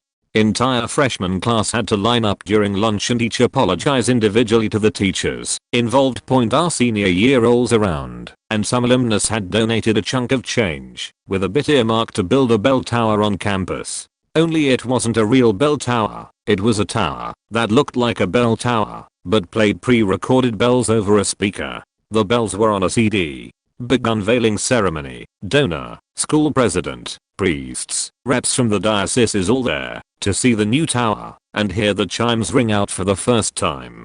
With bated breath, Dong paused to the window, to the walloon of my classmates, in his infinite wisdom, swapped the CD. Genius. Oh, there was hell to pay for that, but they could never quite pin it on someone. Edit to add forgot the other good one. A junior wrote a promposal on a girl's car, but it was written in a way that could be interpreted a bomb threat. Was borderline enough the school couldn't ignore it, called the bomb squad out, but also borderline enough they came on the PA and asked, if you're responsible for this, you've got a one-time window to come forward and explain without major consequences. Once that window closes, the bomb squad has to treat this as serious and disable the device in the car using destructive methods. 5 minutes later it was cleared up, but yeah, bad mojo. This is a little late, but there were two big scandals at my high school. The first one occurred sophomore year, when a new substitute was hired. He was around 50, and was very friendly with all the kids, and would joke around often. Sometimes he was a little creepy. I remember him saying my eyes looked really nice with my shirt one day, never thought anything of it. Fast forward a few weeks, he gets fired, and a random kid is taken out of school. Rumors of course went around, but eventually the school had to tell everyone the truth. The substitute was using a dating app called Grindr, and happened to match with someone whom he exchanged sexual photos with. The person who he matched with was the freshman in high school who had just been taken out. The kid recognized him from the pictures and reported him, which led to his arrest and termination. The sub-screen name was large and in charge, so you can only imagine how that got used for the next few years. The second scandal involved a friend of mine. A new principal got appointed during that same year, and he began to take care of my friend, who was a popular and pretty girl, because she didn't really have parents to help her out. This led to him texting her repeatedly, scheduling doctor's appointments, having her over for dinner, etc. At the time everyone thought it was a little weird, but assumed he was just trying to help. After a few months passed of this, he started sending her very sexual texts, including stuff such as, "You looked hot in your glasses today, seriously. If you keep ignoring me, I'm gonna have to spank you, or remember to wash behind your ears and wear fresh underwear." There were many tests of this nature, and this was a married man who was at least 55 years old. This went on for 2 years until finally her friends told the school about it, and the police got involved. The principal never got charged for anything, and was just fired. School never really talked about it either. Lot of weird shit happens up here. I transferred colleges, but my previous one had a couple things. A freshman came in and brought baggage from high school. He rapped a classmate. The dude swore up and down that it wasn't true, and people believed him. However, a senior came from the same high school and knew the freshman in question was a dirtbag. Another guy had Title IX put on him because he would hug girls and touch them, non-sexually, but uncalled for, without their consent. I think he just had boundary issues due to some form of mental illness, because he never seemed creepy, overly eager, sure, but not malicious. Also, a fine art student was shit on because she decided to get pregnant when she should been focusing on her senior thesis show. No, for real, she actually decided to get pregnant. She's in a lesbian relationship and took on donated sperm, a specifically chosen Maori/Somali man. She gave birth in April to twins. She never showed up for class or any preparatory criticism. Still, she pulled some show together by making her thesis on her children, her relationship, and how multicultural her kids will be, since her partner is Latina and she's white. It was so cringy and bad.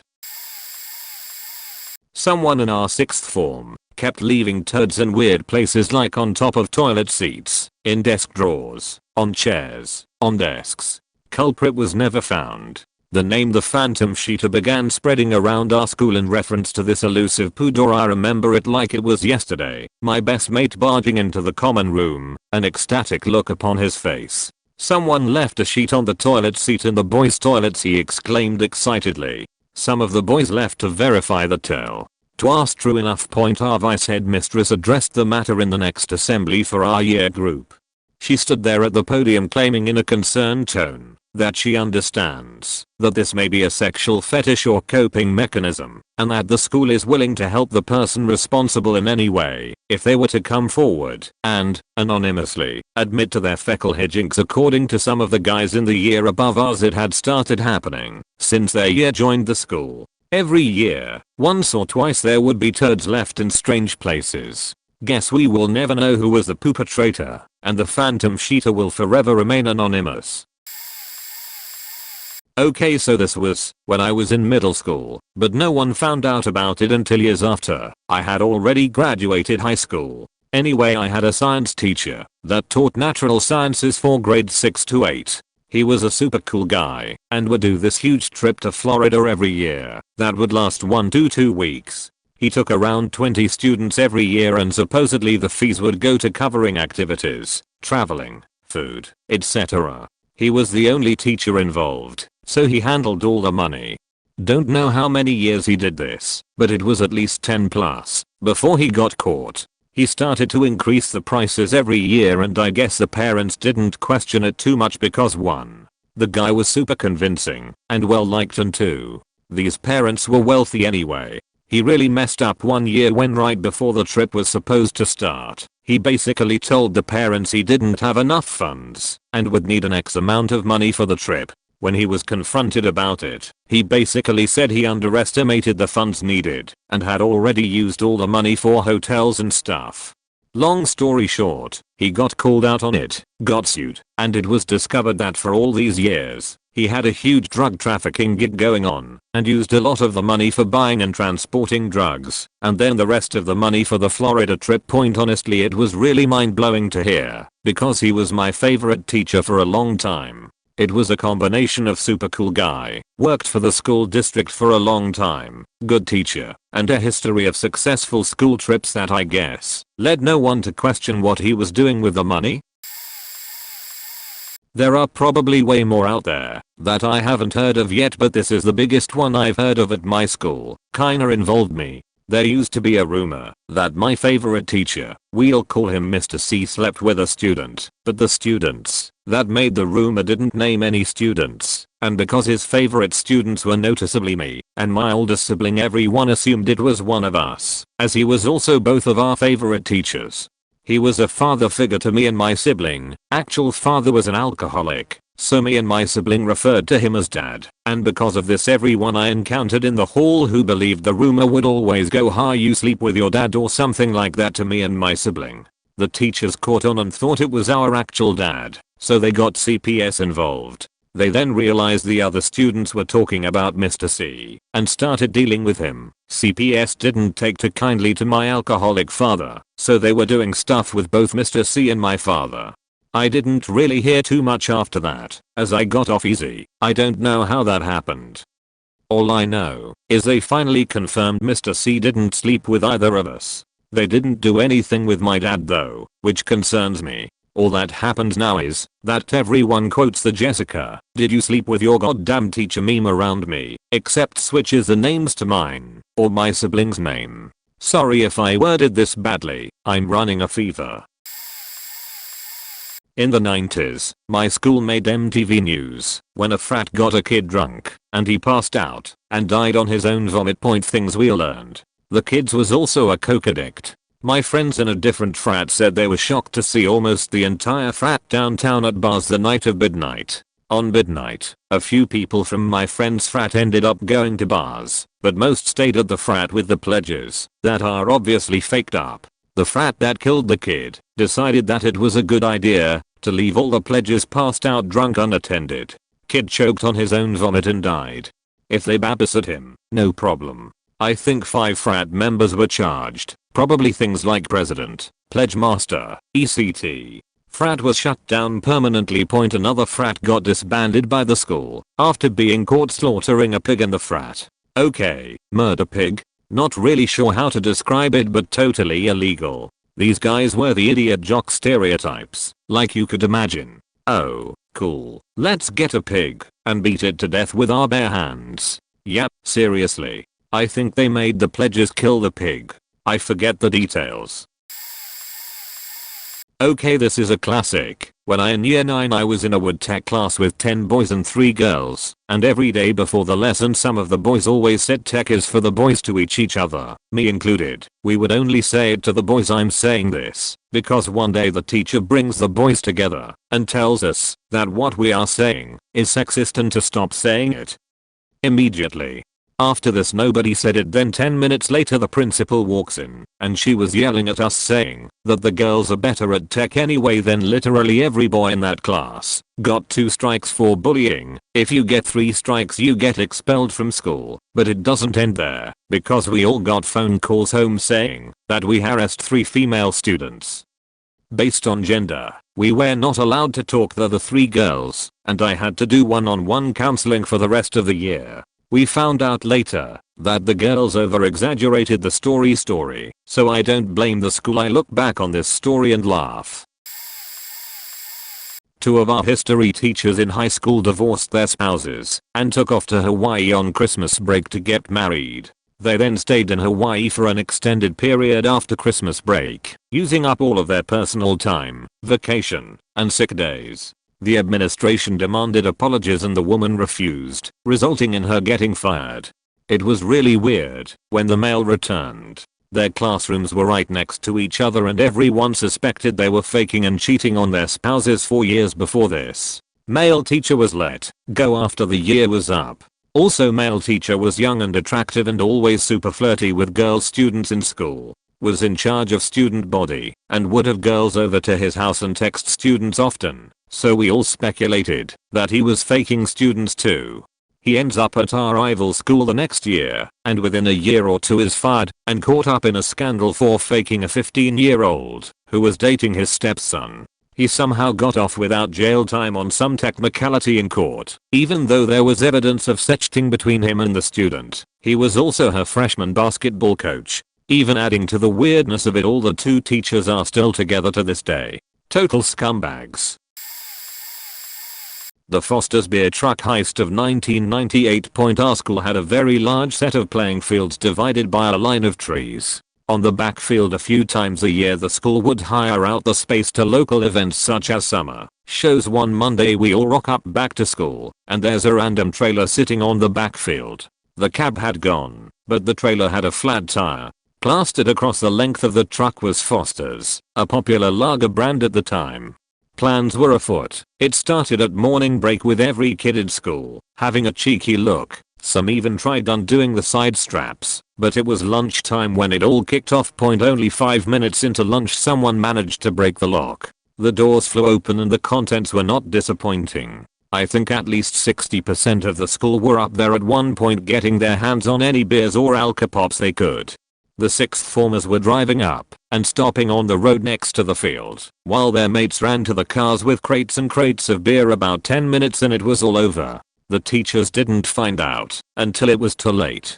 The school went in lockdown, mandatory bag searches during the next class. Some kids were clever and hid their spoils in the cupboards nearest their desk, but most were caught. We'd never seen the teachers so angry as the headmaster was left with an empty Foster's trailer on his school field. It was glorious. This is a sad story that still stings, so I'll try to just be blunt with it. I'll answer any questions I can. I started college at 16. We had a week of orientation, where we get to know the campus and work with some of the upperclassmen to get the hang of how college works. After that week of orientation, all of the other returning students came back to campus to start the school year. I lived on campus in a dorm with about 4 other people. The dorm room was the size of an apartment. Within a week of returning students coming back, a bunch of dudes, roughly 16 to 20, from another dorm building, came into my room, all wearing masks. They forcibly grabbed me and dragged me out of my room. Some of my roommates did nothing. Some were recording on their phones. I'd like to make it clear that this was not consensual. I didn't know these people. I had been at this school for a week. This was also a private Christian university. I'll get back to this later.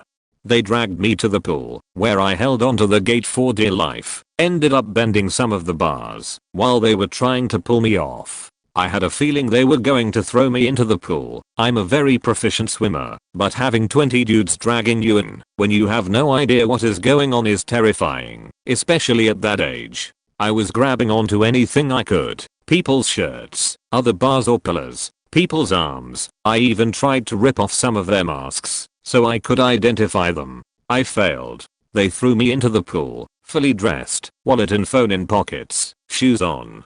I swam to the edge, thinking it was over. I had heard of hazing, so I thought this was it. I was upset, but if it had ended there, I would have been fine. I was dragged out of the water, had my shirt ripped off me when I refused to take it off, and then was duct taped to a pole, one of the poles I had tried to hold onto for safety. This happened during a full semester at a school in the desert. It gets cold at night. I'm wet, shirtless, and tied to a pole. They left me there overnight. When I told staff on campus, I was broken and devastated. I was crying in the dean's office and all they said was that it was hazing. They told the other people not to do it again, and nothing happened after that. I eventually left that school, as well as the church and Christianity as a whole. My parents thought I was a disappointment when I told them, and they wouldn't let me go back home. I've been on my own since 17. My family doesn't speak with me, and my education/career has been set back since I left. My university made international headlines recently for some racist crap. A speaker came to give a talk about her book, which was about diversity/inclusion and stuff. Apparently the talk turned to white privilege, and a student said some things during the cab. Later that day, some students burned copies of the speaker's book in a grill at a campus dorm. They videoed it, of course. It got spread around. Students weren't punished because reasons. I think there was a rally/protest last week in response. The speaker made a statement on Twitter. The Student Government Association held an open forum with the university president. Lotta crazy stuff. I think there might have even been a protest today. I heard some chanting elsewhere on campus as I was going to class. Here's coverage by CNN, Atlanta Journal-Constitution, USA Today, Time Washington Post. There was a lot of coverage. Here are some articles from the school newspaper. Students burn author's book outside of Eagle Village. What Crusett said. Large crowd. Tense moments featured at SGA Open Forum rally. March in response to book burning. Georgia Southern students present list of demands. My senior year of high school, a YouTuber who was a previous student made a post saying they were going to visit the school and give out free cash to students on Friday of the following week. That Friday the school was essentially on lockdown mode before the end of the day. Anyone skipping class would be sent to detention. The student parking lot's gate was closed up to 15 minutes after school, and if you left school grounds at the end of the day you weren't allowed back on campus. Bad news for bus riders and UL enrollment students. Either way, all of the students were super excited about it, including myself, and it was all anyone could talk about. Once the bell rang for the end of the day, it was like World War Z. People were sprinting towards the front entrance, shoving people, jumping over fences, in order to get to the cash first. The YouTuber originally said he would meet up in the front of the school, but it was barricaded by police, so instead he ended up going to a different street near the school, meaning there were about 1,000 high schoolers sprinting in the middle of the street towards this YouTuber, who ended up bringing not just a ton of cash, but 2 flashy sports cars as well, a Ferrari and Lamborghini I believe, which ended up getting completely surrounded by the teen mob. He did end up throwing around a bunch of money, about 5 times. The first round was a bunch of 100s, the second 50s, third 20s, and then the rest were rounds of 1s, but because of the location change most people got to him toward the last 2 rounds. A huge publicity stunt, yay, but the end result wasn't great for him. He ended up with a cracked Ferrari window. Someone stole a thick wad of cash from his headband, and since he was live streaming the whole journey to the school, Miami to Orlando area, someone robbed his mansion while he was away. It was definitely the most eventful thing that has ever happened at that school. Not really a scandal, but one of a few crazy things that has happened. One morning on the bus, our bus driver was told not to bring us to the high school, but to bring us all to the junior high school instead. The way it's set up is that the junior high and high school are right next to each other. You can walk from one to the other without going into the main road. They're about 100 yards from each other. They didn't tell us why, but they made us stay in the two gyms at the junior high. We found out that there was a mysterious unmarked package at the high school, and they took the precautions that it might be a bomb or something dangerous, and called the police. We were at the junior high for a couple hours. A few people called their parents who brought them home. Eventually they let us go back to the high school and proceeded with the school day. The best part is what was actually in the mysterious package. It was Bibles that were supposed to go to the church across the street. Other than that, we've just had a few of the usual threats, although the most interesting one was from a clown, and one of the teachers was fired for being a pedo. I went to a private boarding school that many of us labeled it a hippie school. People got major demerits all the time for getting caught smoking or having such two major demerits, and you were out. I have lots to choose from, but I once was stuck in the middle of a couple scandals by affiliation. One guy, who was rather popular, got busted for having alcohol inside his bag, which was left unattended in the day student lounge. For whatever reason, my sister's boyfriend at the time opened the guy's bag, found a whole bottle of alcohol, and ratted the guy out. Of course, kid with the bag got a major demerit, and everyone in the school was pissed at the boyfriend because he essentially went through the guy's bag. Doesn't help that he later got a major demerit when he got caught having sex with my sister. So now the whole school is against the boyfriend for getting him in trouble when it was totally unnecessary. Needless to say, he didn't come back for his second year, and ironically enough he really fell down the drugs/alcohol hole after he left. Sucks because this dude went from super charming to just a plain jerk real fast. Hope he found his way in the end. I was actually one of them, but I'll give you the one that happened right after. So this freshman girl sent her nudes to her senior boyfriend on Snapchat. Outstanding move. He forwards it to everyone in the school who had Snapchat. It didn't take long for the pictures to circulate around the entire school, and not much longer for the staff to find out that more than half of the school had lewd pictures of a minor on their phones. The track team, basketball players, the emo kids, the Jack Mormons, everyone had them on their phones. So the school started to crack down on them in true Bethesda fashion. Random classes of people would be told to open their For My Eyes Only folder on their Snapchat, and if they had the nudes, they were ignominiously suspended. People started frantically intruding on classes to tell everyone to delete their nudes. The staff increased their searches. The police got involved. About a quarter of the student body was suspended, including half of the freshman class O, and the baritone sax player got sexually assaulted on a bus. TLDR, don't save nudes on Snapchat. A bit of a twofer as they kind of happened at the same time. Just before I got there. The first was that a new academic tower was being added that probably gave us an additional 1.3 times classroom capacity and such. It had just finished getting all set up a few weeks before the new school year, and some kids broke into the school one night and poured bags of cement into the new pipes. The construction work required to fix it delayed the tower's opening by several weeks. The second was that there was a Christian group that had gotten kicked out of the school newspaper because the newspaper was refusing to make the front page post be whatever random thing these kids were enraged about, and so they kept making a scene like flipping tables and stuff. So they started their own newspaper, which would be fine normally. Except that the content was judged not school appropriate. One of their first issues had a full page front page image of an aborted fetus on it, and they were using the school's letterhead to make it look official. They were told that if they put the images on the inside folds and people were cautioned to look at those things in private, and they changed the letterhead, then everything would be fine. They refused. A lawsuit happened, and the school won.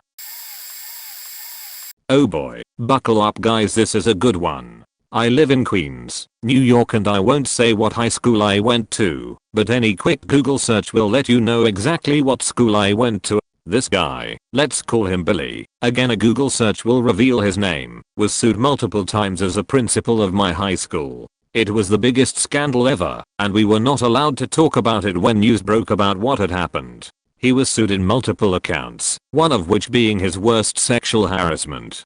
He cost the city of New York over $600,000 in settlements from the lawsuits he received, which were many. How this guy managed to keep his job after all this is beyond me. Not only that, but he stayed there until long after I graduated.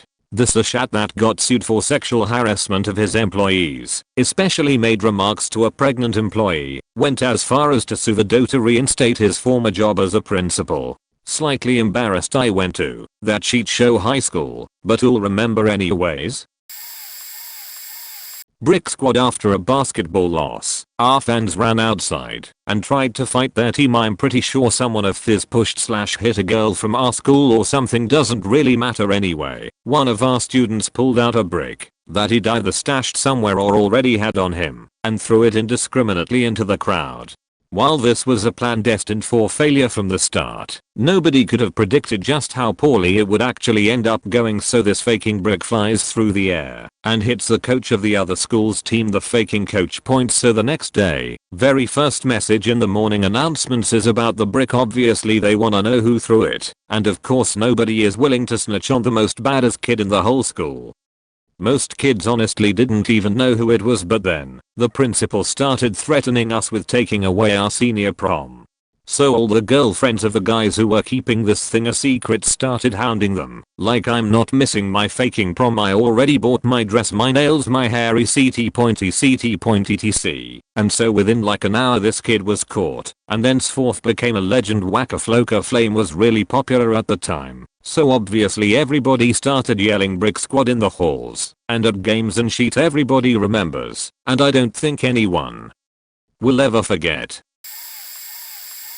I go to a big university with a very specialized American Sign Language interpreting program. There are only a handful of universities with this major, so it's a big deal. Well anyway, once we got a new teacher who was deaf, very common for these program, right around the time that the next round of program applicants were applying. Super competitive program to get into. Anyway, it was rumored that one girl, a program applicant, was in a relationship with this new deaf teacher, obviously a professor. But the deaf community is pretty laid back, so no one in our department really cared. Girl student applied and interviewed for the program and was one of the 20 people accepted. About a week later, girl found out she was pregnant by the deaf teacher, but you didn't really hear of anything changing or happening. Suddenly, about another week later, the deaf teacher isn't from school because he injured his arm and the doctor said he needs to rest it, so he cannot sign. Reminder, the teacher is deaf anyway and therefore will still need to use ASL anyway. Then we suddenly get an email that pregnant girl declined to accept her spot into the program, stating she decided she didn't want to be an interpreter. Then it is announced that deaf teacher will be taking the semester off to rest. About a month later, deaf teacher announces on Facebook that he has a new teaching job at a different university in a different state, and pregnant girl is moving with him. She then enrolls for an interpreting program online. All of this became the talk of the program for a hot minute point. TLDR, we had a professor impregnate a student in my school's small, very exclusive ASL interpreting program. The university forced them both out, and they had to move several states away to work, go to school at another program. Well, funny story. One day, about a month and a half before spring break, we had a history class. Now, what you have to know about my old classroom is that it had one of these smart boards, basically a whiteboard, that had touch sensors and a projector. Now on that day, we had 2 history classes in a row, so the teacher decided to go on Facebook for that 5-minute break that we had in between the 2 classes. What you also have to know is that the keyboard for our computer did not work. Because of this, we used the on-screen keyboard of the computer. So the teacher logged into his Facebook account using the on-screen keyboard, and because of this, we could see his password. Now I, myself, didn't care about that. Actually I was on the phone, so I didn't even see it, but 2 other kids did care about it and wrote it down. About an hour later they logged into the teacher's account. They didn't post anything, but they did look at his conversations with his wife and other people, and they kinda teased the teacher with the words that his wife used to call him with, X, honey, bear, sweetie, etc. The moment this got out of hand was when the girls started talking about this with their friends from different classrooms/grades. After about a month, the principal came in our classroom and basically told us that we were in big trouble since what we did was internet bullying. About half the class got called into the principal's office one by one over the span of 3 days. In the end, one of the 2 kids got kicked out of school for 1 day and the other for 2 days. Our Latin teacher is a 74-year-old Vietnam vet with serious health issues. The dude is huge, and I mean huge. He struggles walking, and even after a small stroll he starts heavily breathing. Anyways, he has been teaching at the school forever. I'm pretty sure the number is 40 plus, and he is stacking up bonuses, and he is now the most paid teacher by a long shot. He doesn't care about the money, it's all for a love of teaching and also learning. He says he won't retire until the day he croaks, in his words. He also is extremely funny. Our school is trying everything in their power to make him retire. The reason they can't fire him is because of the overwhelming love and support he gets from students and some staff. The school has moved his room from the first floor to the second floor, forcing him to take the elevator to get to his class. Getting to his classroom every day is a struggle. He still hasn't retired. The school gave him hall and lunch duty on 2 different periods. His classroom is almost on the exact opposite side of the school than the cafeteria, and the halls he monitors during second period isn't close either. He still hasn't retired. Even little things, for example, has been wanting a program called Greek Keys installed on his computer for a while, and our school refuses to send a net guy to download it. I tried to download it, but ran into a ton of administrative blocks. All in all, our school is desperately trying to get a Latin teacher out so they can save money in hiring a new one. The measures they have taken are absurd and cruel. As of today, Mr. King is still going strong in teaching. He doesn't let his health and the administrators get in his way. He truly is an inspiration. My school was a private school that was run on the property of a mega church. Millions of people would watch over the internet, every service kinda big. So they could afford to have a 4-story tall school building with a fancy theater for the arts students and everything. The head pastor and founder of the church was also technically the head of the school, and his son was in my graduating class. Our class only had around 115 people, and most of them had been going to this school since pre-K. So most of us who had been going there for a long time knew each other very well. Our senior year, however, it was found out that the head pastor of the church was having a few separate affairs and had a born addiction that apparently other pastors of the church had caught him in the act. Needless to say, it was big news. It was even talked about on Good Morning America right after the news broke. His son basically disappeared for the rest of the school year. It was a shit show that threw the whole school infrastructure out of whack for a few weeks. Just this year, 2 of our teachers got into a scandal. We have a gym teacher who is kinda crazy. A couple months ago, he got charged with battery or something, and the word around school was that he threw his wife out the window because she was in the hospital, and one of the students' mom was actually her doctor. His mugshot was floating around the school. Nobody liked him previously before this because he's got some issues and gets into arguments with the students. But to say the least, this added fuel to our hatred. We had another teacher this year who actually slept with a student. Last semester, she taught math and was always super nice to the guys in our school. She would offer to buy them food and help with whatever they really needed. So one day, we had a student who actually snuck into a bar where the teacher was at. They were supposedly flirting, and she eventually invited him to her place. Both went and did their thing. The next day, the student was bragging about it and whatnot, and the admin eventually found out. They had a whole investigation because the student was 16, and she eventually got arrested. Many think that this wasn't the first time, and that the only reason she got caught was because the student opened his mouth. At the least, both of them are now no longer in the yearbook, and their legacy lives on. No one's forgotten.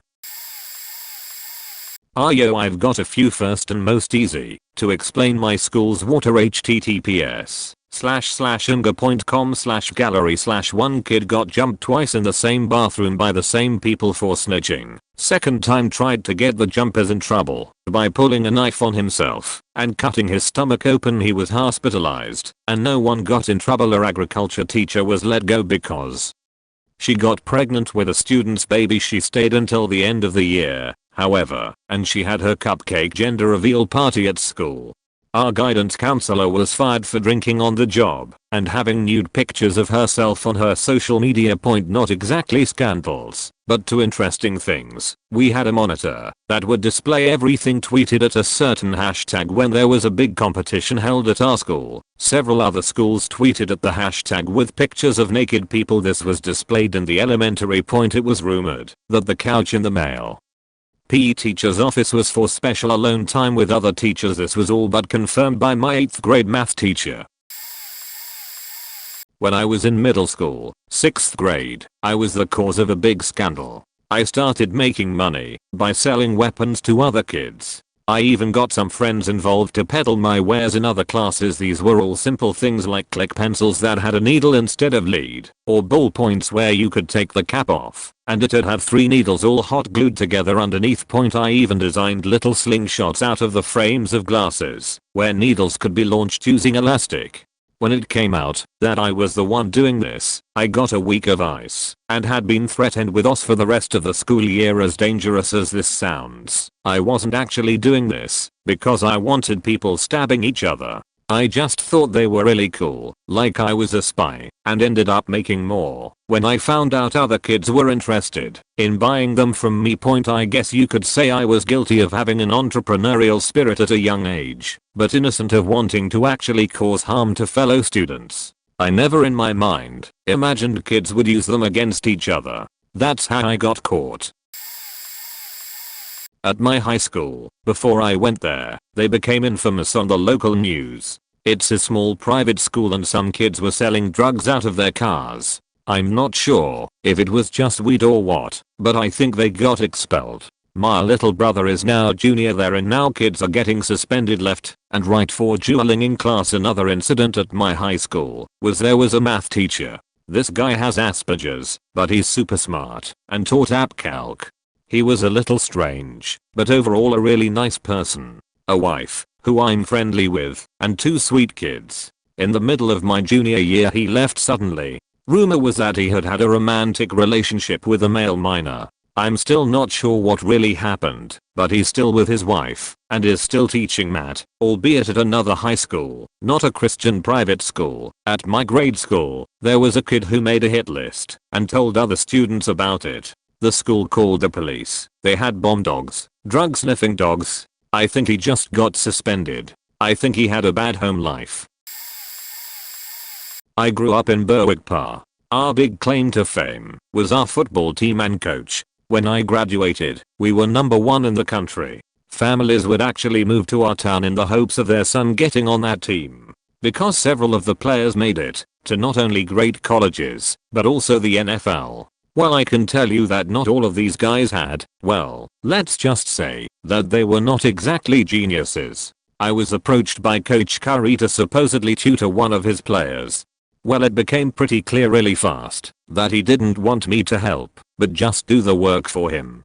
Basically, I told the guy that I would help, but I was not going to do his work for him. He acted just like any typical joke, jock, and said he was gonna tell the coach, like I was supposed to be scared of that. Then he said, well, you better let me cheat off your test tomorrow. I just walked out of the room. I was a typical nerd and had other nerdy friends, so I started asking around, and what do you know, I wasn't the only one who had been asked to help. Some ended up doing it for fear of consequences or getting bullied. But, surprisingly, no one said a word to me afterwards. I often wondered what happened to some of those lame brains. If they couldn't make it through high school, how the hell did they get through college? I will say that some of them were actually nice guys and some were incredibly intelligent, and whatever they did, I believe they got there by their own merits. Because it was sunny that day, most people were sat outside enjoying the sun. During this time, it was fight season where all the fights would take place. We thought a fight had started and everyone had ran towards the fight, but there was nothing. Then, this big group starts running to the other side of the playground. And everyone follows. And this carries on with even more students joining in. It escalated and people ended being like trampled, and there were minor injuries. It was hilarious though. Oh, and also, there was going to be a strike against climate change, or something, where we would all sit in the playground for period 3 to protest.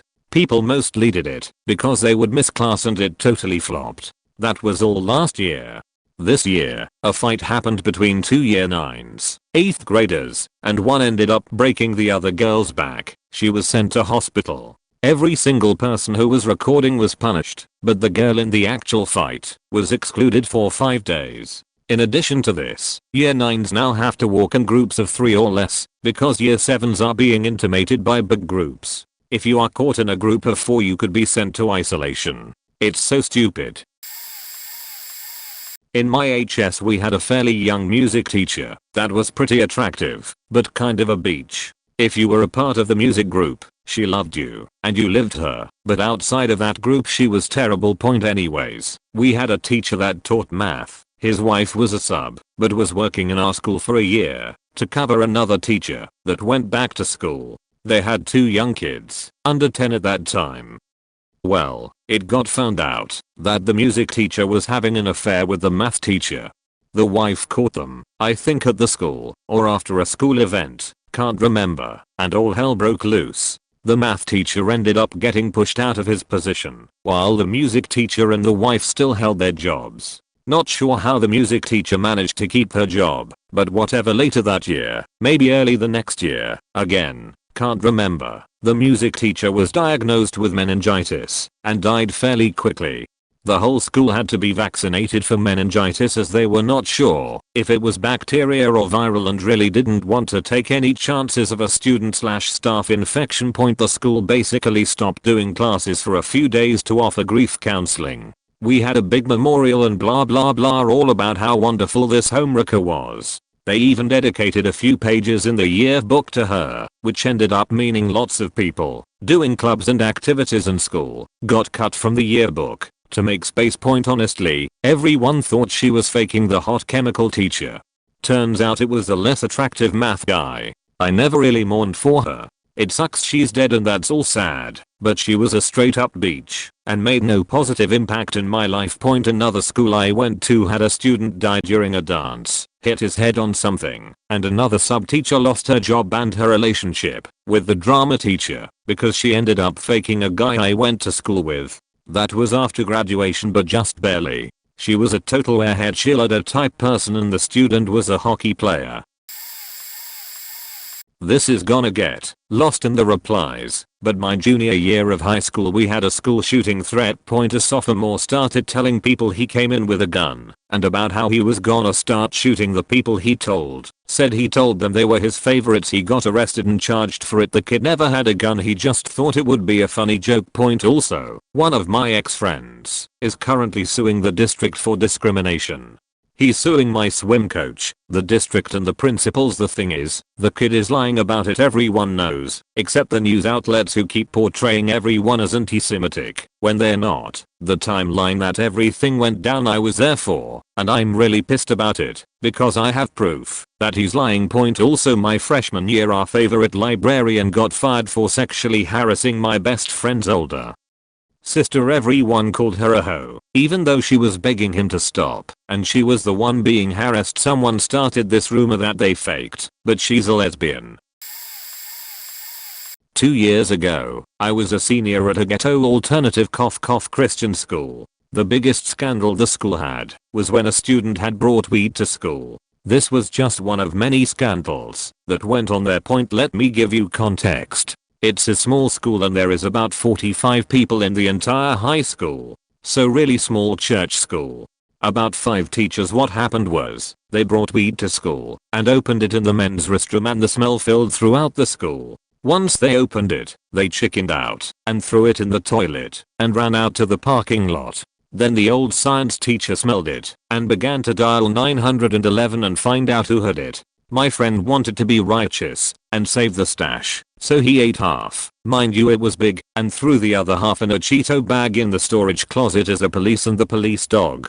Afterwards, kid got so high, he slept and stayed in the bathroom for quite a while, and only the person who brought it to school got expelled since he bought it off another student outside of school. Long story short, school is still open, probably less people, and this was swept under the rug along with screaming teenage children masturbating in the back of the old science teacher's classroom, as well as breast touching and partial sex near classrooms, and stealing exams and tests. The day of prom, the student committee, all white, from wealthy families, showed up so drunk that they weren't even allowed to enter the dance. Some of them were so drunk they had to go to the hospital for alcohol poisoning. Anyway, we all know there are rules. Arriving intoxicated to prom, or even misbehaving at prom, was supposed to result in a suspension, or more, depending on the severity of what you had done. Some other kids, many non-white, were suspended after breaking rules at prom. The student committee though, they were only sentenced to doing community service. No suspension, nothing on their record, etc. Students were pissed. This was clearly the principal playing favorites. During penning announcements one morning, a student asked the principal why they didn't get suspended when other students had. I don't remember his exact response, this was over 10 years ago, but it was basically him flapping his lips trying to figure out what to say, to not make himself look like even more of an asshole. Never found out what came of all this, but it was definitely a big deal. The boys varsity volleyball team at my Catholic high school used to haze new teammates during their yearly retreat before the season started. Some of the bigger guys on the team held down one of the new teammates, pulled his pants/underwear off, and told him they were going to shove a TV remote up his ass. He ended up having a severe anxiety attack and passed out. Apparently he had passed out for a considerable amount of time because the team panicked and called 911. They were all adamant that it was a joke and never actually intended to shove the remote up his ass. The whole team got an in-school suspension for a month, with 1 or 2 getting expelled. Some of the older students that had college scholarships had them taken away. The coach ended up getting relieved as a coach, but still had a job at the school. The parents sued the archdiocese. It made a lot of big news stations in La Pointe. Here's one source. About 10 years after this happened, a news report came out that the coach during that incident had also been recently having sexual relationships with one student on the volleyball team, but people I know close to the situation said he had been doing that with kids for most of his tenure at the school. Just a completely faked up situation all around, and makes you wonder how the hazing actually started or became tradition. Source for the second part. Too many to count, so I'll give 3. There was a time where a student refused to go to the office, even when the teacher was escorting him, to the point where the student tried to just walk away in full view of the office. The teacher tried to grab him by the arm, at which point the student jerked his arm away and yelled, "Get your faking hands off me," and then tried to hit the teacher with a book before running away. There was a time a substitute got fired because he was told everyone to rearrange their desks for whatever reason, and this one girl said she wouldn't, so the sub decided to shove her desk while she was still sitting at it. The girl freaked out, and he was promptly canned for it. Though that sub was an ass, so nobody missed him. For one more, there was this one time that I was coming back to school from a dentist appointment and the police were there.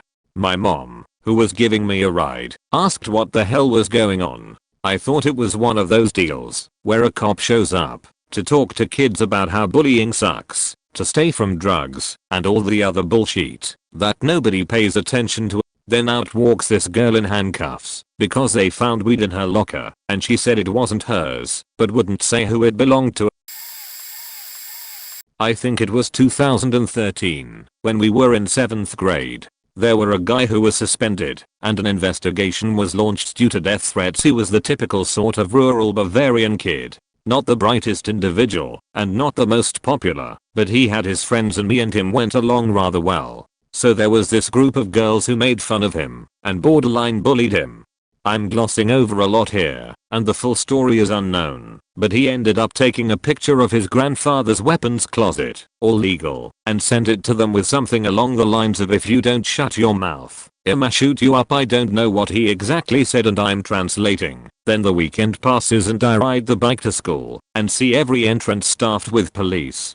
OBV, they were looking for him, and when his bus arrived they arrested him. The school announced that they suspended him and the police launched an investigation. He did not get a charge or anything. He was 14, the age where you first can be prosecuted in Germany. At the time I found his suspension really harsh, but in hindsight, I wouldn't want to still attend that school where everyone knew what had happened.